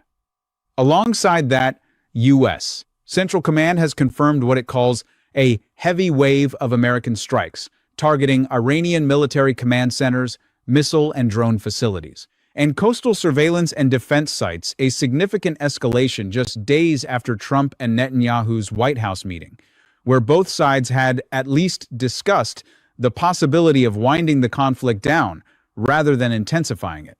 Compounding all of this, NBC News has reported that Trump himself is privately exasperated with how the war is going. Specifically, because his own top officials reportedly cannot agree on a coherent strategy going forward with different factions inside his own administration, pulling in different directions on whether to escalate further, negotiate, or maintain the current holding pattern. That is a genuinely alarming detail for a war now stretching past 5 months. Not that the president is frustrated, but that the people advising him apparently don't have a unified answer for what happens next, even as the fighting spreads to new countries. So that is the actual state of the war, driving nearly every other headline this month, a conflict that has now struck a fifth nation, a heavy wave of fresh American strikes, and a commander-in-chief who is, by his own administration's account, growing exasperated with his own team's inability to settle on a plan. Keep that in mind as we turn to a very different kind of story, one about a billionaire, a falling out, and a reconciliation that looks on its surface almost too tidy to be real. There's a specific reason it's worth holding both stories in mind together. Elon Musk built his role in this administration, in large part around the promise of fiscal discipline and efficient, rational governance, cutting waste, trimming bureaucracy, applying something like an engineer's precision to how the federal government spends money. A war that has now pulled in a fifth country, with the administration's own top officials reportedly unable to agree on a coherent strategy, is close to the opposite of that promise. An open-ended, expanding commitment of resources with no clear plan and no obvious exit. Whatever you make of the reconciliation between these two men, it's worth asking what exactly. Musk's return to Trump's political operation actually signals about that original promise of discipline and restraint, and whether either man still holds himself to it. Timeline early 2025. Doge and the honeymoon. Elon Musk entered Trump's second term as arguably his most visible outside ally. And it wasn't just one ship, which we reported yesterday, that we now know that Iran struck in this port city of Egypt. Iran struck 2 ships in this port city, and it was part of a message that Iran was sending to Donald Trump. It was also part of a message that China's foreign minister Wang Yi has been sending to Rubio. You do not have the cards, Donald. Yep, in the Egyptian Mediterranean port of Damietta, not one, but 2 liquefied natural gas ships were hit very hard by Iran. And people were like, oh, who hit these ships? The U.S. wanted to make it very quiet, but people obviously in Damietta saw what was going on. And we now know through this New York Times article what we were suspecting. Top Iranian officials told the New York Times that we did this to send a message that at our will, Iran will be able to escalate and bring this war to port cities beyond the Hormuz Strait, beyond the Bab el-Mandab Strait, that the Iranian drone capability, the FPVs, the Shaheeds are here to stay and back the hell down. Now, the Middle East is on fire right now, and you had Iran claim that they destroyed multiple U.S. fighter jets, F-35s in Jordan, multiple strikes in Kuwait. Iran is claiming that they caused massive devastation in their response to the U.S. strikes. And we know Iran responded during the evening hours and during the morning. I want to break this all down for you, what's taking place this morning. Here's what Donald Trump posted moments ago. Todd Blanche is a star, and he capitalizes star. And everyone knows it. He has the potential to go down as one of the greatest attorney generals of all time. However, John Cornyn of Texas and Tom Tillis of North Carolina, both of whom I refuse to endorse and whose political careers have been ended by my action, are refusing to vote for this great nominee, who will remain in any event as acting. In other words, Trump wants to keep Blanche as acting AG forever and not get him actually confirmed by the Senate. Remember, both Cornyn and Tillis voted for Merrick Garland and others, too numerous to mention. I have no objection to temporarily withdrawing Todd's name if they do not do the right thing and putting him back after Cornyn and Tillis are out of office. Donald J. Trump. To which now, as I noted earlier, you had Saudi Arabia just launched multiple strikes on the Sana'a, the capital of Yemen. The Houthi leader, Abdul Malik al-Houthi, warned that there were indications this would take place. Watch what's going to happen. The Houthis surely will be attacking more refineries in Saudi Arabia and other infrastructure. Wait for that. I'm sure I'll be reporting on that this morning. Notable development as well. Qatar sent its first shipment of liquefied natural gas through the Strait of Hormuz in weeks using Iran's designated shipping corridor. No longer the Oman route that the U.S. tried to open. Pakistan worked with Iran to broker this Qatari LNG tanker to pass. And again, this follows Iran striking LNG tankers of the United States in Egypt, which the U.S. and CENTCOM and corporate news here in the United States basically tried to cover up. And any of the tankers that were using that U.S. route by Oman were getting hit. Leading the Department of Government Efficiency, an initiative built around Musk's own stated mission of slashing federal spending and cutting what he described as waste and bureaucratic bloat. For months, the partnership looked, from the outside, remarkably stable. Musk had poured roughly $200 million into a voter turnout operation supporting Trump in 2024, knocking on more than 10 million doors in swing states, and by his own account later, believed that operation had been decisive. Without me, Trump would have lost the election, Dems would control the House, he said, adding that Republicans would be clinging to a bare 51 to 49 Senate majority at best without his involvement. It's worth pausing on how remarkable that claim actually is, regardless of whether you find it fully persuasive. This was not a supporter modestly noting they had helped out with a campaign. This was one of the wealthiest men on the planet asserting, in plain and unambiguous terms, that the sitting president of the United States would not hold his office at all without him personally, and doing so not as an attack at that point, but as a statement of fact about his own indispensability. That framing matters for understanding everything that comes after, because it establishes the terms on which Musk clearly believed the relationship operated. Not as a wealthy donor supporting a political ally, but as something closer to a kingmaker who had earned a genuine stake in how that ally governed once in office. When that assumption later collided with a White House that had its own ideas about which of Musk's opinions actually carried veto power over legislation, the resulting explosion makes a great deal more sense. June 2025, the break over the big beautiful bill. The partnership collapsed almost entirely over a single piece of legislation.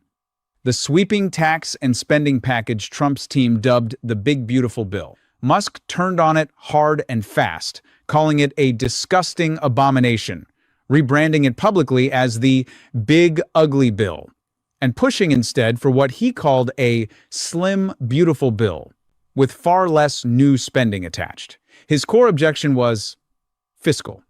He argued the bill would add roughly $2.5 trillion to the national debt, representing, in his words, immense strategic harm to the country's long-term financial position.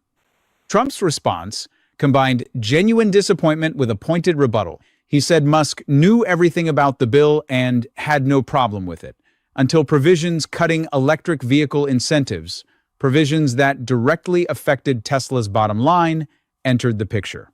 Musk pushed back hard on that framing, insisting the bill was never shown to me even once and was passed in the dead of night too quickly for any real congressional review. Whichever account you find more persuasive, Donald Trump after saying that he was going to blow Iran the F up. I'm going to blow the effing S out of them, while you had Netanyahu there with Hegseth, both of them showing their shit-eating grins.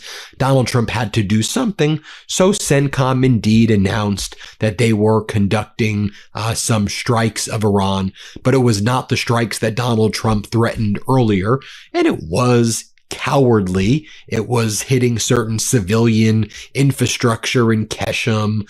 It was hitting, I mean, look at this. Iran state media Fars claims that these are photos of a residential house in Keshem Island that was hit by the U.S. Iran state media Tasneem talks about power outages in some parts of Ahaz after a U.S. missile attack taking place there. Oh, and by the way, Donald Trump had Elon Musk ban Tasneem and all of its affiliates from X, banned from formerly Twitter, now X, and Tasneem was publishing some of the video footage and the photos of the satellite imagery of the U.S. bases that were hit hard by Iran. Cornyn and Tillis responded, "There are many more people here on the Senate than just us who want to see a written document revoking that January 6 slush fund and the settlement agreement between Trump and the government, waiving all tax audits and criminal investigations into Trump's tax evasion."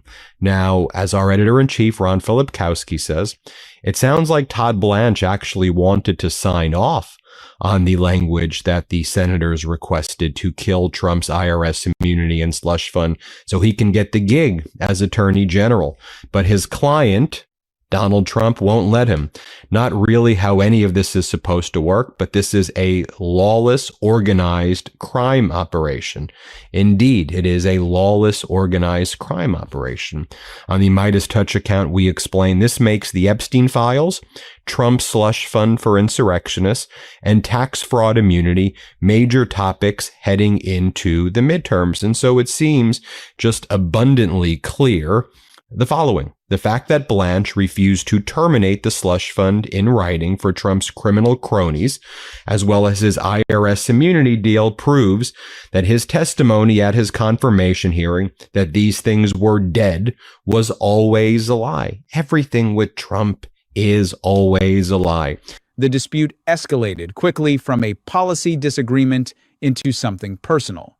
Trump floated terminating federal contracts with Musk's companies to cut costs, and Musk responded by announcing SpaceX would begin decommissioning its Dragon spacecraft immediately, a genuinely significant threat given NASA's dependence on SpaceX for crewed missions to the International Space Station at the time. Musk also predicted Trump's broader tariff policy would trigger a recession. Notably, this wasn't purely a two-man fight. Republican senators, including Rand Paul and Mike Lee, publicly sided with at least some of Musk's fiscal concerns, while House Speaker Mike Johnson dismissed Musk's numbers as flat wrong.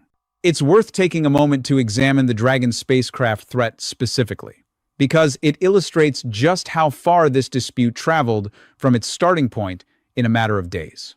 NASA at the time had no independent, immediately available alternative to SpaceX for ferrying American astronauts to and from the International Space Station, a dependency built up over years of contracts, specifically because SpaceX had outcompeted its rivals on cost and reliability. Threatening to pull that capability, even briefly, was not a symbolic gesture. It was a threat with the potential to directly affect the safety and logistics of American astronauts already in orbit, deployed in the middle of an argument that had started over the deficit impact of a domestic spending bill. Musk did notably walk that specific threat back within about an hour of posting it, but the fact that it was raised at all, however briefly, shows how quickly a fiscal policy disagreement escalated into brinkmanship involving actual human beings in space. July 6, 2025, the America Party. Musk didn't stop at criticizing the bill. He had explicitly promised that if it passed, he would follow through on forming a new political party. And on July 6th, he did exactly that, posting on X.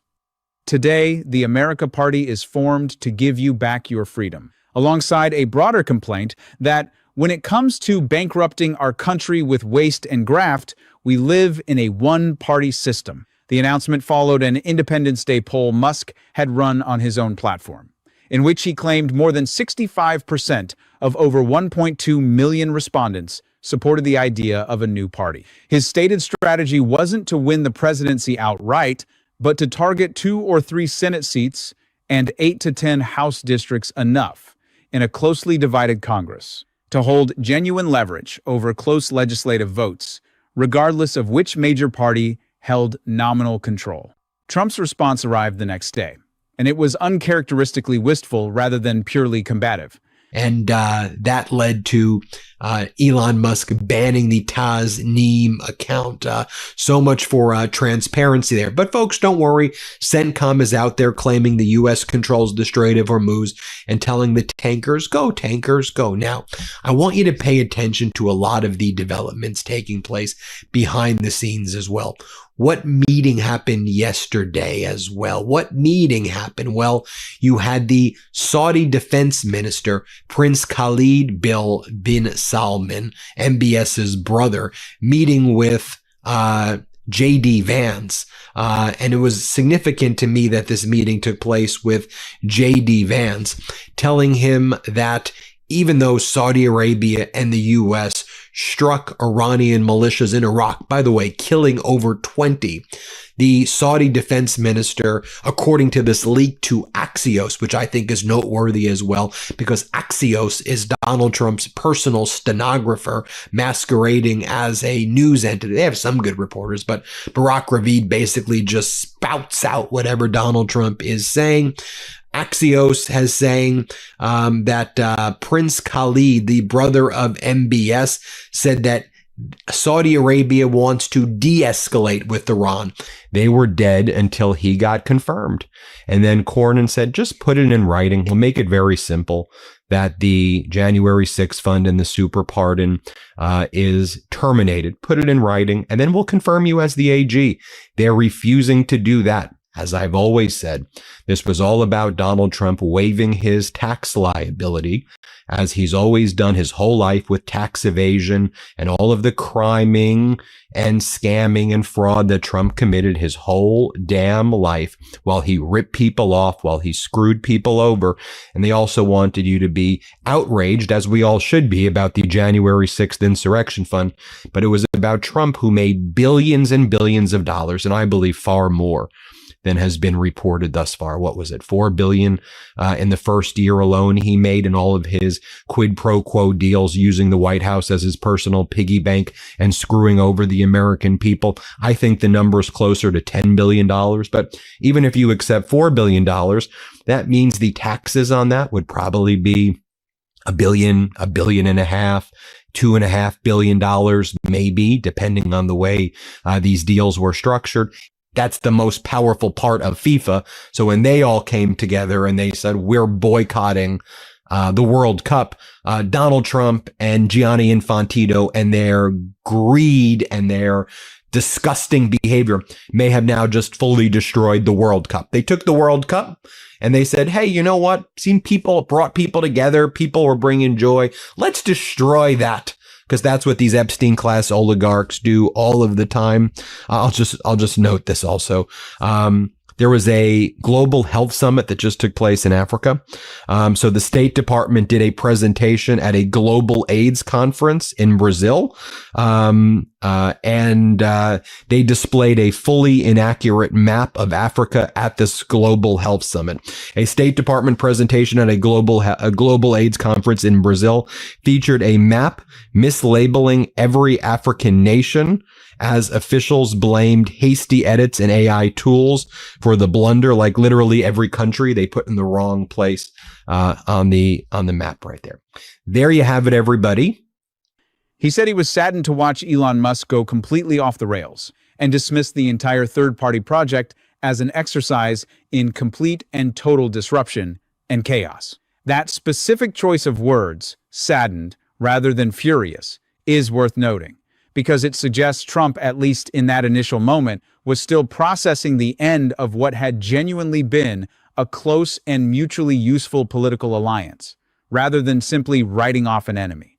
It's also worth examining the substantive case Musk made for the America Party, separate from the personal rupture with Trump that inspired it. His stated argument wasn't really about Trump specifically, it was a structural critique of the two-party system itself, and specifically of what he characterized as a shared, bipartisan willingness in Washington to keep expanding federal debt regardless of which party holds the majority. That is a genuinely different kind of political project than simply forming an anti-Trump vehicle. And it's part of why the party's proposed platform, as sketched out by Musk and his allies, lean toward a mix of positions that don't map cleanly onto either major party's coalition, fiscal restraint and deregulation, alongside free speech protections and military modernization. A combination that reads more like an attempt to build a genuinely new coalition than a simple protest vote against one man. Whether that structural critique will ever translate into actual electoral results remains genuinely uncertain. Third-party efforts in American politics have an extremely difficult historical track record, hemmed in by ballot access laws, an electoral system that structurally rewards two-party competition, and the practical difficulty of building the kind of sustained, ground-level organizing infrastructure that even a well-funded newcomer needs years to develop. Musk's specific strategy targeting a small number of Senate and House races to build leverage rather than attempting to win the presidency outright was, at least, a more realistic reading of those structural obstacles than a typical vanity third-party run. Whether it will still be pursued with any seriousness now that its founder appears to be redirecting his political energy back toward Trump's own party is, as of this week, an open question nobody involved has directly addressed. June 7, 2025. The Epstein Files post. Threaded through this same explosive week came the single most serious allegation either man leveled at the other throughout the entire feud. Amid the fighting over the spending bill, Musk posted directly to X. @Real Donald Trump is in the Epstein Files. That is the real reason they have not been. A post that cut off at the platform's display limit, but whose meaning was unmistakable. He followed it with an even more pointed instruction to his followers. Mark this post for the future. The truth will come out. Not widen the war. In other words, all those quid pro quos that we're doing with Jared Kushner and you, Donald, and Witkoff and everybody. Yeah. You know what? You're screwing over Saudi Arabia's economy right now. These Houthis in Western Yemen, they've got our number. They can hit our refineries at will. This past week, they hit 3 refineries, and the Houthis are like, that's a warning shot as well. We could blow up all your refineries if we want. Is that what you want? The week before, 3 to 4 Saudi tankers. This past week, 3 refineries. And Saudi Arabia is like, we can't stop that. So Saudi Arabia went after the Iranian militias in Iraq because they figured, well, geopolitically, we'll get less of a response over there because technically the Iraqi military is controlled by, really, it's run by the United States. It's kind of a puppet at this point based on the way the United States government basically funds Iraq. But you have the Iranian militias within the Iraqi army. And so that's why that Zaidi meeting with Donald Trump was significant. Remember, then Donald Trump sent the Iraqi prime minister to try to do a peace deal with Iran, and Iran's like, he wanted to waive all of that and, of course, waive all of the past tax liability. That's what this was always about. And now he's saying, I'm going to pull the nomination of Blanche temporarily and then hope that we have control over the Senate after the midterms because it's so important to Donald Trump that he has this tax evasion immunity. What a crook, what a scoundrel, what a criminal he is, in my opinion. We got other bad news this morning. U.S. GDP growth slowed to an annualized rate of just 1.5% in the second quarter, coming in well below expectations. Expectations were 2.1%. Remember when Trump and Lutnick and Hassett and Besson, it's going to rip. It's going to rip. I expect 4% GDP, 5% year over year GDP. Right now, it is heading in the wrong direction, very slow growth. Here's how they reported it on state regime media Fox. Let's play it. In line with estimates. Let's get to GDP. This is the first look we're getting at second quarter GDP, Maria. The first read is 1.5%, 1.5%. The estimate was a gain of 2.1%. So we're coming in a little bit light on this first look at second quarter GDP. He also, in the same window, reposted content endorsing calls for Trump's impeachment. The claim landed like a bomb, for obvious reasons. Musk was not a random online critic making an unsubstantiated accusation. He was, at that exact moment, one of the most powerful and best-connected men in the United States government. Someone who had spent months with extraordinary access to federal systems and personnel through his Doge role. A claim like that, from a source like that, carried weight that the same words from almost anyone else would not have. And then, notably, Musk deleted it. Along with the impeachment repost, the Epstein claim vanished from his timeline not long after it went up, with no detailed public explanation offered for the removal. A White House source pushed back hard on the substance in the meantime, noting that Trump had actually banned Epstein from his Mar-a-Lago and Palm Beach properties years earlier, and posing a pointed rhetorical question of their own. If Musk truly believed Trump was more deeply involved with Epstein than publicly known, why had he continued his own close alliance with the administration for months afterward without raising it? The administration also noted that Epstein-related files had already been released at that point, including references to Trump's name among many others, without producing any new revelation beyond what had already been public. It is worth sitting with the specific mechanics of that sequence, because they matter. Musk made an explosive, specific claim, timed to a peak moment of personal fury at Trump over an unrelated fiscal dispute. He did not offer supporting documentation. He told his followers to remember the post for later, then removed it within roughly the same news cycle it was posted in. Whatever the underlying truth about Trump's relationship with Epstein, a subject this administration has faced sustained scrutiny over from multiple directions, including from several of the other public figures profiled in this ongoing series. Musk's specific claim about being in the files was made and unmade so quickly that it never actually got tested against evidence in public. That doesn't resolve the underlying Epstein questions one way or the other. It just means this particular accusation from this particular source was withdrawn before anyone got the chance to hold it up to scrutiny. It's worth comparing this specific episode to the broader pattern this channel has documented across other figures who have raised Epstein-related questions about this administration this year. Robert De Niro's veiled references to it, Whoopi Goldberg's on-air commentary, Vice President Vance's own podcast admission that the files were mishandled. What sets Musk's contribution apart from all of those is precisely its instability. De Niro's criticisms have been sustained and repeated across multiple public appearances over many months. Goldberg's commentary has aired consistently, week after week. We have no interest in doing a peace deal because Trump is incapable of doing a deal, is the Iranian assessment. They're like, even if we wanted to do a deal, you can't do a deal with Donald. He's incapable of keeping it. He's a psycho. I mean, I told you previously, Iran has diagnosed Donald Trump as being actually psychotic, not just malignant narcissist. What we all know, that he's clinically psychotic.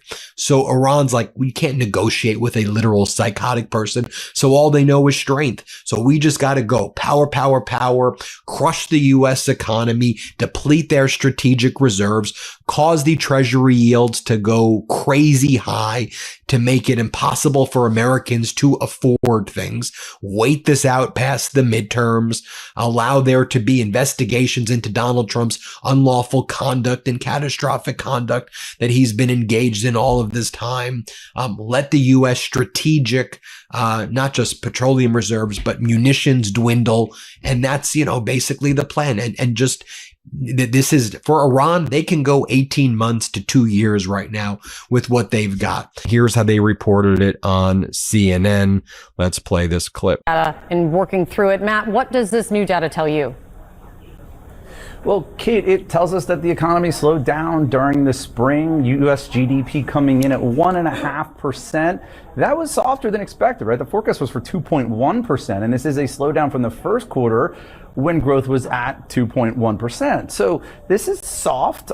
It's not terrible, but it's certainly not blockbuster growth by any stretch. With all of this chaos going around in the world caused by Donald Trump, with the pain, misery, and suffering of the American people caused by Donald Trump, with all of his fraud, his lies being exposed, with the never-ending war still never ending, and seems that there's just going to be more and more escalation and all-out war and all-out hell. By the way, not to mention, you had Russia's ballistic missiles yesterday. I did a video on this earlier. The targets were Lviv in Poland, but apparently they hit Lviv in Ukraine, rather, but apparently they hit eastern Poland, even though the targets were western Ukraine. And there were some areas in eastern Poland, in Lublin, that were actually hit. Of U.S. service members. We know that the United States covers all this stuff up. So I don't know if the IRGC is telling the truth there about the casualties. It does seem that they definitely hit these bases hard, but there's basically been a blackout where the U.S. refuses to acknowledge what's actually happening in the region. Final points I want to bring up as well before we go. We've been covering this World Cup debacle right now, where the Kushners and Trump want Gianni Infantino, and Gianni Infantino is leading this, to basically turn FIFA into a holdco that would sell off FIFA World Cup to private equity. They would sell a 20% stake in the World Cup to a Kushner-led company, to Josh Kushner, but this is all in the family, to a Kushner-led company. And UEFA, the European Football Federation, they came out, all 55 of the UEFA countries unanimously came out and supported a boycott of the World Cup if FIFA plans to sell the stakes. And you think about it, I mean, the UEFA, the European Federation. On a program with an established track record, Musk's claim, by contrast, existed publicly for what appears to have been a matter of hours before being erased entirely, with no sustained follow-up in the many months since. That instability doesn't make Musk's claim automatically false, but it does mean it occupies a different evidentiary category than criticism that has been consistently, repeatedly restated over time by people willing to stand behind it. There is also a practical question worth asking about why, exactly, a claim this serious would be deleted rather than defended, explained, or clarified. If Musk had genuine information supporting the claim, the more consequential move for someone who had just told his followers the truth will come out would have been to actually produce whatever evidence he believed he had, especially given his enormous public platform and total lack of concern at that specific moment about further damaging his relationship with Trump. Instead, the post vanished, and Musk has not, in the many months since, revisited it publicly to either substantiate or formally retract it. That silence is its own kind of answer, even if it isn't a conclusive one. Late 2025, the slow walk back. Rather than staying locked in permanent opposition, the relationship began thawing gradually over the following months. By September, Musk and Trump appeared together at a service event in Arizona, a shared public appearance. Neither man's camp seemed eager to make a big story out of, but one that nonetheless signaled the freeze was breaking. By November, Musk attended a White House dinner. When a reporter asked Trump in December whether Musk was back in his circle, the president's answer was notably warmer than his earlier off-the-rails comment, if still hedged, "Well, I really don't know. I mean, I like Elon a lot." It's worth noticing the deliberate, incremental pacing of that entire sequence, because it doesn't read like an accident. A shared appearance at a low-key service event. A dinner invitation months later. A hedged, warm, but non-committal public comment from Trump before any full public reconciliation was confirmed. Each step tested the water a little further, without either man having to commit to a full public reversal until the actual substance of their disagreements had faded from the news cycle entirely. That is not the behavior of two people who resolved a genuine disagreement through honest conversation. It's the behavior of two people managing a public relations rehabilitation on a careful, deliberate timeline, waiting for the news cycle to move on before testing whether the audience would accept a reconciliation without either side needing to explain what, specifically, had changed. January 4, 2026. 2026 is going to be amazing. And they're betting that the U.S. won't be able to last another 3 months with the current political environment, with Donald Trump at an all-time historic low for any president and getting lower as he's lost the MAGA base, as the American people despise that vile creature in the Oval Office. You saw the latest polling. I'm going to do a video on it later today, but he's net -8 for non-college educated white men, net -8 on non-college educated white men. So with all of this taking place, with Donald Trump getting that warning, he goes silent. He wakes up. I'm going to blow the effing shit out of them. Iran's like, look at the Egyptian port. Next. Look at Bab el-Mandab. Next. Look at your munitions. Next. So what does Donald Trump do? He just starts shit posting all night. This is the pattern. Last night, what he reposts Abe Hamadeh, congressman now, MAGA. Only low IQ people don't understand why Donald Trump is so invested in making Washington beautiful and respectable again. He's made buildings beautiful again by restoring them. He's gilding gold on statues and adding even more of them. Only low IQ people. Shut the hell up. And I wasn't sure when I was doing the video, but we have confirmation now, by the way, from Poland's prime minister, who's kind of downplaying it. It seems like a little bit the way we hear these Arab nations say, oh, the drones never struck. It was just the debris. That's what the prime minister of Poland's saying right now. It was just debris. It was, I don't know. Because you're also saying the prime minister of Poland, these next 100 days will be the most critical days to determine who wins the war, Russia or Ukraine. And this is what the prime minister of Poland is saying. A lot depends on Donald Trump and Elon Musk to help Zelensky. I've been warning about this. I said, there are lots of people who are saying, oh, well, Donald Trump seems to be more supportive of Zelensky now. And he's saying, I said, no. Trump is a scammer. He'll lure you in. It's just another tactic. He's on the phone with Putin still, and Trump's probably just trying to get more information out of Zelensky right now about formations and what Zelensky's planning. So in my opinion, so he can tell Putin, let's not lose sight of what's really happening here, or to make these promises to Zelensky, make Zelensky more dependent on Trump, because Zelensky was becoming pretty independent of Trump. The reconciliation became fully public on January 4th, when Musk posted about a Saturday dinner at Mar-a-Lago with President Trump and First Lady Melania Trump. Had a lovely dinner last night with at POTUS and at FLOTUS, he wrote, adding, 2026 is going to be amazing. It was a striking bookend to a fight that 7 months earlier had included a sitting president publicly mourning his former ally's descent into political chaos. And that same ally publicly suggesting the president belonged in a sex trafficker's files. July 29, 2026, back in the fold. Which brings us to this week. Reporting indicates Musk is reviving America PAC, the same political operation that powered his 2024 turnout effort, specifically to help Republicans hold both chambers of Congress in this fall's midterms. The plan reportedly centers on door-knocking, digital advertising, and direct mail, targeted at conservative voters unlikely to turn out in a non-presidential election year, coordinated through Musk's political advisor, Chris Young, working directly with Trump's team. An America PAC spokesman framed the effort in ambitious terms, saying the organization has built a first-rate operation capable of bucking the usual midterm pattern, the historical tendency for the party in power to lose ground in midterm elections. Consider what that reported coordination actually represents when set against everything that came before it in this same timeline.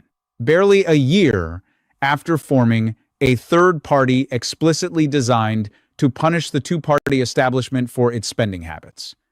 And less than 2 years after threatening to decommission spacecraft in a fight over that same establishment's fiscal policy. Musk is reportedly directing money and organizing infrastructure back toward the exact political operation he once accused of bankrupting the country through waste and graft. Whatever personal reconciliation happened between two men at a private dinner table, the practical, on-the-ground political effect of this reported move is a return to precisely the kind of politics-as-usual coordination the America Party was created to disrupt in the first place.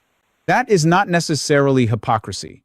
People are entitled to recalibrate their strategy once circumstances change, but it is, at minimum, a genuinely striking reversal from where this entire saga started barely 13 months earlier. Reactions. Coverage of this entire arc has repeatedly focused on one central, unresolved question. What actually changed between June of 2025 and January of 2026 that turned a public war into a lovely dinner? Neither man has offered a detailed public accounting of what was actually resolved. The fiscal disagreement over the spending bill was never publicly reconciled. Oh, you low IQ. You know what Americans feel right now?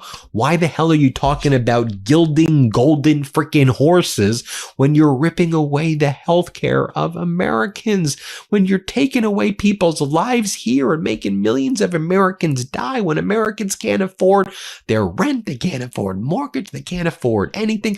They open up their fridge, maybe they've got 2 items and they have to go, am I going to be reduced with 1 item next week? What the hell is going on? And why the hell are these people in DC, these MAGAs, gilding golden freaking horses and talking about golden ballrooms and getting us involved in never-ending wars with Netanyahu while Pete Hegseth is like slobbering over him like a dog in heat? The hell are we doing here? Then Donald Trump posts the following as well. Does anybody have any idea how much money and prestige the United States Supreme Court has cost our nation? Projection alert, projection alert. By the way, the Supreme Court is absolute trash.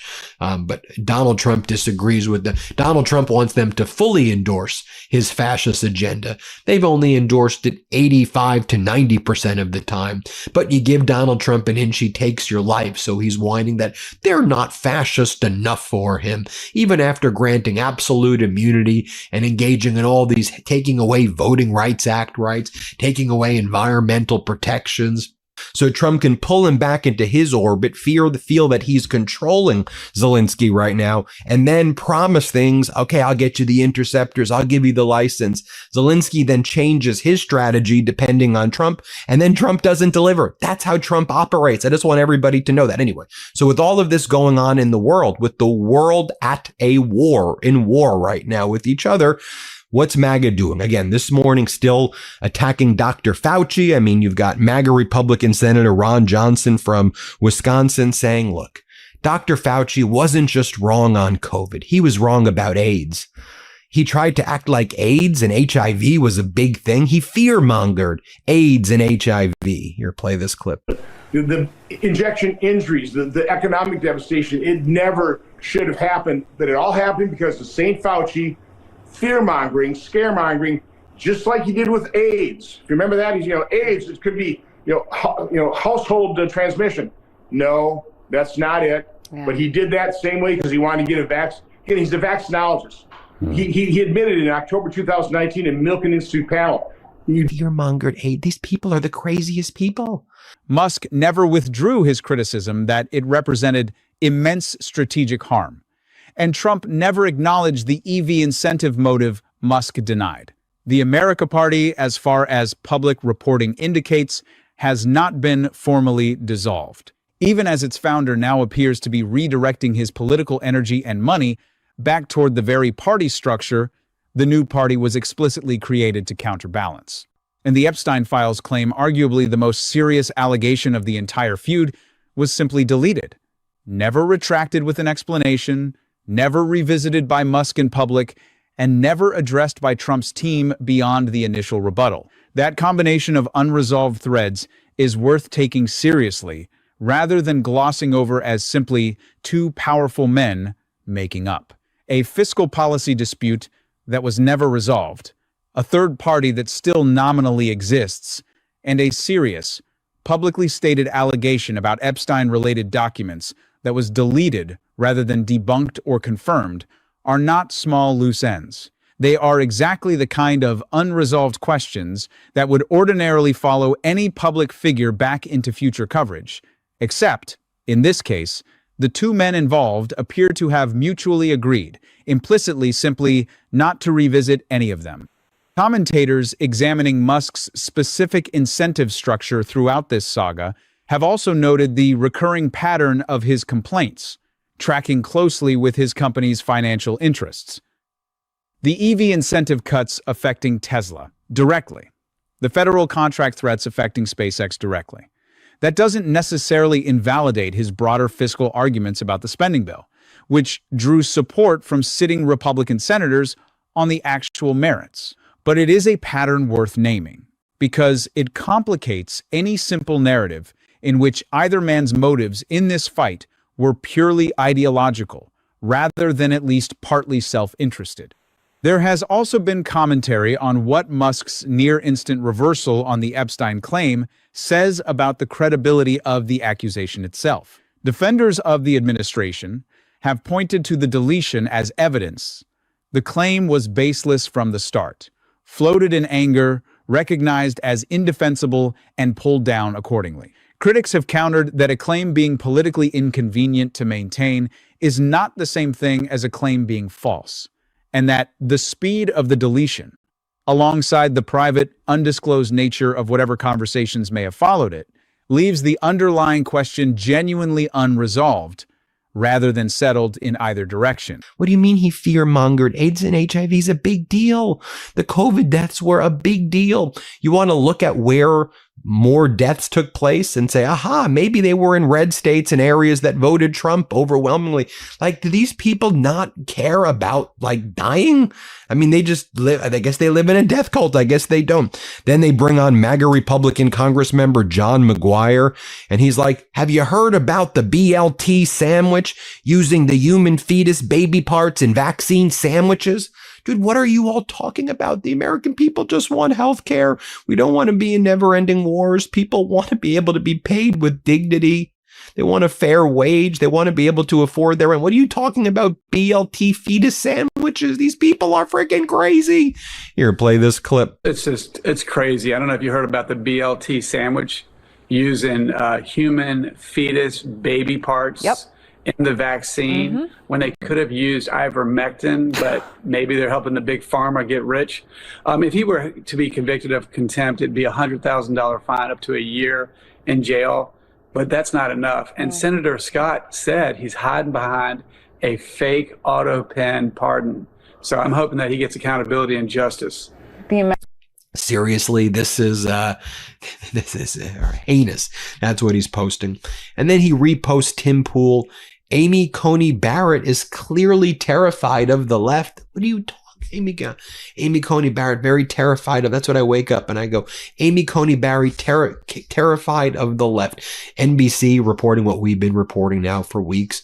Trump is exasperated on Iran as top officials can't agree on strategy. Apparently, when we go, he's panicking in the Oval Office, and you know how people are like, oh, you're being hyperbolic. He's not really panicking. Why are you saying he's panicking? Okay, when corporate news says he's panicking and he's throwing things and he's yelling at people, is that enough for you to believe our frame that he's actually panicking and losing control? I don't know what else to say. I mean, this is a nightmare situation, and sure, it sounds hyperbolic, but what can you do when you have a complete psychotic maniac in there who's behaving a certain way and you're trying to capture accurately what's going on? So you have him screaming at his military general, screaming at officials in the Oval Office. Meanwhile, you've got this guy who's just completely torched the reputation of CENTCOM, and all of my top military contacts say that this guy. There is a broader lesson in here about how much weight the public should assign to explosive claims made in the heat of a personal falling out, regardless of who's making them or how credible their platform seems in the moment. Musk's position inside the government, wealthy beyond almost anyone else on the planet, with hundreds of millions of social media followers, gave his Epstein claim an unusual amount of initial credibility compared to an equivalent claim from an anonymous account. But credibility built on position and platform is not the same thing as credibility built on evidence, and the speed with which Musk abandoned his own claim without ever producing a shred of the truth he promised would come out is a useful reminder that access and power don't automatically translate into reliability. The claim deserved scrutiny when it was made. Its rapid disappearance deserves scrutiny too. Closing take. Strip away the billions of dollars and the government titles, and what you're left with is a strikingly familiar shape. Two men had a falling out over money and power, said some of the most explosive things about each other that either has ever said publicly, and then quietly patched things up once it became mutually useful to do so again, without ever actually resolving the substance of what they'd fought about in the first place. The spending bill Musk called an abomination is now law. The Epstein claim Musk told the world to remember is gone from his own timeline, never explained, never revisited. The third party built to punish the political establishment is, as far as anyone can tell, still technically standing, even as its founder redirects his money and organizing muscle back toward exactly the party he built it to check. None of that necessarily makes either man a liar. People are allowed to change their minds, patch up relationships, and decide that old fights aren't worth continuing. But it's worth being honest about what actually happened here, rather than accepting the tidy, lovely dinner framing at face value. An extraordinarily serious allegation was made, in public, by one of the most powerful men in the country, about a sitting president and a convicted sex trafficker. And then it simply vanished, unresolved, the moment it stopped being useful to the person who made it. Whatever you make of the current alliance between these two men, that specific piece of unfinished business hasn't gone anywhere. It's just gone quiet, tucked behind a Mar-a-Lago dinner and a midterms operation, waiting for either man to decide whether the truth will come out was ever meant to be more than a threat. State regime media, which calls itself Fox News, has been losing all control live on TV as Donald Trump is crashing the economy, as Donald Trump's disastrous and catastrophic war in Iran gets even more disastrous and catastrophic. So state regime media, which calls itself Fox, they're bringing on Treasury Secretary Scott Bessent to say, the economy's doing great and the Democrats are screwing everything up. State regime media, which calls itself Fox, is bringing on. Donald, do you ever discuss sex with your daughter? No. You do not? No. You've never sat And I her have down? a feeling we're not going to hear. Yeah, no. And another embarrassing video from a 2006 Howard Stern show has surfaced. It shows Trump alongside daughter Ivanka and son Don Jr. joking about being a sexual predator. You know about sexual predators and things like that. I mean, You are one. All right, I was going to say that, but it's true.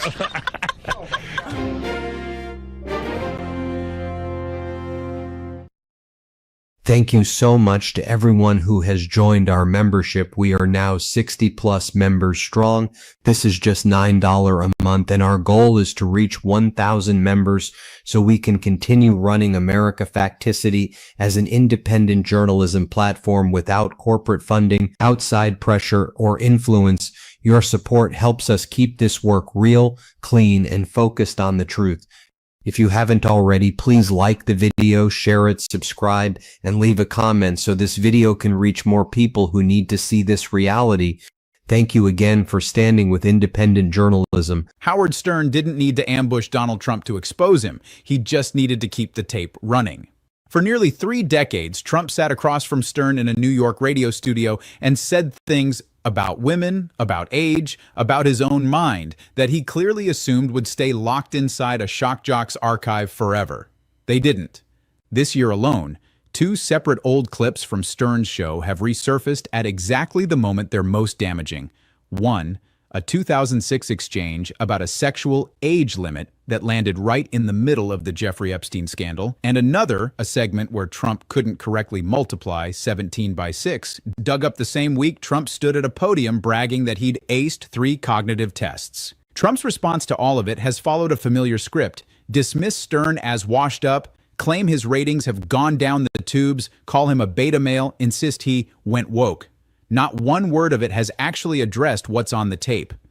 Before we get into exactly what Stern's archive has surfaced this year and why Trump's own recorded voice keeps becoming his biggest problem, we need to pause and catch you up on what's happening across the rest of the Trump presidency in the last 24 hours, because it has nothing to do with Howard Stern and it deserves your attention just as much. It's worth pausing on what makes this particular story different from most of the celebrity feuds in this series. Howard Stern is not primarily a political commentator. For most of his career, he built his reputation on exactly the kind of loose, unfiltered, anything-goes conversation that made public figures comfortable saying things on his show they might never say in a scripted interview or a press conference. That was, in fact, the entire appeal of the format for guests and audience alike.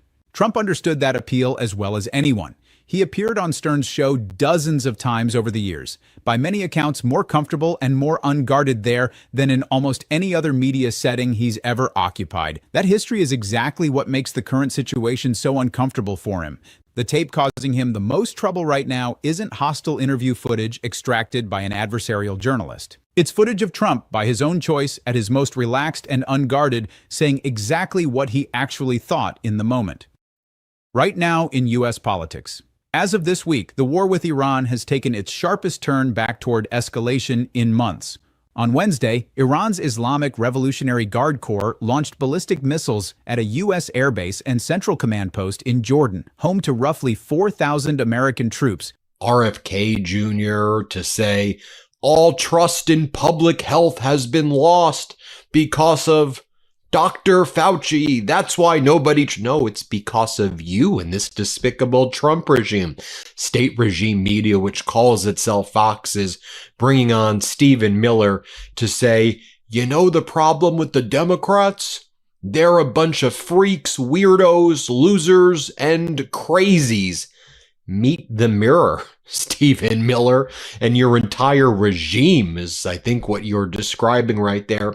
Then state regime media, which calls itself Fox, has Jesse Waters and other propagandists saying, look, maybe we'll allow Iran to save face a little bit by toll schmoll. Maybe they'll charge an environmental fee for tankers to cross the Strait of Hormuz to save face. Yeah, you think Iran needs to save face right now?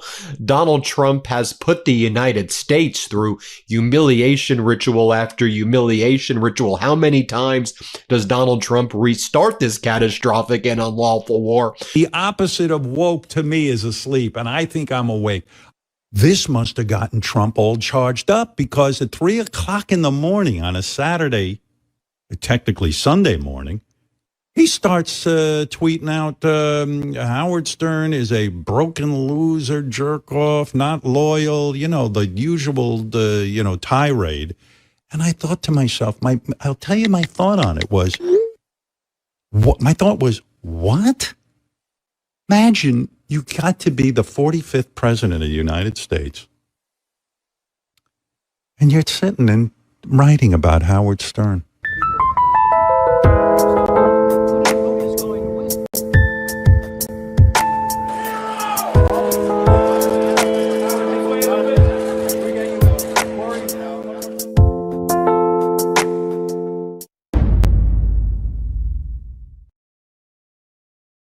And so that meant markets today respond less to what the president said than they used to. Let me explain why that's complicated. One of the biggest checks on the president is sometimes he does a dumb thing and the markets tank, effectively telling him it's dumb. The problem is, if the markets now understand half the time when the president speaks, he doesn't mean anything, this is the point of honesty being important, then the market no longer tanks. And so that means next time he does a dumb thing, the market's not going to tank, in which case he's going to persist with the dumb thing. And so, look, maybe I went deeper into that than you really want to, but No, let me just come because back. you brought us to where we are today. Because you look at these strategic petroleum reserves, and people who are a lot smarter than me in this area say, remember that the Leonardo DiCaprio movie, the comet's coming down. Don't look up. Don't look up. And people are saying this tank bottom thing is a real issue and it's problematic. And we look at the Strait of Hormuz and it's closed. And Trump is saying it's open, but it's not open. We look at the escalation taking place and you go, wait a minute. This right now seems to be that moment where we need to deal with it. This is serious stuff. And, even though with interceptors reportedly stopping the incoming missiles with only minutes to spare. Speaking to a Fox News reporter the same morning, Trump did not mince words about what comes next. They're going to get a beating, he said, adding that the United States would beat the fucking sucking out of Iran in response. That is not paraphrase. That is the President of the United States on camera describing military retaliation against a foreign adversary in language you'd expect from a bar fight rather than a briefing room. The timing here matters enormously. This attack landed just one day after Trump's first face-to-face meeting with Israeli Prime Minister Benjamin Netanyahu since the war began back in February. A meeting where the two leaders had discussed, among other options, a genuine push toward diplomatic resolution and a possible pause in hostilities. Instead, within about 24 hours, the war reignited. The strike in Jordan followed overnight American and Saudi attacks on Iranian-backed proxy forces in Iraq. Retaliation for a wave of drone attacks on Saudi energy infrastructure, strikes that reportedly killed around 20 people. Oil futures spiked 6.5% to $84.56 a barrel on the news. The market's way of registering that whatever fragile de-escalation existed a day earlier just evaporated. So that is where things stand at this exact moment. A war that appeared to be edging toward talks is, as of this morning, edging back toward major escalation instead, with the sitting president promising a violent response in language usually reserved for a locker room. That is a genuinely serious, moving story with real consequences for gas prices, troop safety, and the broader region. And it's worth remembering as we turn to a very different kind of story, one about old radio tape and a president who seems to keep forgetting what he's already said on the record. There's a specific reason it's worth holding these two stories side by side rather than treating them as unrelated segments in the same video. Both of them, in their own way, are about the same underlying question. What happens when a public figure's own past words and actions collide with the version of events he's presenting right now? Trump's profane vow to Fox News this week is a real-time example of exactly the kind of unfiltered, off-the-cuff remark that tends to define his public persona. The same instinct that 20 years earlier produced an off-the-cuff answer about dating age limits on a New York radio show. The instinct to speak first and consider consequences later hasn't changed in 20 years. What's changed is simply how much more of it is now permanently on the record, available to be checked against whatever he says next. Because of the wildfires, we want to punish Canada, whereas Canada helped the United States. And when we had wildfires and lost their lives helping us fight our fires here, this is what Donald Trump is doing. Overall, I just want to get your take because you and I talk about reliability, predictability, what America used to be known for. And this isn't just volatility. The U.S. is trading, in my opinion, like a penny stock on steroids, or I should say Truth Social. What do you make of it? Mate, I'm tempted just to start with a joke that I'm surprised we haven't gotten tariffs on Belgium for beating us in the World Cup. But the fact is the president didn't use tariffs there. He just called the head of FIFA. So not really a joke there at all. Look, let's come back a level because it's not just relentless dishonesty. It's if you don't have a reputation for being honest, it actually makes any form of communication difficult, right? If you knew that I was a lying liar and you went on a date with me and the date went really well, and at the end of the date I said, I think I love you, you don't know where you stand. It gives me no ability to form a relationship with you or to walk away from a relationship with you because nothing I say can be trusted. And the president has treated truth as if it were purely optional. And in the short term, I think it had a very big political payoff for him. It had a payoff because the news media was not wired to understand, was not wired for someone to be relentlessly untruthful. There were a set of norms. If the president said something, you would give it deference. You wouldn't fact check the president in real time. You would take his messages because you thought his messages would be informative. And you broke all that, and it had a very, very large short-term gain for the president. But where that leaves us as a country is that he can go abroad and say things and no one takes him seriously. On one day, he says he's going to blow Iran to smithereens. I thought it was a deeply dismaying day. I hated every part of it. I think blowing other countries off the face of the earth is an immoral, unethical thing to do. But the thing to realize is that is a power that we have. And it's a power that we have because our tax dollars have gone to work creating this extraordinary military, and it does give us leverage. But if you speak like that and don't use the leverage disappears. The president's speech no longer carries any weight. And I think that's a huge part of the problem in trying to get to peace with Iran. The guy promises one thing today and then he rips it up the next day, right? Once you've seen that act, why would you give something up valuable if you're not going to get anything valuable in return? For the United States to lose over and over again in a war we shouldn't have been in the first place, in a war that's further destroying the economy of the United States. And as I think about the effort going on right now in state regime media to re-litigate COVID, just think about that's one of the main things state regime media has been focused on. Dr. Fauci's diary. And Dr. Fauci is the reason that everybody was dying in mass during COVID. It's Fauci's fault, not Trump and all of the people who put out all the disinformation. It's Fauci. It really shows you how utterly desperate this regime is, how utterly lost and flailing this Trump regime is and state regime media. You also tie this in with that, I don't even know what you want to call it, that interview that Elon Musk gave with The Economist, where Elon Musk's like, in 2036, nobody's going to even need currency at all because there's going to be so much abundance that everybody's not even going to need money, really. Timeline 2006. I don't want to be like Congressman Foley. The material that's causing Trump the most trouble this year didn't come from anything new. It came from a 2006 appearance on The Howard Stern Show, when Stern asked the 60-year-old Trump, who was already known for talking about his dating life on air, whether he had an age limit for the women he dated. Trump's answer, preserved on tape for 2 decades, has aged into one of the more damaging clips connected to his name. "Oh, absolutely. I have no trouble dating 24-year-olds, he said, before Stern pressed further on where exactly the line was.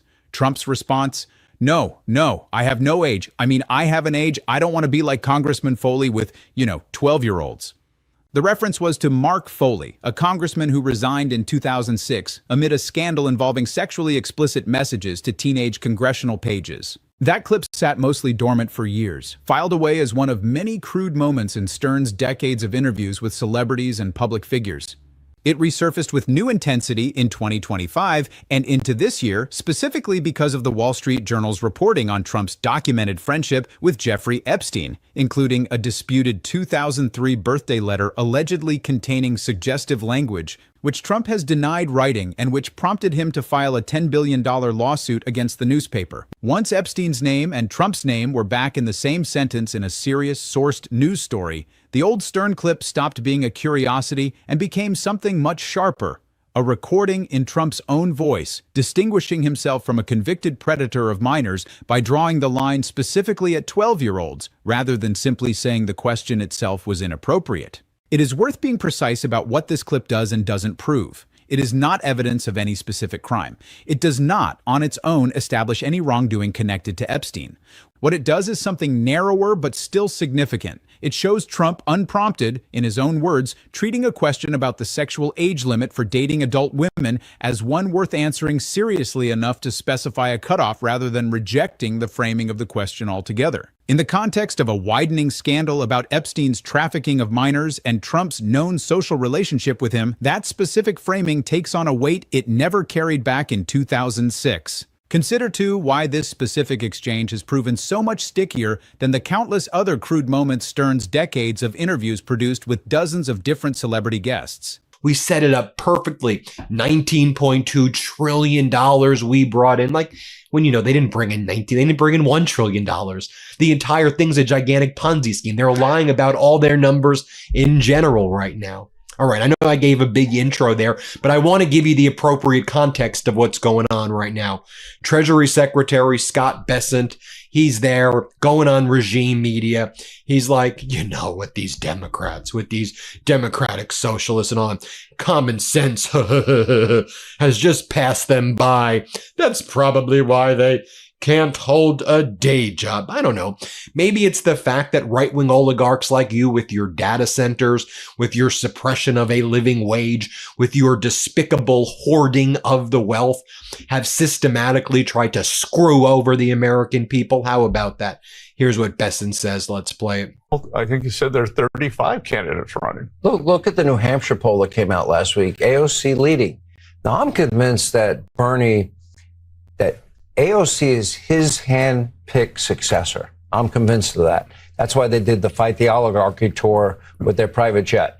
That's why they were out campaigning for El Sayed. You got El Sayed, you got Bernie, you got Pocahontas, you got Mamdani, you got AOC, you got the squad, you got six-gender Tellerico, this guy campaigning with Hassan Piker. Can they win? 35 candidates on the ballot this year.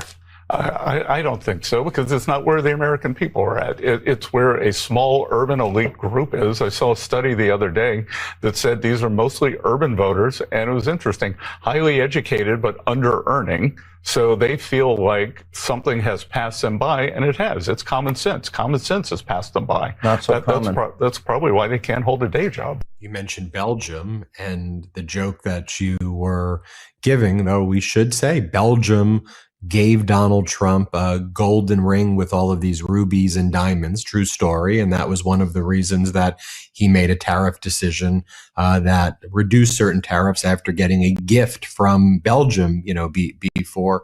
When you, as an economist, are making projections, that's, when you teach university, it's charts, it's mapping, and the charts are based on series of assumptions. Yeah. And so when economists, whether they're at banks, whether they're people plotting mortgages, inflation, the markets, jobs, whatever, you are able to assess trends, and you could, we sometimes we call it soft landings, and, you follow things. One of the broad issues, and I want to hear your thoughts, as an economist, the challenges that this also presents now that we've established what it means when trust is lost, but the level of volatility, is so off the charts. And it seems that the only people who make money are the insiders, when essentially they create their dips, they buy their dips, but at some point the dips become, and, you can only do that certain amount of times before the dip becomes a whatever. And, look, you see, I saw Jamie Dimon, someone who I, used to very much respect. I see him on stage. I understand he's got stakeholders and shareholders, and he's got to say certain things that he's got to say.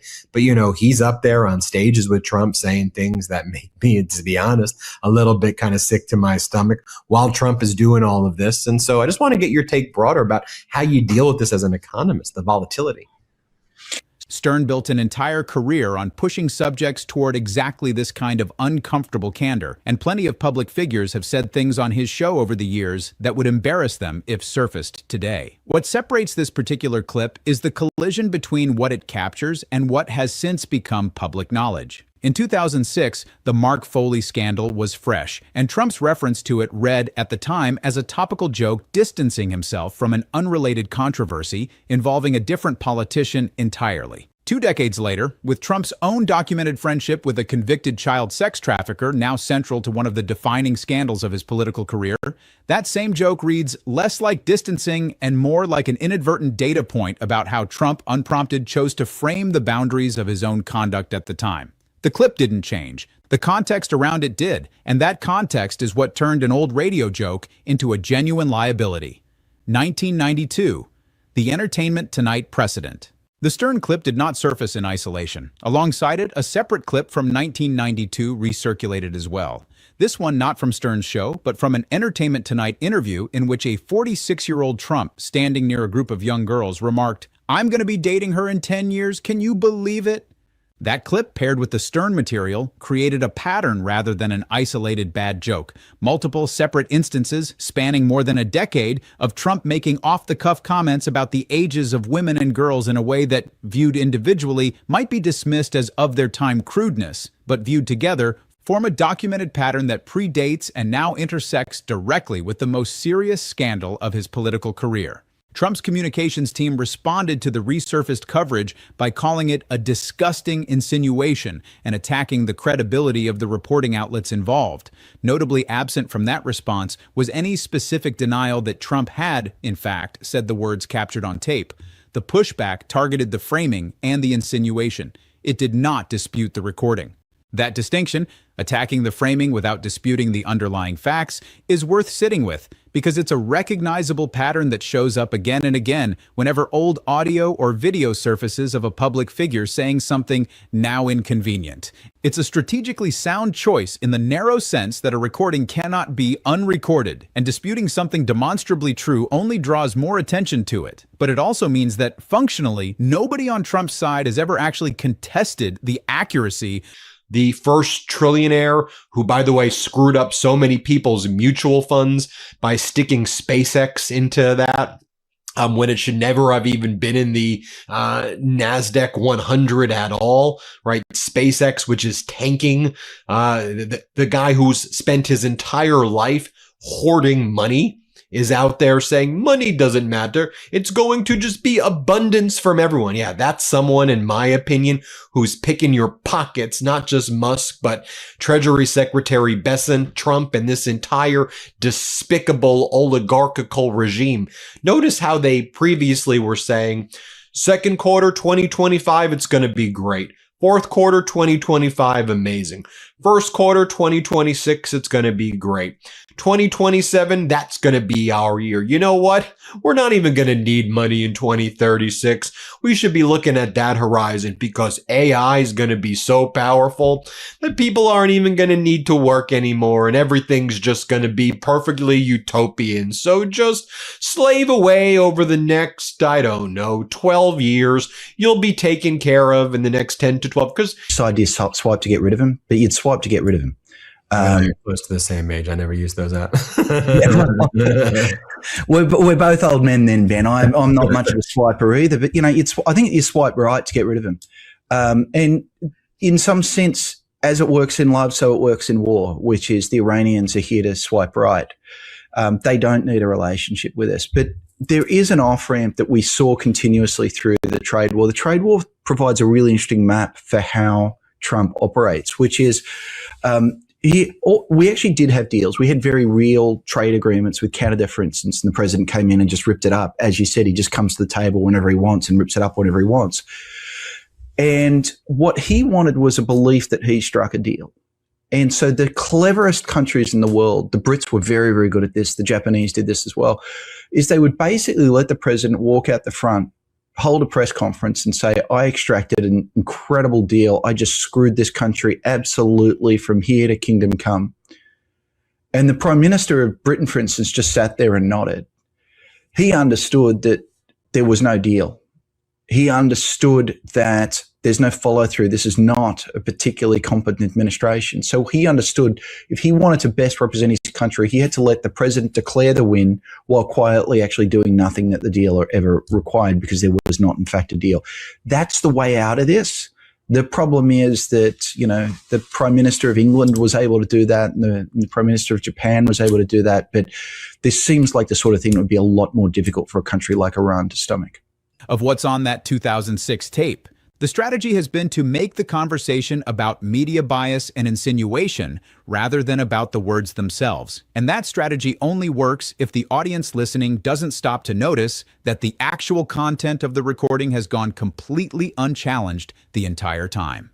May 2nd, 2026, the Cognitive Test Boast. Months later, an entirely different piece of Stern Show archive resurfaced, this time connected to a completely different vulnerability. At a press conference on May 2nd, Trump made a striking claim about his own mental fitness. I took 3 cognitive tests. Aced all of them, by the way. I don't think Obama could pass it. 3 days later, on May 5th, he doubled down to reporters. No president has ever taken a cognitive test except me. I've taken 3 of them. He went on to describe in detail an elaborate math problem he said had been part of one of these tests, multiplying 99 by 9 and performing a string of follow-up calculations. That same day, comedian Jon Stewart used his own platform to respond, and he didn't need to write a single new joke to do it. He simply aired a clip from a 2006 episode of The Howard Stern Show, in which Trump was asked a far simpler math question: what is 17 times 6? On tape, Trump answered with visible confidence, "It's 11 to 12, then corrected himself to 112. The actual answer is 102. Stewart's response needed no embellishment. It's 102, but somehow we're supposed to believe that 20 years later, you've turned into a genius. He added dryly that Trump was a regular Stephen Hawking and asked the more pointed question underneath the joke, why exactly does this particular president feel the need to keep bringing up cognitive testing at all, unprompted, across multiple separate press conferences, if there's genuinely nothing there worth reassuring anyone about? It's worth noting what the actual Montreal Cognitive Assessment E, the real screening test Trump has said he's taken, actually measures. It is a roughly 30-minute dementia screening tool, and it does not, according to people familiar with its structure, include the kind of elaborate multi-step multiplication problem Trump described. That detail matters because it means the specific anecdote Trump chose to offer as proof of his sharpness may not even accurately describe the test he claims to have aced. On top of the fact that the one piece of hard video evidence available of him actually attempting real-time arithmetic captured on Stern's own show shows him getting a simple multiplication problem wrong. AI will make your life just so incredible. We know the opposite is going to be happening. That's exactly what the oligarchy would be saying as they destroy our lives and want to crush us and try to crush us. That's what they're doing. Oh, and then they're just like, the communists are coming to get us. The communists and the socialists, they're coming to get us, and they're going to kill you, and they're going to make grocery stores have cheaper prices, and they're going to do rent control. How frickin' dare they? They are panicking on regime media right now because they know what a disaster they have brought. And here's the cycle of Trump. Who do you blame? Who do you blame for the disaster that you've now created? And now they're trying to find it. Oh, if we don't pass the SAVE Act, the Save America Act, we label it Save America, then we're in a Great Depression. We were so damn close to making everything perfect. Things were going to be great. We set it all up. It was amazing. But then we didn't kill the filibuster. The Save America Act wasn't passed. And then there was depression. It would have been so amazing. Poison in your veins. Here, play this clip. People are telling me, why don't we give peace one more chance? So I guess they're back to talks. And now here's what the talks are about. A toll is not a toll. A toll can be a service fee. Like the Strait of Malacca. They want to make that the Strait of Hormuz. So Indonesia, Malaysia, Singapore, they do like an environmental service fee for a few boats. It's not like a blanket toll, but at least it would make the Iranians save face. Now, while we talk, we're still bringing back a lot of firepower, and some special operators are now in theater. So that'll be interesting. We had Kellogg on the other day, and he said, you know what happens, Jesse, when you play sports? You let a team hang around a little too long, and then something happens. Ball bounces differently. Maybe someone gets hurt. The next thing you know, you're like, whoa. That's why he thinks you got to finish people off, and you got to finish them off quickly. RFK Jr. attacking Dr. Fauci. That was part of the, his focus was on promoting himself, getting on TV. Dr. Fauci was a shameless promoter, and all he cared about was television and making TV hits. He didn't care about public health. Okay. There is a broader pattern worth flagging here, one that connects this story to a wider set of concerns that have circulated among medical professionals and commentators watching this presidency closely. Reports throughout the past year have described a range of specific observations, rambling, tangential answers at press conferences, difficulty completing multi-step trains of thought, and public statements from medical professionals characterizing an apparent decline as measurable almost week over week. None of that constitutes a formal diagnosis, and it would be irresponsible to treat speculation as certainty. But it does mean the resurfaced Stern clip isn't landing in a vacuum. It's landing in the middle of an already active public conversation about this president's cognitive fitness, which is precisely why Trump's own unprompted decision to keep bringing up cognitive testing, unprompted, across multiple separate appearances, reads less like simple confidence and more like a man trying, a little too hard, to preempt a question nobody had actually finished asking yet. It's also worth noting the specific rhetorical move Trump made in citing Obama as his point of comparison. I don't think Obama could pass it. That is, on its face, an unusual thing to say about a cognitive test result. A president confident in his own performance on a genuine medical screening would have no particular reason to invoke a specific predecessor's hypothetical performance on the same test as the measure of success. Introducing that comparison unprompted suggests the test result itself wasn't quite persuasive enough to stand on its own, and needed a rival's imagined failure attached to it to land as impressively as intended. September 2nd, 2025. He got terminated?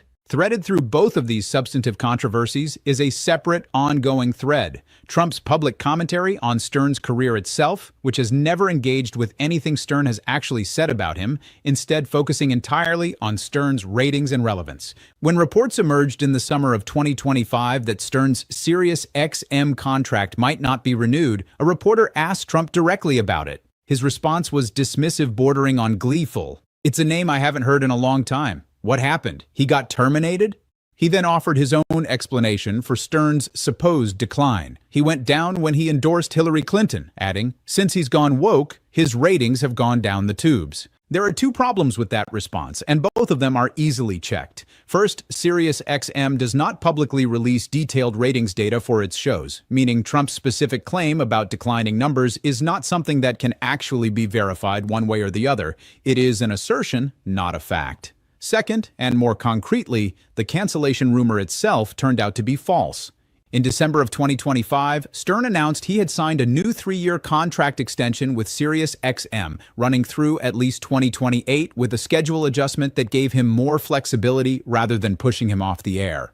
The show resumed regular broadcasts in January of 2026, and this year has continued airing, including the very material that keeps resurfacing to Trump's detriment. And then Besson's like, I have my facts and they have their opinions. Well, let me tell you, my opinion is that you've been the worst, most cancerous, poisonous Treasury Secretary in history, that your market manipulation gimmicks where you're all out there shorting crude when you should just letting it level out and let market forces go to work. Your efforts to manipulate the market on a daily basis has compounded the damage that Donald Trump's already done with his catastrophic war and tariffs against the world. And that manipulation makes, cooking the books at Enron and the Bernie Madoff Ponzi scheme look like, a fraction of a fraction of a fraction compared to what you all have done, while you've added trillions of dollars in debt, while the deficit increases, while Treasury yields are at all. What is your background in public health other than killing people your whole life with junk and fake science? You sound like this entire regime is Dr. Oz and this whole crew of people who just want attention. Dr. Fauci was a career public servant who dedicated his life to finding ways to help treat people with HIV and AIDS and to deal with massive pandemics across the world. And that's who in 2026 you're attacking. And think about it. Why would they be doing this in 2026? Because they don't want you to be recognizing the current reality. They actually want to relitigate 2020 because they know that 2026 right now and what's about to happen over the next coming weeks, as I've talked about, the strategic reserves being depleted, all of this is bad. Here, play this clip. Yeah, I mean, the worst part is that giddy narcissism that you see throughout the diary is juxtaposed against really bad public health decisions. So his focus was on self-promotion, clearly, and nobody can read these diaries and say this is a political response. his focus was on promoting himself, on getting on TV, and not doing public health. More from RFK Jr.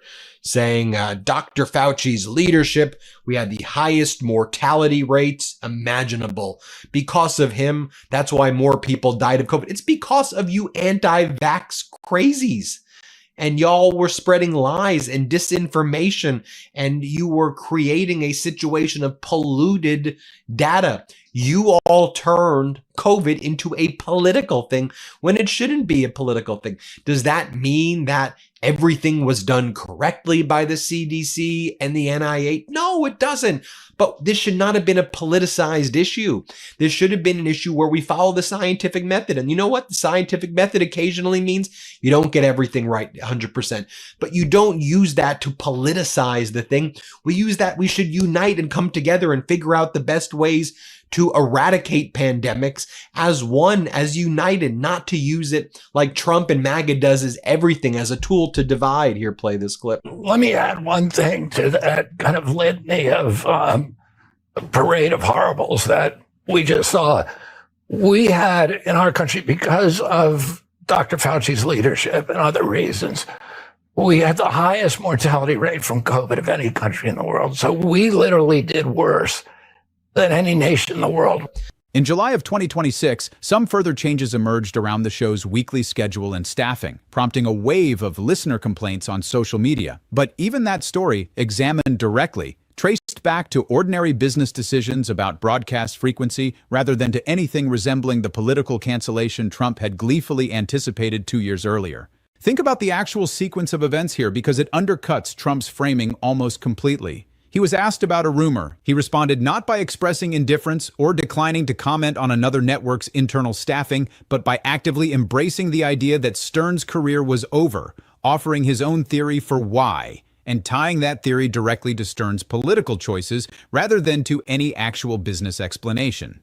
Weeks later, the rumor turned out to be false, and Stern secured a contract extension that runs 3 additional years, a deal that notably gives him more free time rather than less, which is generally a sign of a network's confidence in a host's long-term value, not evidence of declining relevance. Trump never revisited or corrected his earlier comments once the actual outcome became public.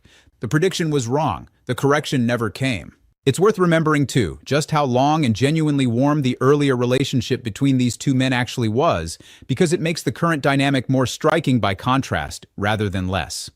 Stern didn't just casually interview Trump a few times over the years. Trump was a recurring guest for decades, appearing with a frequency and candor he extended to very few other media figures, and Stern attended Trump's 1993 wedding to Marla Maples as an invited guest, not a reporter covering the event from a press pen. That is a level of personal familiarity that doesn't exist between Trump and virtually any other critic covered in this ongoing series. When Trump reaches for dismissive one-liners about Stern's ratings and relevance today, he's doing it about a man who was, for a significant stretch of his adult life, a genuine friend and one of his most frequent, most comfortable media collaborators.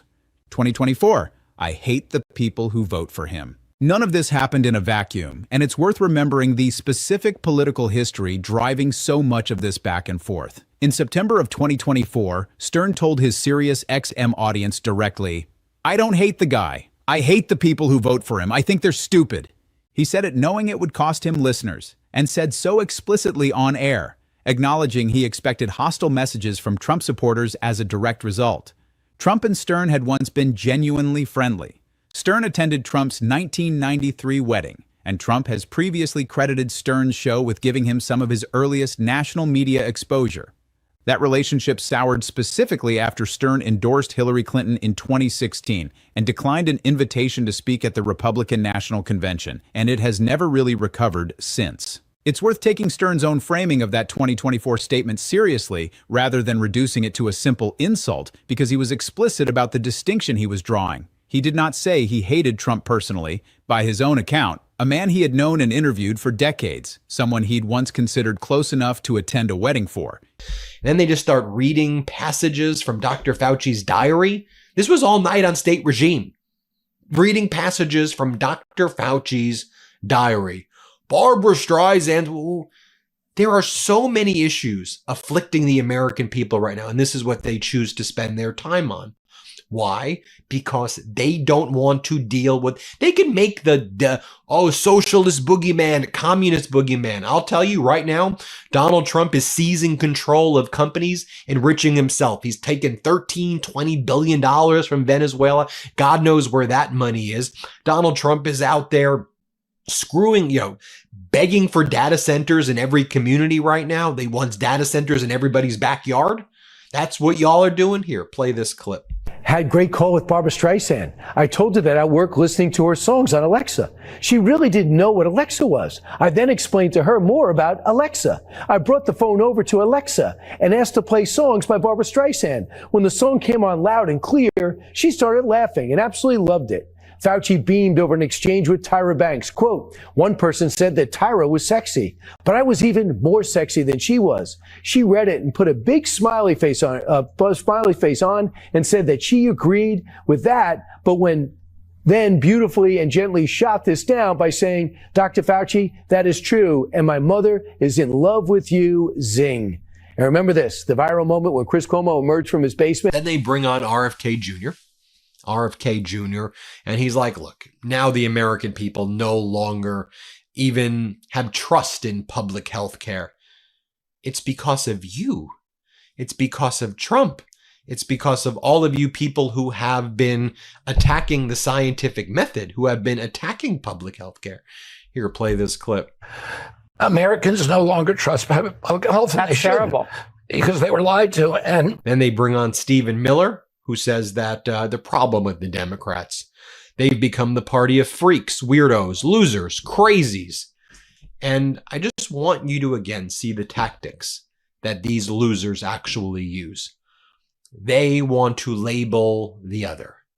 And when they're the ones who are the losers, the weirdos, literally what's crazier than the president of the United States staying up till 2 a.m.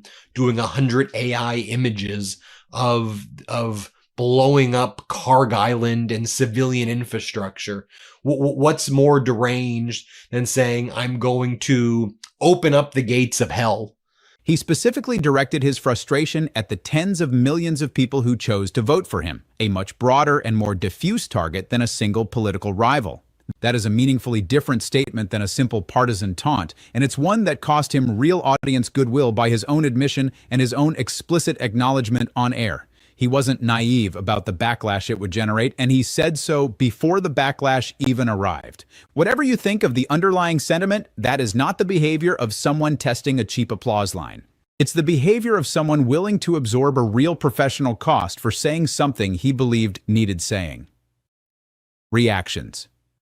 Media commentary on this entire pattern has consistently focused on one specific asymmetry. Trump's responses to Stern almost never engage with the content of what Stern's show has actually surfaced. When cancellation rumors circulated, Trump's response was about ratings and Stern's supposed political conversion, not about anything Stern had ever said regarding Trump's fitness for office. When the Epstein-adjacent age comments resurfaced, the White House's response criticized the framing of the coverage rather than disputing the recording itself. When the math clip resurfaced beside his cognitive test boasts, no rebuttal addressed the actual multiplication error on tape, the response, to the extent there was one, focused on dismissing Stewart and the broader mockery rather than the underlying question of accuracy. Fact-checkers have also had to do real work cleaning up misinformation that piggybacked on this feud.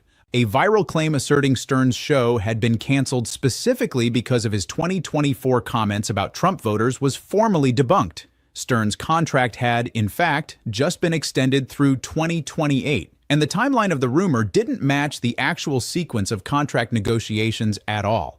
That matters here because it illustrates how these two separate storylines, Stern's actual on-air commentary and the manufactured narrative about consequences for that commentary, have gotten tangled together in ways that require careful source-by-source unpacking to sort out accurately. That fact-checking exercise is worth taking a moment to appreciate on its own terms, because it demonstrates something important about how misinformation actually spreads in stories like this one.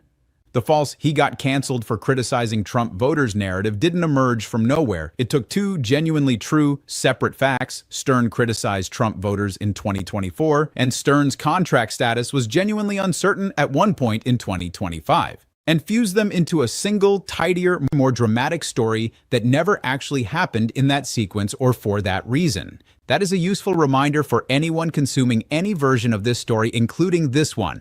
Never merited anywhere near the valuation that it was given at first. And, you know, and here's the results of all of this. Also, more reporting about how Donald Trump would make social media posts about various companies in and around the time that he would purchase the stocks in these companies.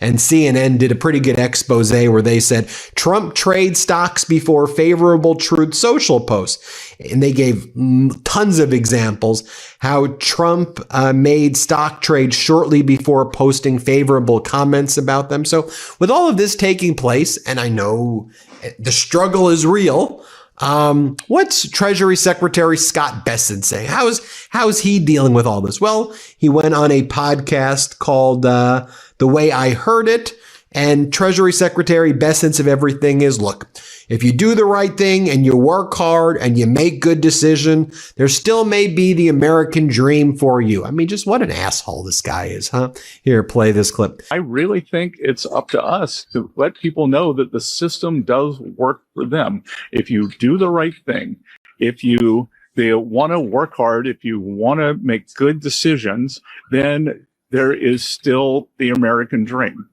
So, and you got to make sure that they are good paying jobs on the other side where people can move up.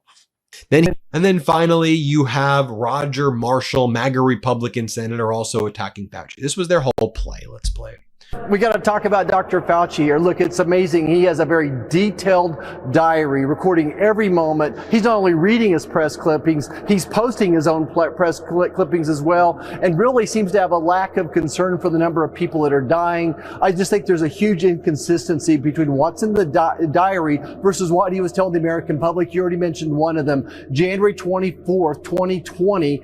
He's already come to the conclusion that this wet market in Wuhan, he says it's a spreader event. It's not the origin, it's a spreader event. But he continues for years after telling us that's the origin of COVID. Meanwhile, a preponderance of evidence would suggest that he funded research of this virus and that indeed it came from this lab in Wuhan.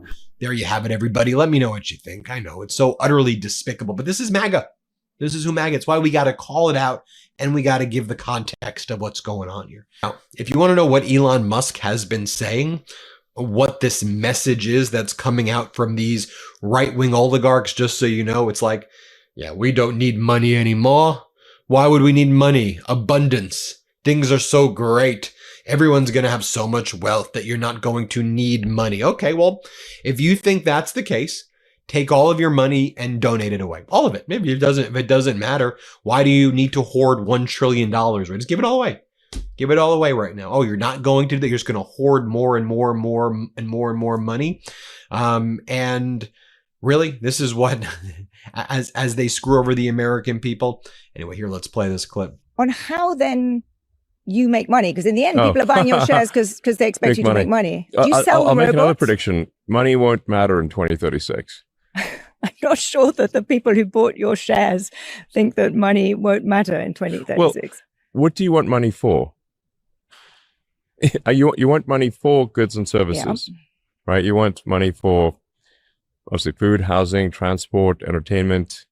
Well, if that is so abundant that there's more, that the robots and AI are providing more goods and services than any human could possibly consume, what do you need money for in that case? The individual facts checked out here, the Stern quotes, the Trump responses, the contract extension, the resurfaced clips are all independently documented and sourced. But it's worth remaining alert to how easily two true things can be stitched together into a third, false one if nobody stops to check the actual chronology. Legal and political commentators examining the resurfaced Epstein-adjacent clips have been careful to note the limits of what those recordings actually establish, while also noting that the limits don't make the material irrelevant. A 20-year-old radio interview is not proof of a crime, but a pattern of on-the-record statements from the same person resurfacing at the exact moment his broader relationship with a convicted trafficker is under fresh scrutiny is a legitimate subject of public interest and reporting. Treating it otherwise would mean pretending recorded public statements simply stop existing once they become inconvenient. There's also a broader media literacy point worth making here, one that extends beyond this single feud. Both major storylines in this video, the age limit clip and the math clip, share a specific structural feature. Neither one required any editing, splicing, or selective quotation to land. Both are simply full, unedited exchanges, asked and answered in complete sentences, that speak entirely for themselves once placed alongside the current context that gives them new meaning. That matters because it's the single easiest test for distinguishing a fair use of old footage from a deceptively edited gotcha clip. When a recording requires careful editing and creative framing to seem damaging, that's a signal to be skeptical of it. When a recording is damaging in its complete, unedited form, simply by virtue of what was actually said, that's a very different category of evidence, and it's the category both of these Stern clips fall into. Closing take. Add it all up, and the through line here isn't really about Howard Stern at all. It's about a public figure who spent decades talking freely on the record on one of the most widely syndicated radio programs in the country, assuming, like most people do, that casual off-the-cuff answers from 20 years ago would fade quietly into the archive. They didn't. You are a scumbag and you have screwed over the American people, and your legacy, Bessent, will be one of shame. Here, play this clip. Well, I prefer to be with you and take some friendly fire. But Sean, I just always say I have facts. They have opinions, as you were just saying. These DSA folks, where does it ever work? Did it work in Havana? Did it work in Caracas? Did it work in Moscow? It's never worked. If you could show me an example where it worked, I'd have an open mind. More over here from Treasury Secretary and Bessent. Two people combined worth $2 billion. What do you think about that? I mean, Hannity's like, Elon Musk talked about Americans don't even need to save for their retirement anymore because the abundance AI will create. What do you think about that? Sean Hannity. Oh, good one. Good one. Oh, you want to have some tea? Good one. I do. I think that the abundance will be here, but, I think that the timeline, Elon Musk is a visionary. He's a visionary. Now, you know what? All of you losers out there have harmed the American people so damn much. Listen to what he has to say here. Play this clip. Curveball question at you.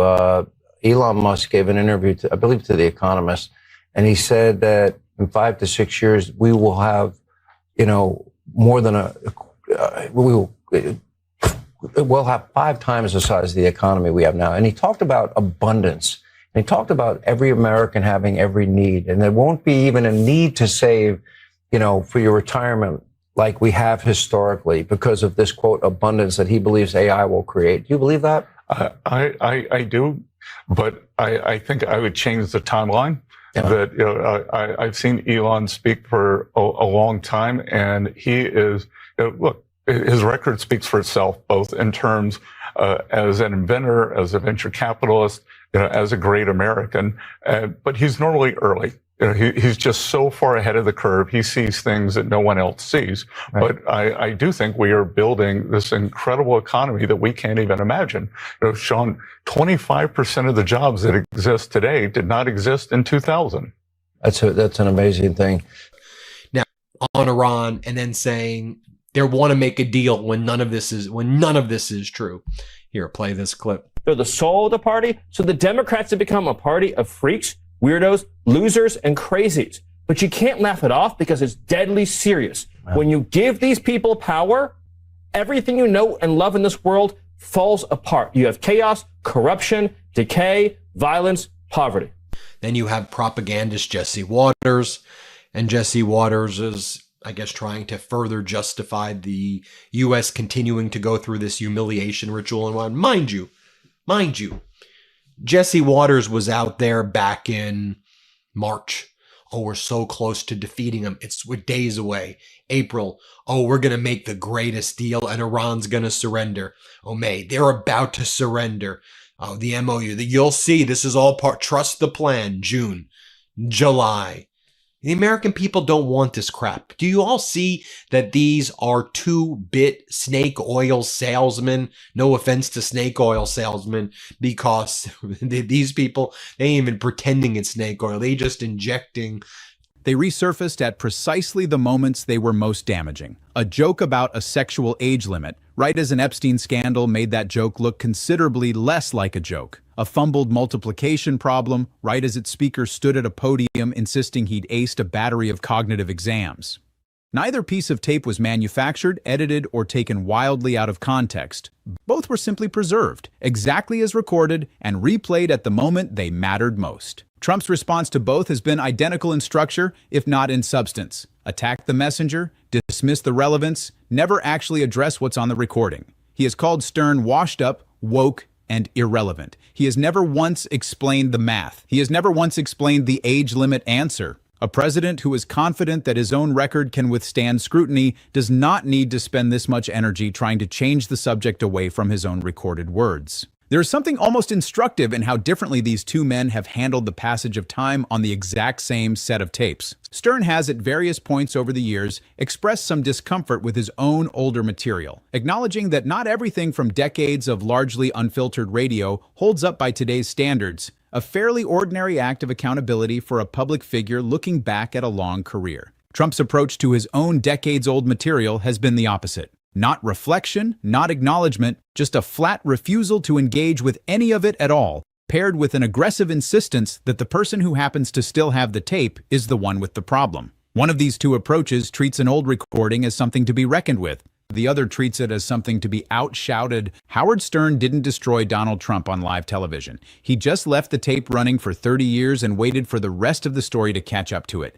And this year, on two entirely separate fronts, it finally did. That is, in the end, a different and in some ways more damning kind of exposure than any single viral monologue or live confrontation could ever produce. A comedian's joke fades from the news cycle within days. A politician's rebuttal gets forgotten by the next news cycle. But an audio recording, preserved in full, in a guest's own voice, doesn't go away, doesn't get less accurate with time, and doesn't require anyone to embellish a single word of it in order to matter.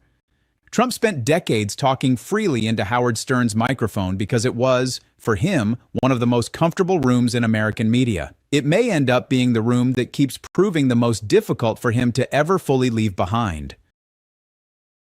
This is a breaking news alert. Iran just launched a surprise attack in a wave of ballistic missiles at U.S. forces in the Middle East, with a direct hit being reported on the Muwafiq Salti Air Base in Jordan just minutes ago. This is the same air base where 3 U.S. service members were killed in action last week. This breaks the 5 consecutive night pause of strikes and breaks the temporary ceasefire. He must be stopped, and he must be stopped now. Amen. It's time to say no to kings. It's time to say no to Donald Trump. We've had enough. No King Trump. No unnecessary wars that rob our resources, sacrifice our brave servicemen and women, and slaughter innocents. No corrupt leader enriching himself and the Epstein-class buddies. No taking away health care from our most vulnerable neighbors. No unaffordable groceries. No unaffordable energy. No unaffordable housing. And no inflation at its highest. Thank you so much to everyone who has joined our membership. We are now 60 plus members strong. This is just $9 a month, and our goal is to reach 1,000 members so we can continue running America Facticity as an independent journalism platform without corporate funding, outside pressure, or influence. Your support helps us keep this work real, clean, and focused on the truth. If you haven't already, please like the video, share it, subscribe, and leave a comment so this video can reach more people who need to see this reality. Thank you again for standing with independent journalism. Robert De Niro is 82 years old, has won 2 Academy Awards, and has spent the better part of a decade doing something almost nobody else in his position bothers to do anymore. Standing on a stage without a script and telling the President of the United States exactly what he thinks of him in exactly the language he wants to use. This year alone, he has called Trump immoral, cruel, and corrupt at the opening night of his own film festival. compared loving a country led by him to the psychology of an abused spouse defending an abuser, and delivered a 4-word verdict, "Shut the funk up," that brought an entire theater to its feet. And each time, the response from the most powerful man in the world has been strikingly consistent. Not a rebuttal, but a diagnosis. Sick and demented. Extremely low IQ. Seriously criminal. Even, at one point, a threat to deport a man who was born in Greenwich Village. That is not hyperbole for a thumbnail. That is the actual documented shape of this feud in the year 2026, and it has been building for far longer than that. Before we walk through exactly what De Niro has said, how Trump has answered him, and what that pattern reveals about which one of them is actually losing his composure, we need to pause and catch you up on what's happening across the rest of the Trump presidency in the last 24 hours, because it has nothing to do with Robert De Niro and it matters just as much.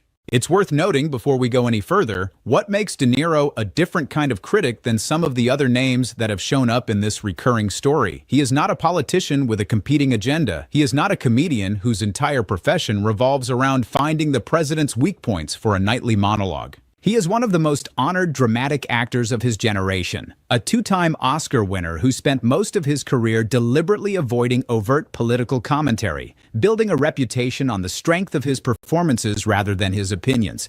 The fact that a man with that kind of career at 82 years old, with nothing obvious left to prove and no re-election or ratings to chase, keeps returning to this same fight again and again, unprompted, is itself worth sitting with before we even get to what he's actually said.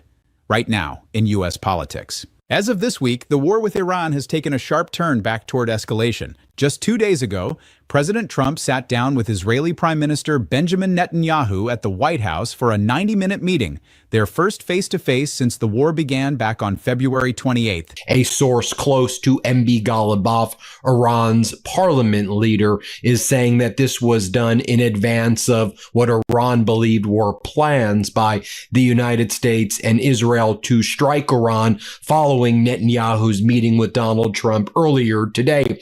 Now, moments ago, U.S. officials confirmed that the IRGC launched multiple ballistic missiles from Iran in an attempted surprise attack on U.S. forces. Now, CENTCOM is claiming that there were no direct hits and that all of the U.S. interceptors stopped the Iranian ballistic missiles. However, from the footage that we've seen, it does appear that there were some direct strikes at this U.S. base in Jordan. We can see the direct hit taking place right over here. Here's the statement that just came from U.S. Central Command. At 5:45 p.m. Eastern Time today, the Islamic Revolutionary Guard Corps forces launched multiple ballistic missiles from Iran in an attempted surprise attack on U.S. forces based in the Middle East. All Iranian missiles were successfully intercepted, according to CENTCOM, although that's not what we've been able to observe. U.S. forces remain vigilant and at a high state of... No, wait, maybe I do mean to scare you. If Trump returns to the White House, you can kiss these freedoms goodbye that we all take for granted. And elections, forget about it. That's over. That's done. If he gets in, I can tell you right now, he will never leave. He will never leave. You know that. He will never leave. What does that mean? Is that the country we want to live in? Do we want him running this country and saying, I'm not leaving, I'm dictator for life? And let's just show you what Donald Trump said when he was leaving the FIFA World Cup, when he was trying to make it all about himself, and like the team from Spain's like, get this guy off, get this guy off. Here's what Trump said he told Canadian Prime Minister Carney at the event. Let's at FIFA World Cup finals. Let's play it. How did that go? Well, it went good, but I told him, I mean, you got to stop these fires from coming in and, poisoning our air. Our air has been poisoned. I have a good relationship with Mark Carney, but, we got to stop the fires up there. If we can help them, we'll help them. But maybe they should pay us some damages or something, or we should do some tariffs. But it was terrible. I mean, you had businesses closing. In particular, Michigan. If you look at Detroit, Michigan area, they had to close everything. They had to close car plants and a lot of other things. So I've never remembered this happening. Over the last 4 or 5 years you saw it starting to take place. I've never remembered it happening before. And according to an Israeli official who described the conversation afterward, the two leaders discussed, in the official's words, all of those options at length and very candidly. Those options were laid out plainly, continuing negotiations through envoys Steve Witkoff and Jared Kushner, despite what both sides acknowledge are still wide gaps between them, maintaining the current naval blockade and economic pressure campaign, or resuming and intensifying military strikes outright. Netanyahu, notably, expressed real skepticism that a negotiated deal with Tehran is achievable at all, and instead pushed the case that Iran's own internal economic crisis, fuel shortages, public frustration, a regime leaning harder on its control of the Strait of Hormuz simply to maintain leverage, could be exploited to force a better outcome without more bombs. That meeting did not stay theoretical for long. Within hours of it wrapping up, Iran launched missiles at an American base in Jordan, and Trump has vowed what he's calling a serious response. This came on the heels of Iranian ballistic missiles being intercepted in what U.S. Central Command described as an attempted surprise attack. American officials say every single missile was shot down. And a joint American-Saudi strike against Iranian proxy forces in Iraq, launched in retaliation for more than 30 drone attacks on Saudi energy infrastructure in a single 72-hour stretch. Iran's government, for its part, claims the retaliatory American strikes have caused severe damage to civilian infrastructure and more than 350 government casualties, including hits on airports, bridges, and energy facilities. Claims that have not been independently verified but that, true or exaggerated, describe a war that is very much still escalating rather than winding down. There was at least some other business handled in that Oval Office meeting beyond the war itself. Netanyahu reportedly presented maps comparing Israeli and Turkish military presence in Syria. The two leaders discussed a potential U.S.-Saudi nuclear cooperation deal tied to broader normalization with Israel. And Netanyahu floated a proposal to phase out direct U.S. military aid to Israel over the next decade, in exchange for a new memorandum guaranteeing $16 billion in aid plus additional research funding. All of that is serious, consequential policy. The kind of material that determines whether American troops get pulled deeper into a Middle Eastern war, whether gas prices spike again. Previously, the Iran-backed militias in Iraq said that they were not attacking Saudi Arabia. Actually, the Houthis in Yemen said, we did it. They came out there and said, we did it. Then they showed video and they said, here are our ballistic missiles and drones that we're shooting at you, Saudi Arabia, because you attacked the Sana'a air base. The Houthis said, we did it, us, watch. I've showed you the videos of the Houthis showing them releasing the ballistic missiles and the Shahi drones and other FPV drones. Remember, the Houthis successfully struck multiple refineries in Saudi Arabia. We showed you what those looked like. The Aramco facility in Yanbu on the west. We showed you the Abak oil processing facility all the way in the east by the Persian Gulf. And also... Fortunately, the president doesn't take this sort of thing personally. He wrote, I understand artists are getting the yips having to do with their performance, so I'm thinking about bringing the #1 attraction anywhere in the world, the man who gets much larger audiences than Elvis in his prime, and he does so without a guitar, the man who loves our country more than anyone else, and the man who some say is the greatest president in history, the GOAT, Donald J. Trump, to take the place of these highly paid third-rate artists and give a major speech rallying the country forward like I have done ever since being president. Yeah, you know those first-rate artists I announced on Wednesday? Today they're third-rate artists, and I will be replacing them. He said, I only want to be surrounded by happy people. That's right. He only wants to be surrounded by happy people. For instance, this photograph of his wife pictured at their evening grimace. The only well-known artists who did not back out were Flo Rida and Vanilla Ice, who now need to find another way to make $80 that night. And to make this all even crazier, Vanilla and Flo Rida, along with many of the performers who were... Then Iran responds, then the U.S. responds, and there's been a full-fledged war taking place over this weekend. But Donald Trump says the trucking To all the truckers out there, you're going to be rich from Iran. Oh, and then Donald Trump posts the following as well. Based on the very quick and boring briefing concerning the Maggot Hagerman book about me, it is mostly made up fake news, largely fiction, as have been most of the things she has written about me for many years. She is a third-rate writer. Russia, Russia, Russia. Remember, I won the election big. And they don't have audio tapes that imply they have. Just another Margot con job. And Iran will never have a nuclear weapon.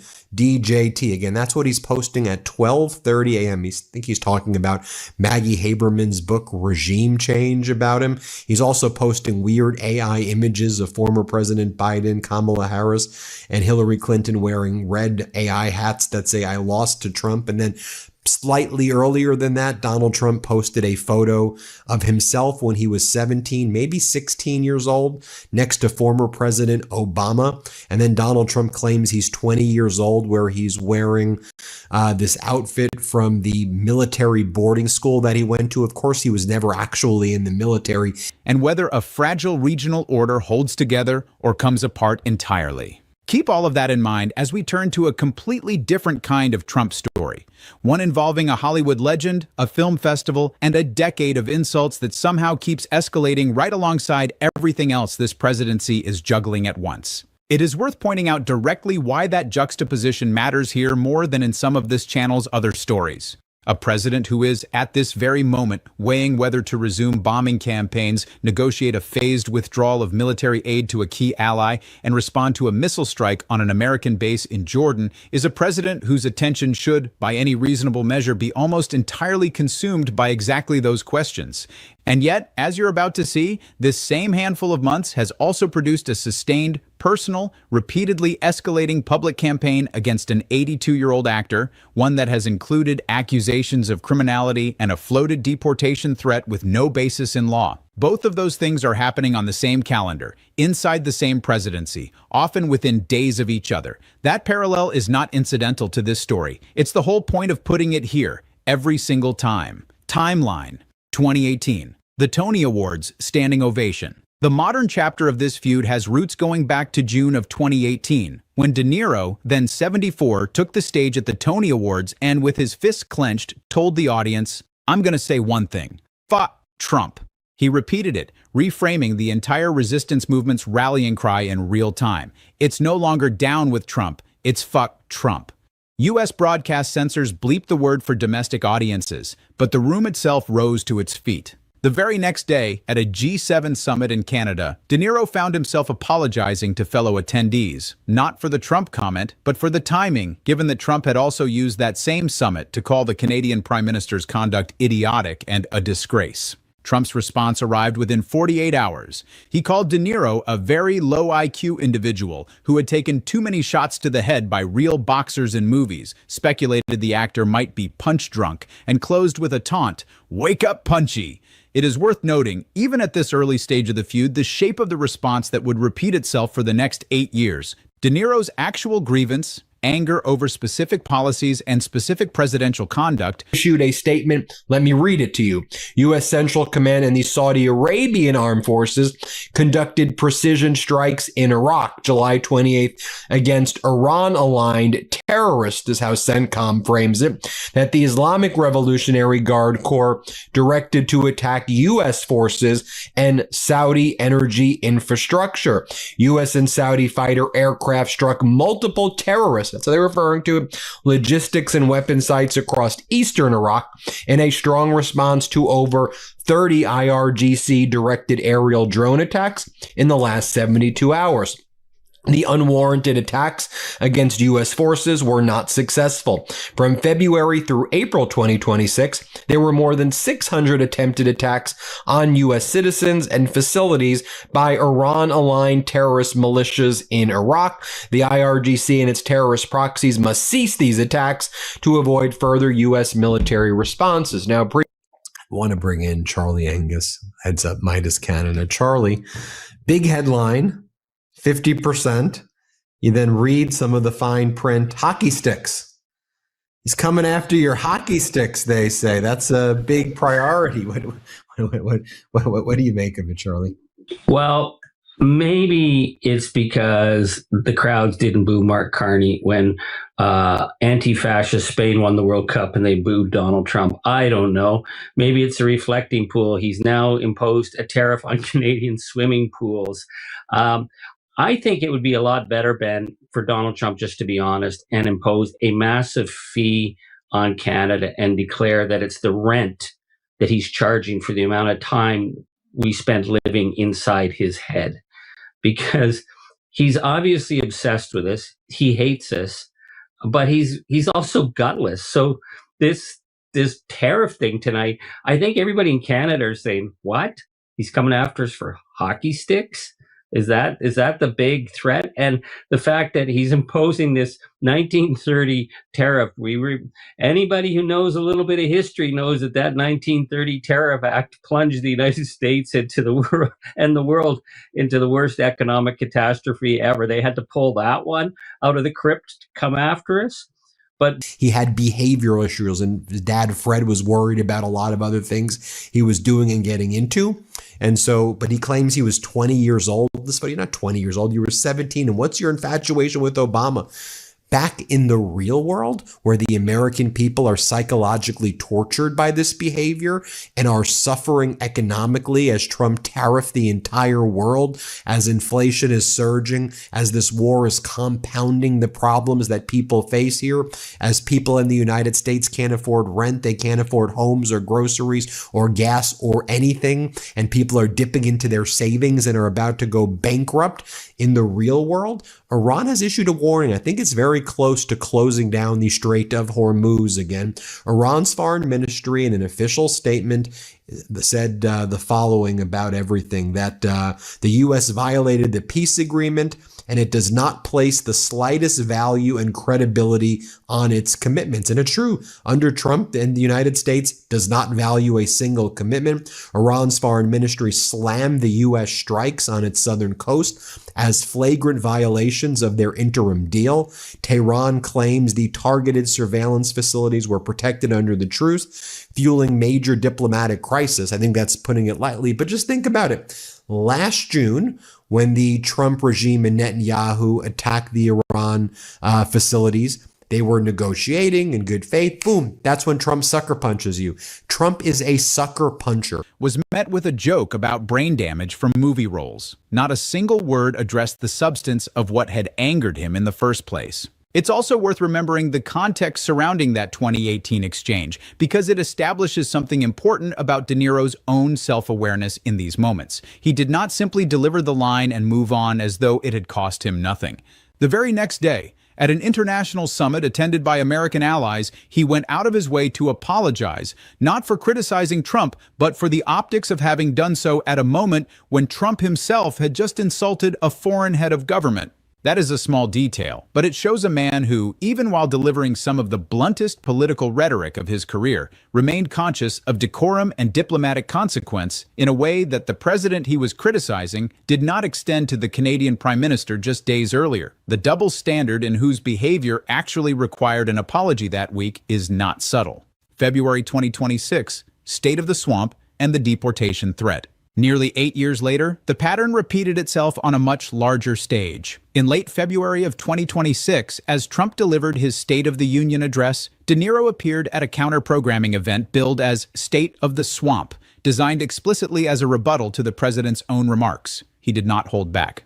"I feel betrayed by my country," he told the crowd, describing the nation as being run of, by, and for a handful of dishonest and greedy and cruel authoritarians.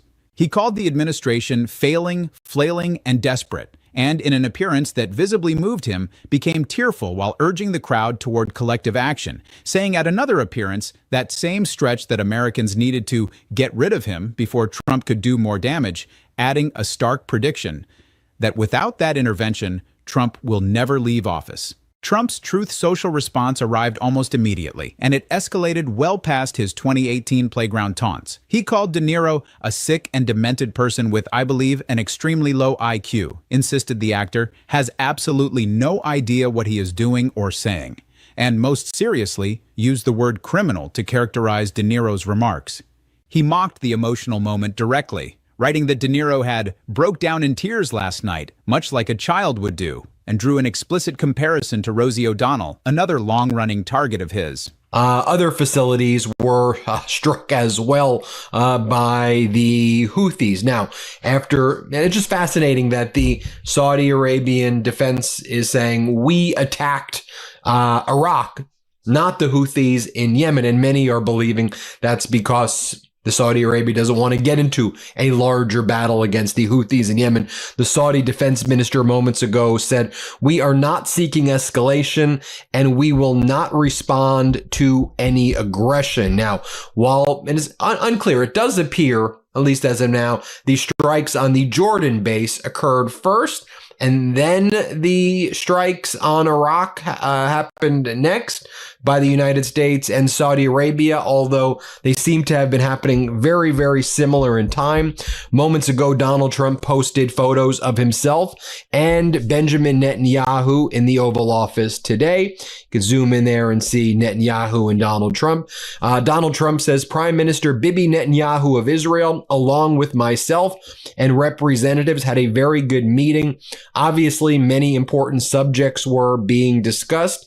The worst type of vile piece of trash is Donald Trump. He's never been the art of the deal. He's always just been a con artist who uses the good faith involved in negotiations that if you let your guard down for a moment, bam, he punches you. That's what he did in his life in business. He's never viewed a deal as actually binding people to things, where the adversary in a negotiation may. Trump doesn't. He views it as something that you manipulate and then you relentlessly manipulate to harm people. And you're just seeing it here again. Then in February, when the United States was supposedly making a deal with Iran, boom, that's when the U.S. violates the mediator's proposal by Oman. And here, ever since the United States entered into this MOU and had those technical talks in Switzerland because we were about to hit tank bottom, literally, we're about to run out of our petroleum reserves here and internationally. As soon as the U.S. got some of that oil back, even though we're about to be in a dire situation, I'll talk about that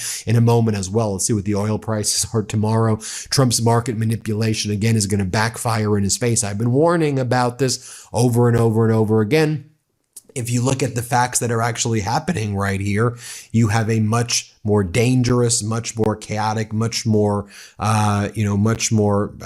serious problems taking place. And Donald Trump has every step of the way tried to manipulate this MOU to violate it every opportunity he has. Again, while Donald Trump is out there having this meltdown and making those posts, Iran is firing on Kuwait and Bahrain in response to the U.S. airstrikes. Reports at the time noted Trump had also raised the idea of deportation in connection with the episode, a genuinely remarkable detail, given that Robert De Niro was born in Greenwich Village, New York City, and has never been anything other than a natural-born United States citizen. There is no legal mechanism by which a president can deport an American citizen for criticizing him. It is not a close question. It is simply not a power that exists in precisely the same way it does not exist for the citizenship threats Trump has separately leveled at O'Donnell. It is worth pausing on just how strange that particular threat is once you sit with the actual biographical facts involved. Robert De Niro was born in 1943 in Greenwich Village in New York City to two American parents, both of them working artists. There is no immigration history to interrogate, no naturalization paperwork to dispute, no gray area of any kind. He is about as thoroughly, unambiguously American-born as a private citizen can be. For a sitting president to float the language of deportation against a man with that background is not a legal argument being made in good faith. It is a rhetorical weapon borrowed from immigration enforcement language and aimed at a domestic critic specifically because that language sounds threatening, regardless of whether it describes anything that could actually happen. The fact that this same rhetorical weapon has now been aimed at more than one prominent critic in this administration, De Niro here, O'Donnell in a separate, similarly baseless citizenship threat, suggests it is not an improvised one-off outburst, but something closer to a reusable tool, pulled out whenever a critic's remarks land hard enough to warrant a response that sounds more severe than, "I disagree." June 1st, 2026, Tribeca's opening night. A few months later, on June 1st, De Niro returned to more familiar territory, the Tribeca Festival, which he co-founded after the September 11th attacks to help revitalize Lower Manhattan, and which was marking its 25th anniversary that night at the Beacon Theater. Introducing a documentary about earth, wind, and fire, De Niro used the occasion to reflect on storytelling's power to bring people together, a power he said had become especially important, specifically because monstrous leaders are trying to force us apart for their own immoral, cruel, and corrupt purposes. He never said Trump's name. He didn't need to. "You know who I'm talking about," he told the crowd, and the room understood exactly who he meant. Then at the funeral for Lindsey Graham, the very deranged funeral that I covered earlier today, it was very strange to observe Marco Rubio and Hegseth listening to Netanyahu, and it appeared Netanyahu was giving them orders now, or it was clearly whatever Netanyahu was saying, he was the one instructing the United States Secretary of State and Defense Secretary here what to do, and they kind of looked very sheepish in the presence of Netanyahu. Again, a strange, objectively strange sight to behold. I want you to watch for yourself here what went down. Let's play this clip.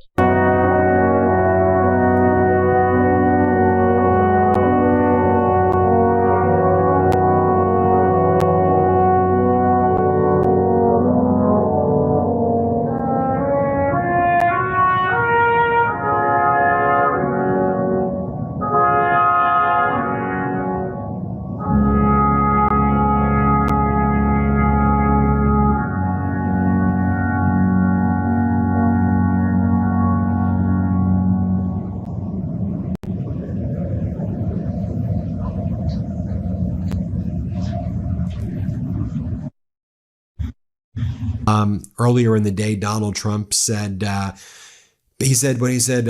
may come a point when we are no longer able to be reasonable, and we will be forced to militarily complete the job that we very successfully started. And if that happens, the Islamic Republic of Iran will no longer exist.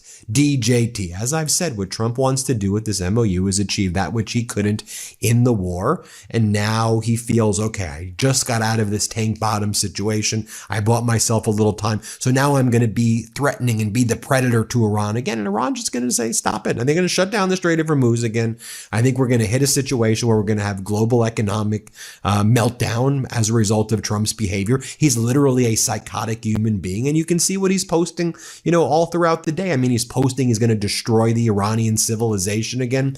Remember when he was in Versailles, he's like, we're about to go bankrupt. We're about to have a global depression. I had to enter into the deal. And now he's like, and I'm going to blow up your entire civilization. He's literally a psychopath. He's a clinical psychopath. You can't have rational conversations with him and the disgusting people he surrounds himself with in his regime. Let me tell you what's also happening as Donald Trump is out there posting at 12:30 a.m. as well. It seems that there is a military operation that the United States is supporting in Iraq. It seems like Ali al-Zaidi, the kind of compromised prime minister, literally through a compromise and compromised prime minister in Iraq right now, is working with the United States and Netanyahu to round up in Iraq politicians who support Iranian-backed militias there. It seems like that's what's going on at night. So Foreign Minister Araghchi of Iran was set to head over to Iraq with the delegation on Monday, according to the Foreign Ministry of Iran. During the visit, the top Iranian diplomat will hold talks with senior Iraqi officials on bilateral relations, as well as regional and international developments. Right before Araghchi was going to be there. There is something worth noting about the specific choice to make that comment at Tribeca of all places. This is a festival De Niro built in the wake of a national tragedy, specifically to bring a wounded city back together through shared storytelling. Turning a portion of its 25th anniversary celebration into a veiled rebuke of the sitting president was not an accident of a rambling acceptance speech. It was a deliberate choice to use an institution built around unity and healing as the exact venue to say that unity and healing are, in his view, currently under direct threat from the country's own government. Consider, too, the restraint actually on display in that particular moment, because it's easy to miss amid everything else in this timeline. De Niro did not name Trump. He did not deliver a profanity-laced tirade the way he had at the Tony Awards 8 years earlier. He offered a single, carefully worded sentence about monstrous leaders pursuing immoral, cruel, and corrupt purposes, and then let the room do the rest of the work with 4 words of his own. You know who I'm talking about. That is, in its own way, a more devastating rhetorical choice than a direct, explicit attack would have been. An explicit insult can be dismissed as simple partisan noise. An unnamed, unmistakable description that an entire theater full of people immediately recognizes without any hint being necessary is a different kind of statement altogether. It demonstrates that the behavior being described is now so widely recognized, so thoroughly established in the public consciousness, that spelling out the name has become entirely unnecessary. That is a much harder thing for the target of that description to simply laugh off. June 15th, 2026. Shut the fun up. 2 weeks later, De Niro delivered what has become the most viral moment of this entire year-long stretch. At the Rise Up, Sing Out protest concert at Town Hall in New York, an event organized around First Amendment protections, De Niro laid out his position with more precision than any single line from the earlier appearances. "I can't love a country that's led by Donald Trump," he said, before offering an analogy that landed harder than a simple insult ever could. "Loving our country is starting to sound like an abused spouse saying they love their abuser." He went on to call Trump a racist, misogynist, xenophobic tyrant presiding over a sycophant Congress. Then came the moment that gave this story its title. Working through a list of specific Trump statements that he doesn't think about ordinary Americans' financial situations, that he loves the inflation. Here was the Finish the Fight video. I'll play that Donald Trump just posted.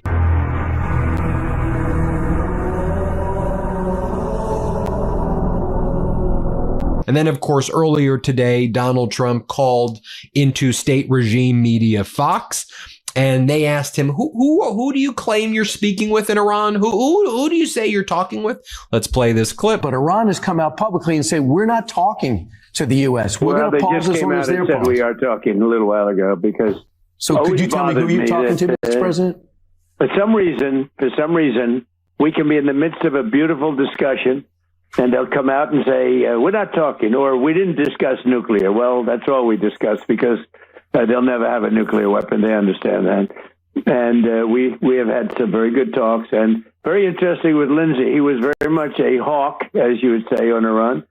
And over the last few weeks, I would say that he became like, if you could make a deal, it's better making a deal in this case than just destroying the rest of the country. We've destroyed most of it, frankly. But he was somebody that said it's a good time to make a deal, nice time to make a deal. What does a good deal look like? Now, I wouldn't say necessarily he feels that way about Ukraine.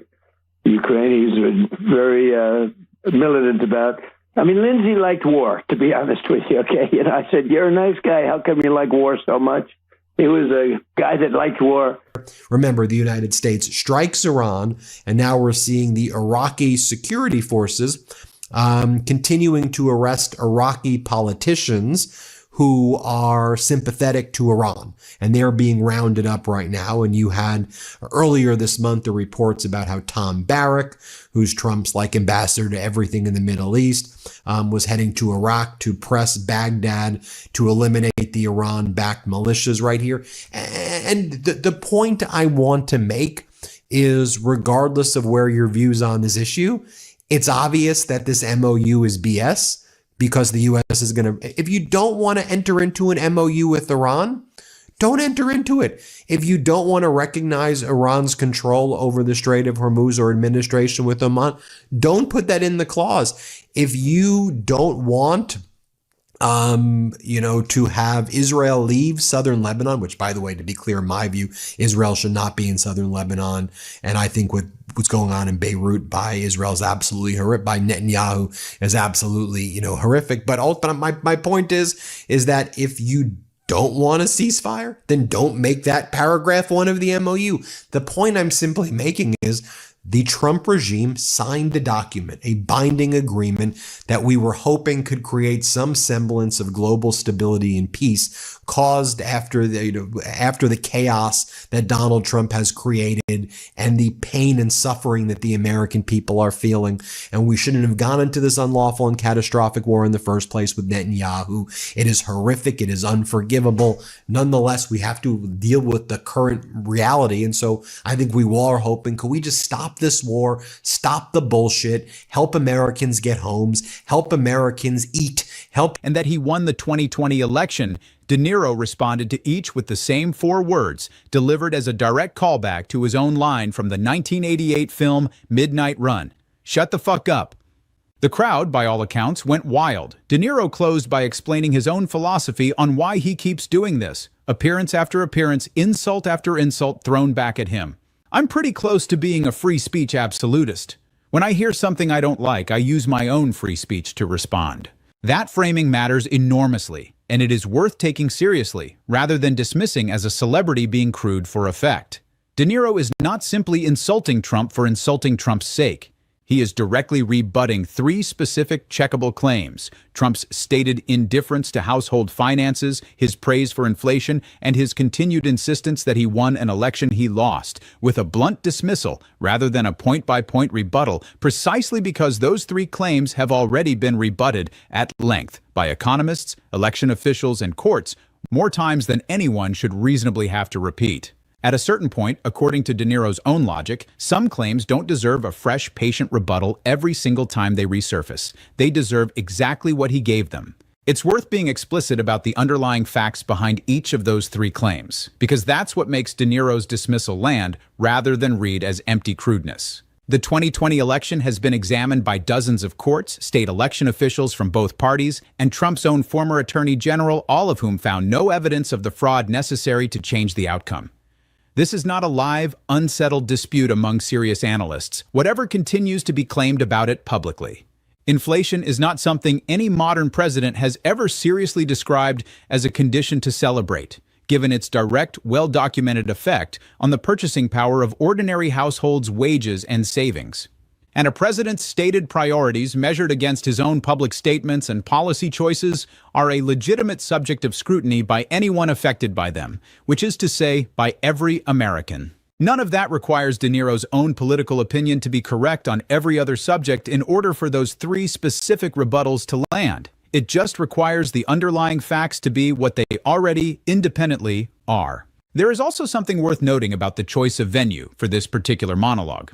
A protest concert explicitly organized around defending the First Amendment is, almost by design, an event built to test exactly the kind of speech a public figure is willing to risk in front of a live audience and a president known for retaliating against critics. Readiness. Now, the price of crude shot up over 5% in just the past hour alone as a result of these ballistic missile strikes, again approaching $90 a barrel. And that was after Donald Trump was manipulating the markets and saying that everything was going great. Iran wants to make a deal. Things are absolutely amazing. Again, we can see over here confirmed. It appears Iran launched ballistic missiles at this U.S. base in Jordan. This is according to U.S. officials right here. And this is following Donald Trump's meeting with Netanyahu earlier today. Now, basically at the same time that was taking place, we saw these massive airstrikes taking place in Iraq just now. Take a look at these massive strikes there.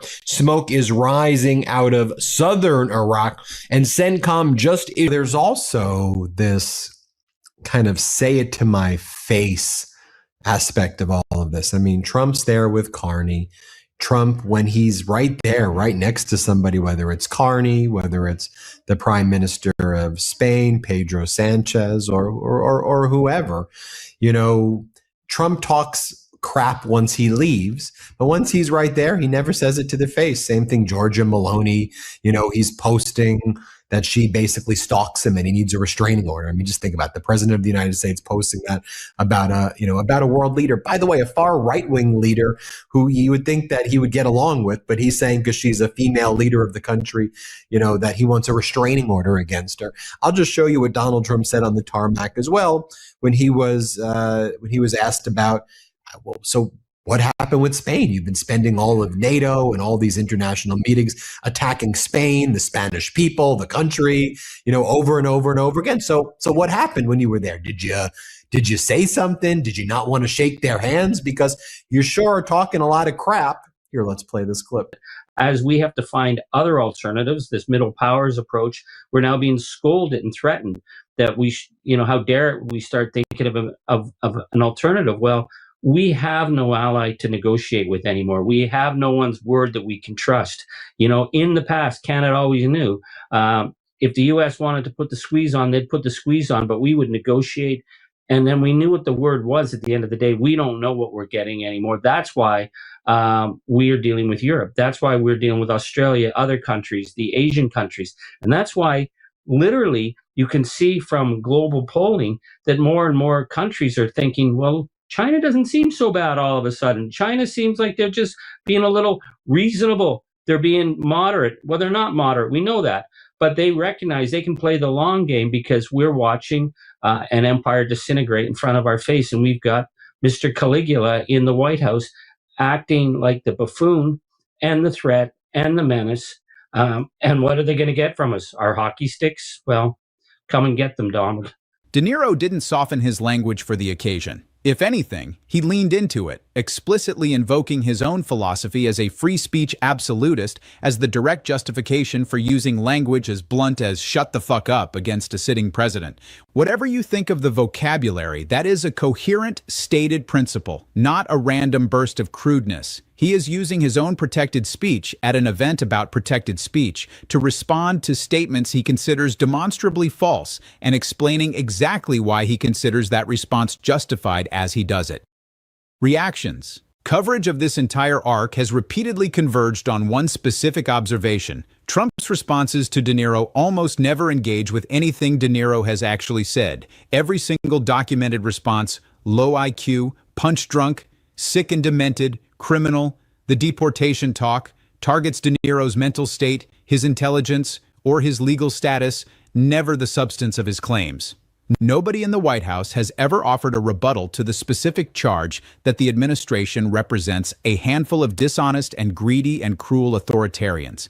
Nobody has explained why loving the country under this administration shouldn't feel, to at least some Americans, the way De Niro described it. Nobody has disputed with actual numbers De Niro's claim that Trump has expressed indifference to ordinary households' financial strain. The response has been to attack the man saying it, not the claim itself. Legal analysts covering the deportation and criminal language directed at De Niro have made the same point repeatedly made about the O'Donnell citizenship threat. There is no serious constitutional pathway for punishing a natural-born citizen's protected political speech with deportation or criminal prosecution. The fact that this exact rhetorical move, threatening the legal status of a native-born critic, has now surfaced against at least two separate public figures in the same administration suggests something more troubling than an isolated outburst. It suggests a default instinct, reached for reflexively whenever criticism becomes uncomfortable enough, regardless of whether the threat has any basis in actual law. It is also worth taking seriously the specific word criminal, because it is doing something slightly different than the more familiar personal insults surrounding it. Calling someone demented or accusing them of a low IQ is ugly, personal rhetoric, but it does not carry the same institutional weight as accusing someone of criminality. That word implies, even if only rhetorically, that some legal process ought to follow: an investigation, a charge, a prosecution. No such process has ever materialized against De Niro, and no serious legal analyst has identified any actual crime in anything he said at any of these events. Using the language of criminality against a critic without any accompanying legal action is its own kind of pattern worth watching, because it normalizes exactly the kind of rhetoric that, in a different country with weaker institutional guardrails, tends to proceed rather than substitute for actual state action against government critics. Commentary on the abused spouse analogy specifically has noted that it reframes the entire conversation about patriotism in a way that is difficult to simply wave away as insult comedy. Gang in the White House cooked up, figured out, costed out, and then decided to drop the day after the World Cup. After he just met Prime Minister Carney, why didn't he sit down and say, listen, this is what I'm coming at you with? But I think if he did, Prime Minister Carney might have actually broken that really good poker face he's got and just laughed, because this is ridiculous. Again, dairy. The U.S. exports $800 some million of dairy into Canada. We put only about 300 million back. We can easily absorb that dairy in Canada, and we don't need to worry about the tariffs. So, you know, it's gutless. This guy, he's a thug. He's gutless on this. He couldn't look Prime Minister Carney in the face and say, I'm coming after your hockey sticks, because he probably knew that Prime Minister Carney would laugh at him. So he's got to go to Truth Social and try and rally the base. Don't worry, I'm going after those Canadian hockey sticks. They're going to pay. It's just, I think it's the debasement of the office that we've got to move away from this carnival nature of and grotesque actions all the time, and think of how much he's debased the United States and debased the sense of the role of the president on the world stage. You know, right now we've got the Strait of Hormuz still closed.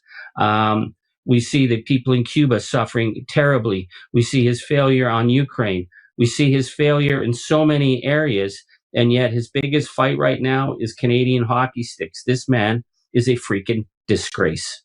Right. And then Donald Trump said, Iran better make a deal with me or else. If they don't make a deal, I'm going to blow up their bridges, desalination facilities. I'm going to just destroy their civilization. If they don't make a deal, then Iran's response is basically, we're not going to respond to threats of genocide and war crimes. And so, no, we reject. We're not talking to you at all. We're not having, you know, and then Professor Morandi, who's part of the Iranian negotiating team, he's like, look, we're ready for all-out war. We want all-out war if this is what you're going to threaten us with. We're prepared for all-out war. Here's what Trump said, though. Let's play this clip. This is actually a good time to make a deal for them.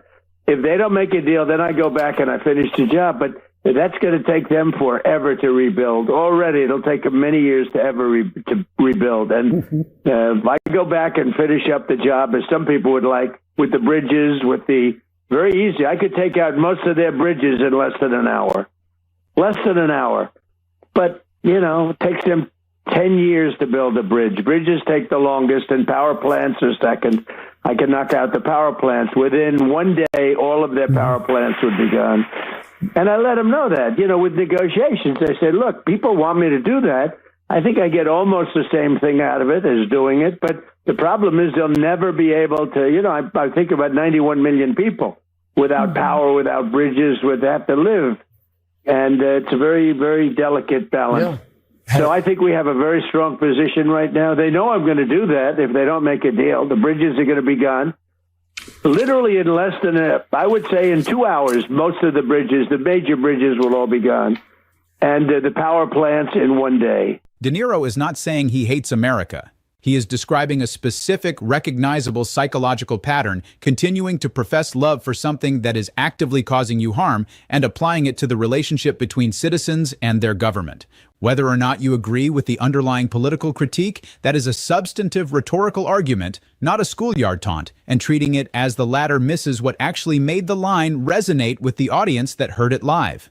There has also been notable commentary tying De Niro's pattern into the broader roster of celebrity critics this administration has sparred with over the past year: Kimmel, O'Donnell, Springsteen, Whoopi Goldberg, Obama. In nearly every one of those cases, the same structure repeats. A public figure makes a specific, factually grounded criticism, and the response is a personal attack on their character, their mental state, or, in the more serious cases, their legal standing as a citizen, rather than a substantive engagement with what was actually said. De Niro's case fits that pattern almost perfectly, and the deportation threat in particular puts him in especially serious company alongside O'Donnell's citizenship threat as one of the more legally alarming examples of it. It's worth asking what it means that this specific pattern, personal insult and legal-sounding threats in place of substantive rebuttal, now spans so many completely different kinds of public figures. A former two-term president, a daytime talk show host, a rock musician on a world tour, a comedian on a late-night broadcast, and now an 82-year-old dramatic actor with 2 Academy Awards.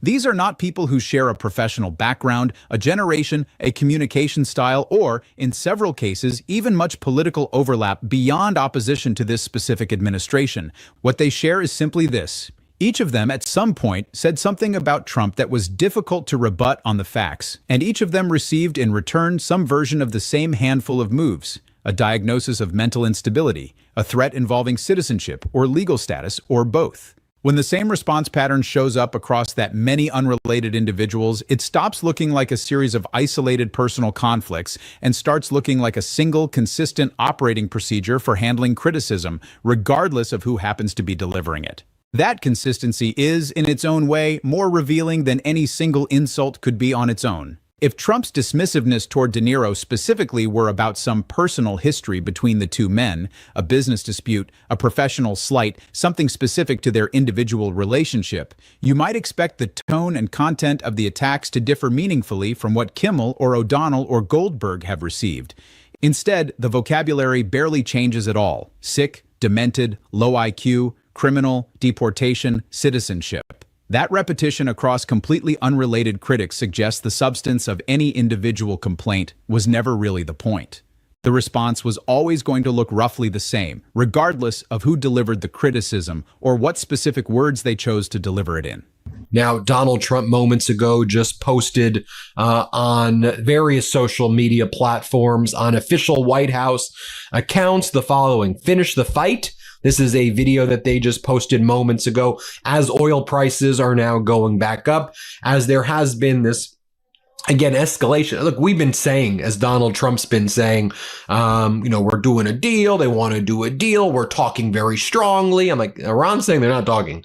Iran's in a war posture because you've spent the past 13 days attacking Iran, and then you backed out in the last 2 days. And Iran's made it clear through Garibaldi, their deputy foreign minister, and others. They said, we've had no communications with the United States about them stopping. They stopped on their own. So they stopped on their own and we stopped on our own. And then we're getting that other data point from a source close to MB Ghalibaf, who seemed to indicate the reason for Iran strikes is they believe something was cooking from that Netanyahu and Trump meeting earlier today that they wanted to get ahead of. Well, Ben, I think the issue, and this is where the rest of the world is wondering, we've got to look beyond the fact that this is Donald Trump. We have senators talking about seizing Canadian assets and expelling. I was just listening to our national news program today.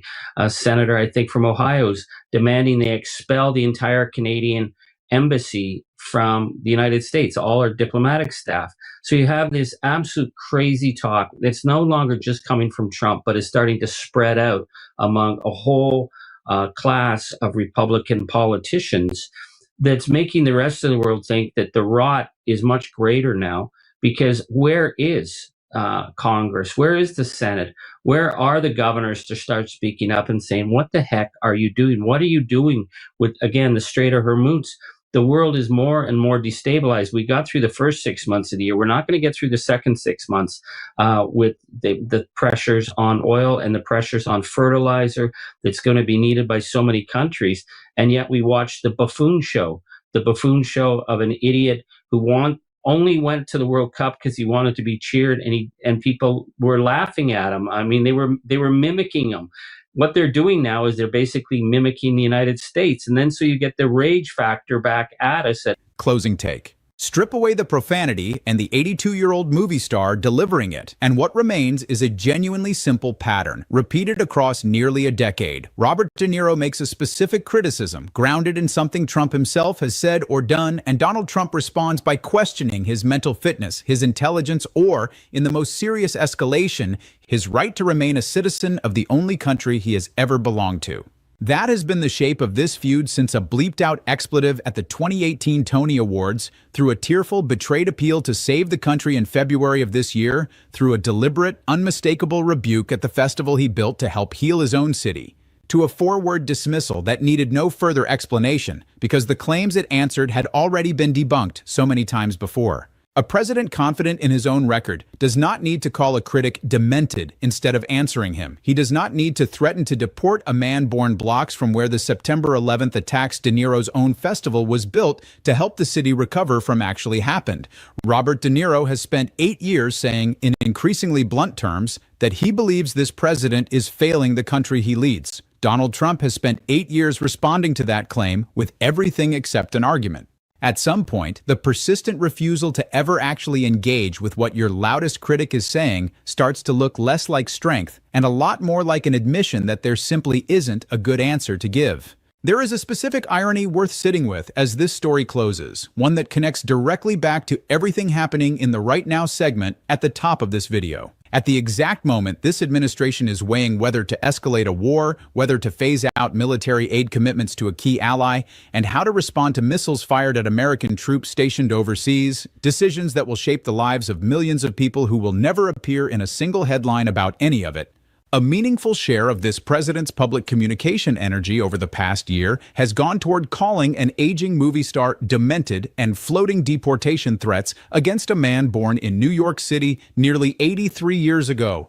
Both things are happening. Both things are real. And the amount of public documented attention paid to each one does not obviously track with which one actually matters more to the country as a whole. Robert De Niro, for his part, does not appear to be going anywhere. He has said, at various points across this stretch, that he considers speaking out a form of patriotism rather than its opposite. A belief that loving a country means being willing to say plainly when you think it is being led astray, rather than staying quiet to avoid the kind of retaliation he has now weathered for the better part of a decade. Whether or not you share his politics, that is a more demanding, more costly form of civic participation than most people are ever asked to demonstrate.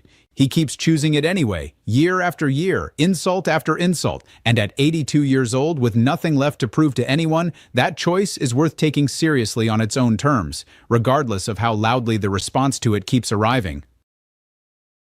Let me not mince words. Donald Trump has lost all control. He has crashed the United States economy. His market manipulation and escalation of the war has reached a point where there is no turning back. This is precisely what I've been warning about. Those invested in the market manipulation have been working very, very hard to try to cover up what's been taking place beneath the surface of their market manipulation. I've been warning you about this. The strategic petroleum reserves. This will be one of many questions that we're going to be asking our guest on Tuesday. We are going to be joined at the table by Vice President J.D. Vance. We'll be right back.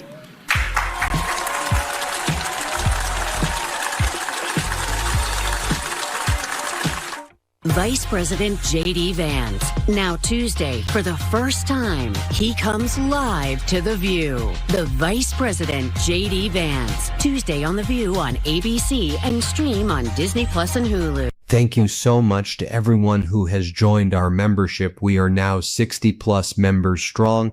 This is just $9 a month, and our goal is to reach 1,000 members so we can continue running America Facticity as an independent journalism platform without corporate funding, outside pressure, or influence. Your support helps us keep this work real, clean, and focused on the truth. If you haven't already, please like the video, share it, subscribe, and leave a comment so this video can reach more people who need to see this reality. Thank you again for standing with independent journalism. Donald Trump has called Whoopi Goldberg filthy, dirty, disgusting. He has told her, in a Truth Social meme, that nobody wants you. He has accused an entire cable news panel of being really dumb people simply for interviewing his opponent. And every single time, on live daytime television, in front of a studio audience and millions of viewers, Whoopi Goldberg has done the same thing back to him, taken his own words, held them up next to the actual facts, and handed them right back to him with a shrug. "Are you dumb?" she said after Trump complained about her show. "You hired me 4 times." That line is not just a punchline, it's the whole pattern in miniature. Trump attacks, Goldberg responds with a fact he cannot actually dispute, and then, weeks or months later, he does it again anyway. Before we walk through exactly how this fight has escalated, from a decade-old campaign taunt to this year's fight over a flooded, algae-covered White House reflecting pool, we need to pause and catch you up on what's happening across the rest of the Trump presidency in the last 24 hours, because it has nothing to do with Whoopi Goldberg, and it deserves your attention just as much. It's worth noticing, before we go any further, what kind of critic Goldberg actually is in this story, because it's a different profile than some of the other names that keep showing up in this administration's grievance cycle. She is not a former president with a rival policy record to defend. She is not a rock star delivering a scripted stage speech once a tour. She is a daytime talk show host, on air 5 days a week, reacting in something close to real time to whatever the news cycle hands her that morning. That format means her responses to Trump aren't polished, rehearsed rebuttals prepared over days. They're live, unscripted reactions, often delivered within hours of whatever provoked them. That makes it all the more notable how often those off-the-cuff reactions turn out to hold up, fact for fact, against the record. Right now in U.S. politics. As of today, Trump has just held his first face-to-face meeting with Israeli Prime Minister Benjamin Netanyahu since the two countries launched joint military operations against Iran back in February, a war that has now dragged on for more than 5 months, hammered global energy markets, and become a genuine political liability heading into this fall's midterm elections. The meeting reportedly covered a framework agreement addressing the Israel-Hezbollah conflict in Lebanon, a possible expansion of the Abraham Accords, and fresh Israeli intelligence on Iran's nuclear program that Netanyahu came prepared to present in detail. Are at tank bottom. Donald Trump continuing to do this escalation with the fake deals that he keeps on claiming would finally reach a breaking point and the global economy would crash. I sadly believe that we've hit this point. We know we hit this point before for most Americans. Now the global economy, as we approach August, is collapsing before our eyes. I'll remind you what just happened over the past 12 hours. You had the Royal Saudi Air Force and U.S. CENTCOM joining together to attack certain positions of the Popular Mobilization Forces, the PMF in Iraq. These are militias that are technically within the Iraqi army that are loyal to Iran. Saudi Arabia claims that the PMF was attacking Saudi Arabian interests. PMF denied it. The Houthis actually claim that they were the ones who have been striking the different refineries in Saudi Arabia, yet Saudi Arabia did not attack the Houthis, but with the United States attacked the PMF in Iraq. And if you want to see what's going on here behind the scenes, Donald Trump has been working with the Iraqi Prime Minister al-Zaidi to try to get rid of the PMF in Iraq as part of a global regional war strategy. So Donald Trump just had a disastrous landing following him fleeing from the NATO summit in Turkey. He took off from the old Air Force One, not the Qatari Air Force One. He had the Qatari Air Force One land at the Royal Air Force Base in the UK first. He then flew in the old Air Force One. You can see him getting down these stairs right here as he arrived at the Royal Air Force Base in the UK.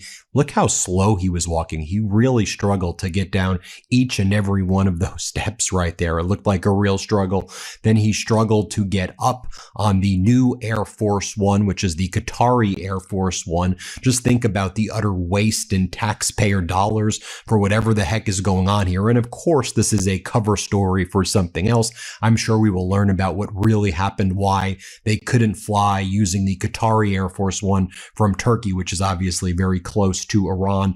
Then Donald Trump held a press conference on the Air Force One, where we now have some video of what went down, and it was a disaster. The two leaders did not paper over their disagreements. Asked directly about friction with Netanyahu over how to handle Iran going forward, Trump acknowledged it outright. We have a little difference, but pretty close, yeah. Netanyahu, for his part, signaled some flexibility on winding down the military campaign, saying of a potential end to the fighting, if he can do so without returning to intense military fighting, that's fine. Why not? That is a notable shift in tone from an Israeli government that has, by multiple accounts, wanted to keep pressing the campaign against both Iran and Hezbollah, while Trump has been pushing harder for a diplomatic off-ramp.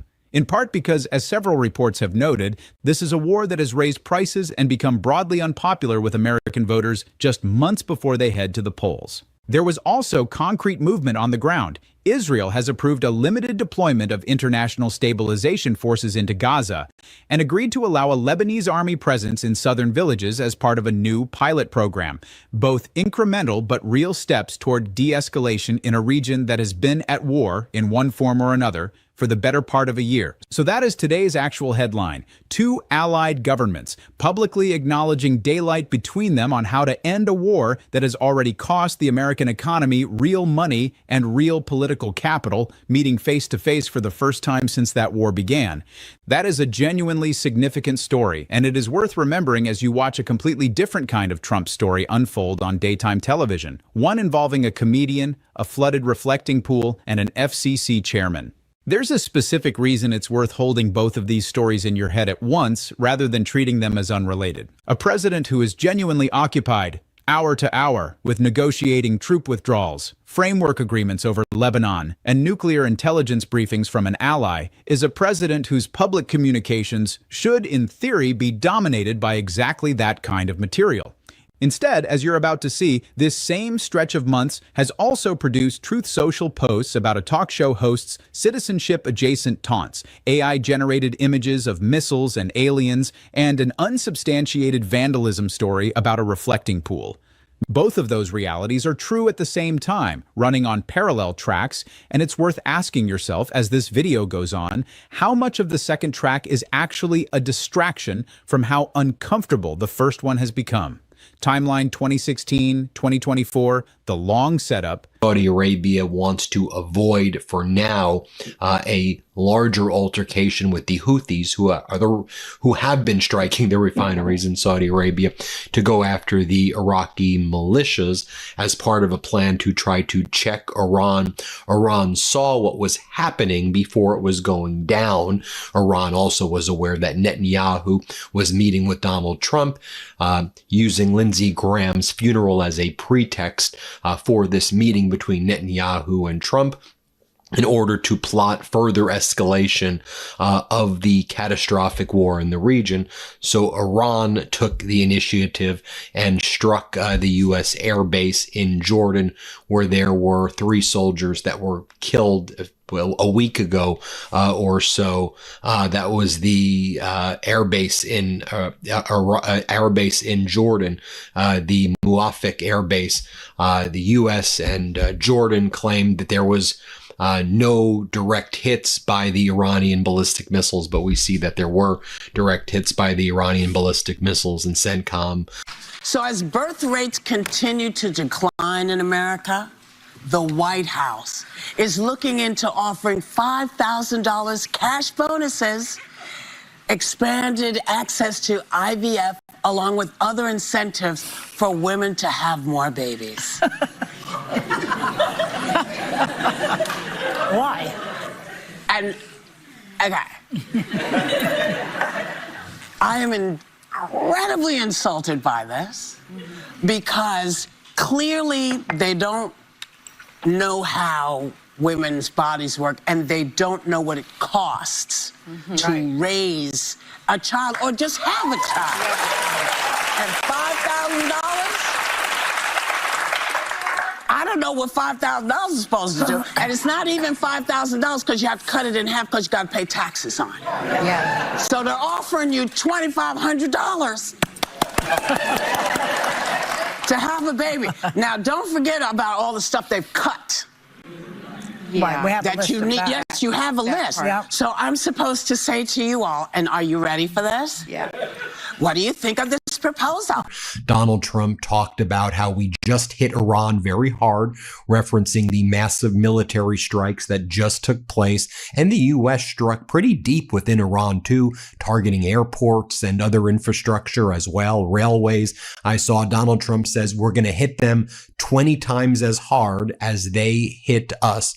But Donald Trump said, good news, everybody. We just got a call from Iran, and Iran wants to make a deal so badly. They want to do a deal with us so badly right now. They just called me. And of course, Donald Trump is lying. We're back to this fraud cycle from March where he lies and says Iran calls him and they want to do a deal so badly. No, the truth is Donald Trump ripped to shreds his own memorandum of understanding. Frankly, he violated it right after he held it up in Versailles. Donald Trump basically surrendered through that memorandum of understanding document. He tried to achieve through fraud that which he couldn't in the war. And now Donald Trump is sending the United States. The public feud between Trump and Whoopi Goldberg stretches back years before the current presidential term. During the 2016 campaign, Goldberg suggested she might leave the country if Trump won the election, a comment plenty of celebrities made that cycle, and one that, like most of them, went unfulfilled. Trump did not forget it. In May of 2024, he resurfaced the comment in a Truth Social post featuring a distorted photo of Goldberg captioned, "Canada doesn't want you, Whoopi, nobody does."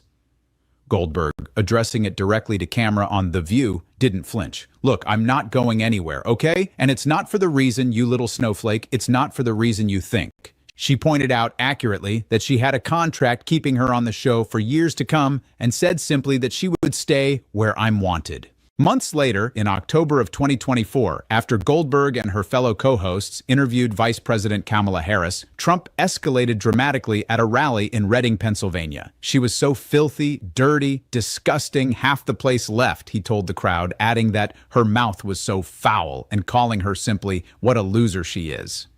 He extended the insult to the entire panel, dismissing them as really dumb people. Trump's stated grievance traced back to an old professional relationship. He claimed he had once hired Goldberg to perform and left early because of her language, and complained that she had once asked him to appear in a film but now refused to even say his name. Goldberg's response landed with the simplicity of a fact nobody could dispute. "Are you dumb? You hired me 4 times." It is worth pausing on why that specific rebuttal works as well as it does. Trump's entire attack rested on painting Goldberg as someone whose talent and character he had always found beneath him. Her response didn't need to defend her comedy, her language, or her politics at all. It simply pointed out that the man now calling her filthy and disgusting had, as a paying employer, invited her back to perform for him not once but 4 separate times. If she was genuinely as untalented and objectionable as he now claimed, that pattern of repeat hiring makes no sense at all, and Trump has never actually addressed that contradiction. There's also something worth noting about the specific insult Trump reached for at that Reading, Pennsylvania rally. Filthy, dirty, disgusting is not a policy critique. It is not even really a critique of her comedy. In any specific sense, he never cited a particular joke, a particular bit, or a particular position she'd taken that he found objectionable. Finally caused the global economy to reach a point of no return. We're seeing the early signs of this in the crashing of the South Korean market, which I want people to pay attention to. I always want to give you the indicators of where these things are coming from. Like I've been talking about these strategic reserves for a very long time. I've been talking about the treasury yields, the 10, the 20, the 30-year treasury note yields, that are at record highs. I want to point out the South Korean market because this is a contagion that is spreading and will spread into the semiconductor, and we already see it, into the semiconductor industry here in the United States and across the world.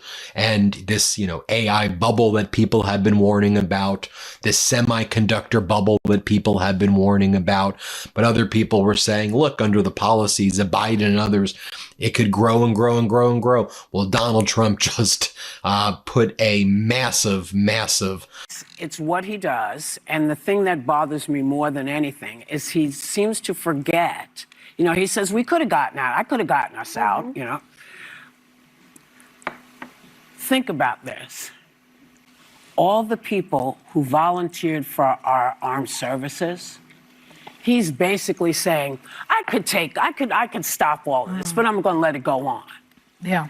Your kids are not there fighting. That's right. Your kids are not on the line. So I don't know if you really want to alienate people this way because you're basically saying their kids don't matter. We'll be right back. into a catastrophic economic nightmare, which most Americans already feel, as we are depleted our strategic reserves, which Iran knows. And Iran's not going to give up. They don't want to make a deal, and they're about to hit back very, very hard, likely close down the Strait of Hormuz.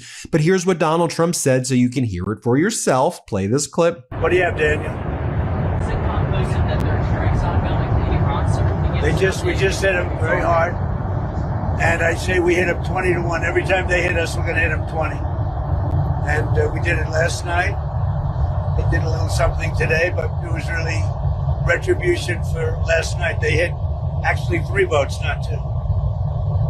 And when they hit, we hit back much harder. Are we returning to a full-scale military conflict, sir? I don't know. I don't know. We'd win it very quickly. There's another way of doing it. We have many ways we could win, but we've already won militarily. They have very little. They have very little left, and they want to make a deal so badly. They called a little while ago. They want to make a deal so badly. I just don't know if they're worthy of making a deal. I don't know that they're going to honor the deal. That's the problem. If they want to make a deal, why do you think they attacked commercial vessels? Because they're sort of crazy, to be honest with you. They're sort of crazy. They're a little bit out of control, but they want to make a deal. Badly. It is a string of adjectives about her character and, implicitly, her body and presence, delivered to a crowd of thousands as a kind of applause line. That distinction matters because it tells you something about what kind of criticism actually gets this reaction out of him. Goldberg and her co-hosts had interviewed the sitting vice president, an entirely ordinary function of a daytime talk show during an election season. The response to that ordinary journalistic act was not a critique of the interview's content. It was a personal insult about the interviewer's hygiene and mouth, delivered at a campaign rally to a crowd that had nothing to do with the interview in question. December 2025, turning derangement syndrome. Back on him. By the following winter, the fight had shifted from personal insults towards something closer to a policy argument. During a December 17, 2025 address to the nation, Trump blamed the state of the economy on the Biden administration, describing what he inherited as a mess, a framing he has repeated constantly alongside his favored diagnosis for critics who push back Trump derangement syndrome. Goldberg turned the phrase back on him directly the next day. "Who is he talking to?" she asked. "He always likes to say people have Trump derangement syndrome, but I feel like he's got Obama and Biden derangement. You can't keep going to that well. That well is dry. This is on you." Her co-hosts backed her up, pointing to the unemployment rate, 4.6% at the time, as evidence that blaming predecessors for current conditions was wearing thin.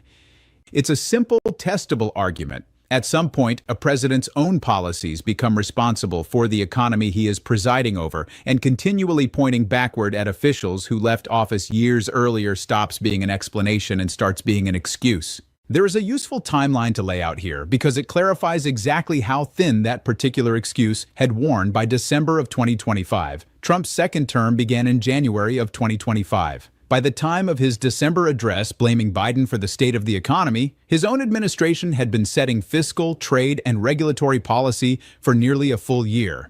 Every modern administration inherits some conditions from its predecessor in its opening months. That's an unavoidable reality of any transfer of power. But 11 months is a long enough runway that most economists would expect a new administration's own choices to be carrying at least as much explanatory weight as anything left over from the previous one. Is being, understood by Iran.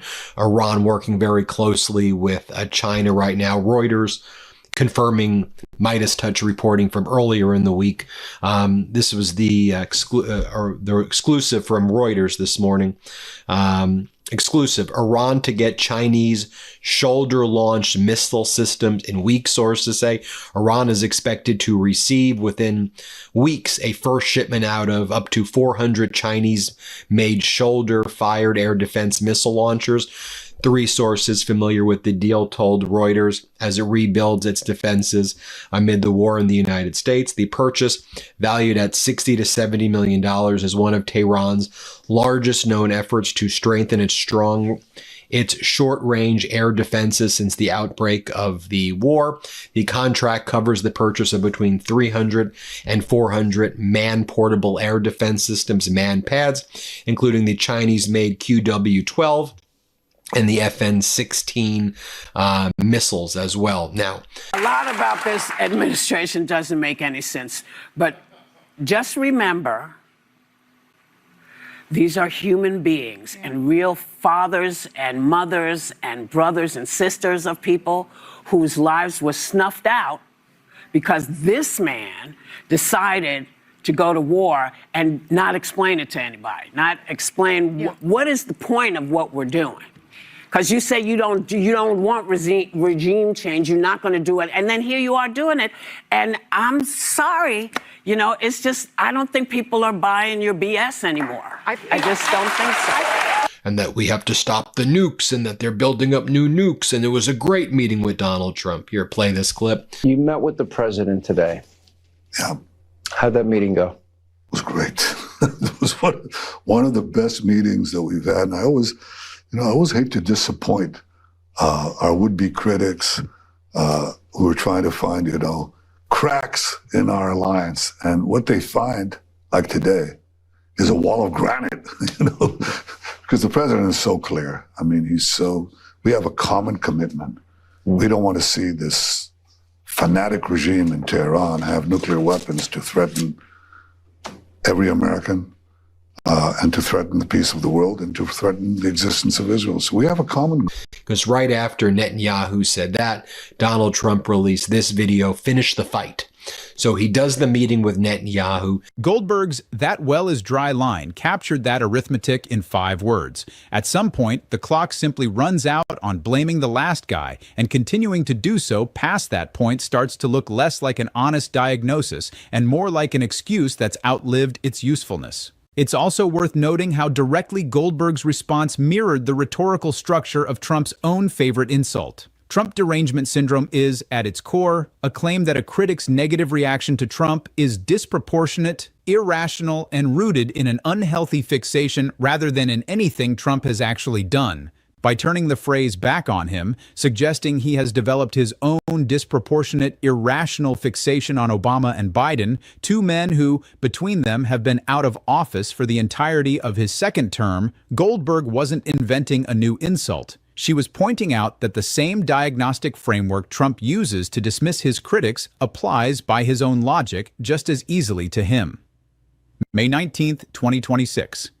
The AI posting binge. By the spring of 2026, the material shifted again, this time toward Trump's own social media behavior. Over a single weekend, Trump posted a series of bizarre AI-generated images, one depicting himself firing missiles at Earth from space, another showing him posing alongside an alien, along with several posts targeting Democrats in exaggerated, invented scenarios. Goldberg, visibly exasperated on air, came close to cursing live on national television. "They don't have time for any of this bull," she said, catching herself mid-word. She reoriented the conversation toward the people she felt the president's energy should actually be directed at. There are people trying to get to their jobs, trying to make sense of how they can survive on a daily basis, urging a focus on helping families simply get through the day with their family safely, instead of engaging with manufactured internet content. It is worth sitting with just how strange the underlying material actually was, independent of anyone's reaction to it. These were not policy proposals dressed up in unconventional packaging. They were AI-generated images with no discernible policy content at all. A sitting president firing missiles at his own planet, a sitting president posing with an extraterrestrial being. Not just revolting, but completely, and I mean completely incompatible with any possible law enforcement purpose, anything other than just the complete capture in raw political terms for the worst and most antithetical conduct that in really DOJ history. So the way these things work, and I think they'll work this way. Blanche comes the first day. The second day, there will be witnesses. And I think many of the witnesses will be about some of these other things. Maybe Epstein victims will be there. Maybe people, for instance, who were forced out, the prosecutors on the Mayor Ford in New York case. But then there will be one or two people saying, and let me make this extra point and drive it home. And they're really about focusing on the American people, but also one or two or three possible sort of pivotal votes. And I'm talking about Tom Tillis first and John Corwin second. And these arguments will be chosen carefully to try to appeal to them. So to me, as a former AUSA and U.S. attorney, this is huge. Every time I see it, I want to just throw up and throttle everyone who's done it, because I know the DOJ. And that's going to be part, but I think it's going to, on the list of Todd Blanche sins, it'll be, third or fourth. And the number one thing will be, I think, senators, if you confirm him, you are ratifying the notion that you can just bring cases against the president's enemies. Nothing could be worse. You're going to have to own it. That'll be the lead. But this theme, among others, will be, there's 3, 4, 5 themes, and the former employees will carry this one very strongly.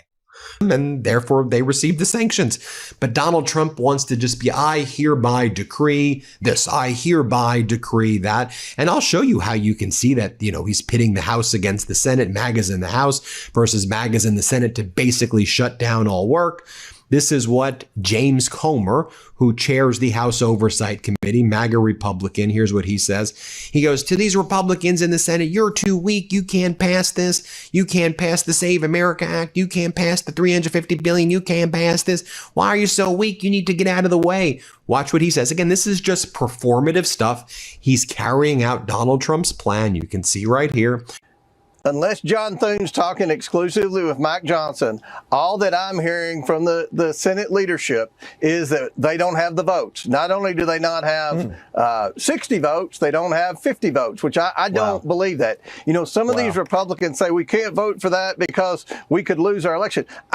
I mean, are you that weak? That's my question to any Republican senator that's up for that. Are you that weak to where if you vote for a valid ID to be shown to vote, you're going to get beat in your home state? I mean, if you're that weak, you don't need to be a United States senator. It will depend on if they give me Greenland, essentially. Depends on what they do with Greenland, because Donald Trump at NATO kept on talking about seizing, conquering, taking Greenland, and that's why he hates NATO, because they won't give him Greenland. That's where we're back at that. We're back at the March cycle of Iran wants to, make a deal so badly. We're back at the January cycle of Greenland. He is truly a deranged psychopath. And I think part of the goal of this, in addition to being a deranged psychopath, is just to wear everybody out.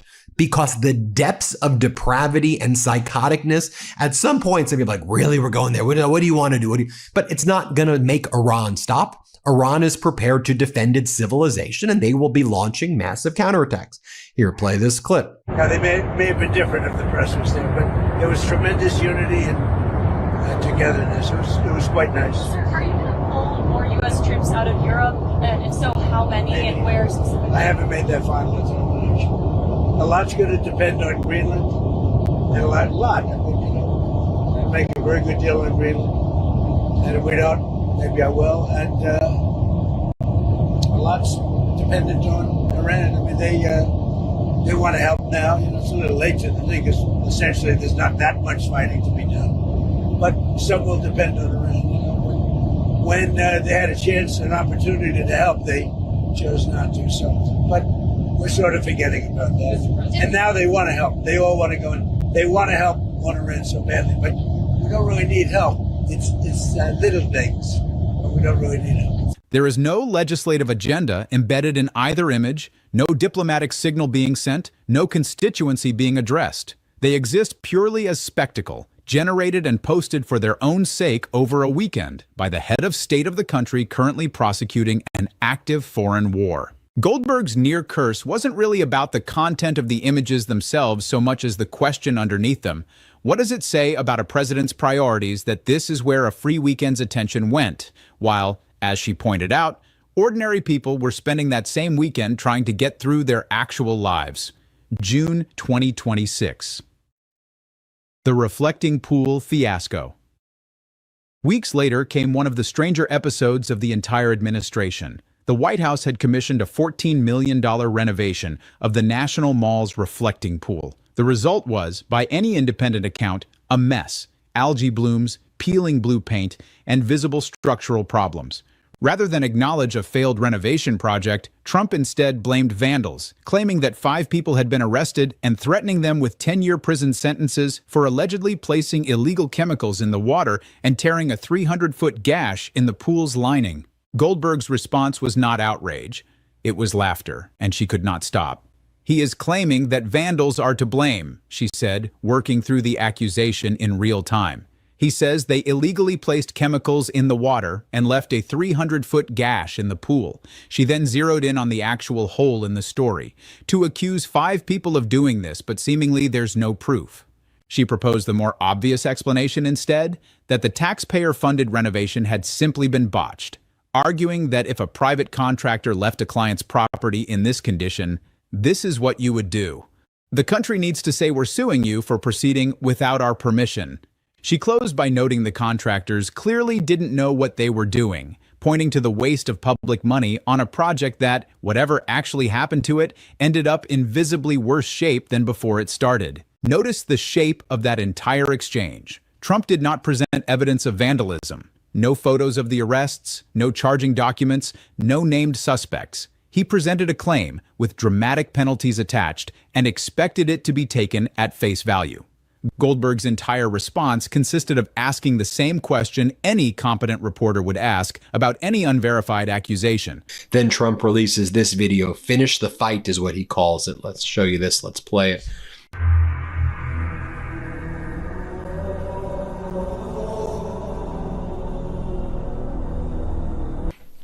And then, just to remind you what was taking place at the funeral of Lindsey Graham, you had Netanyahu appearing like he was giving, almost like he was giving orders to Marco Rubio and Hegseth. It was very weird to see the United States Secretary of State and Defense Secretary, as loathsome as Rubio and Hegseth are, like taking orders like before our eyes. And you had Rubio like look around to see if anybody was watching it. Everybody was watching Rubio. Everybody is watching. Here, let's play this clip.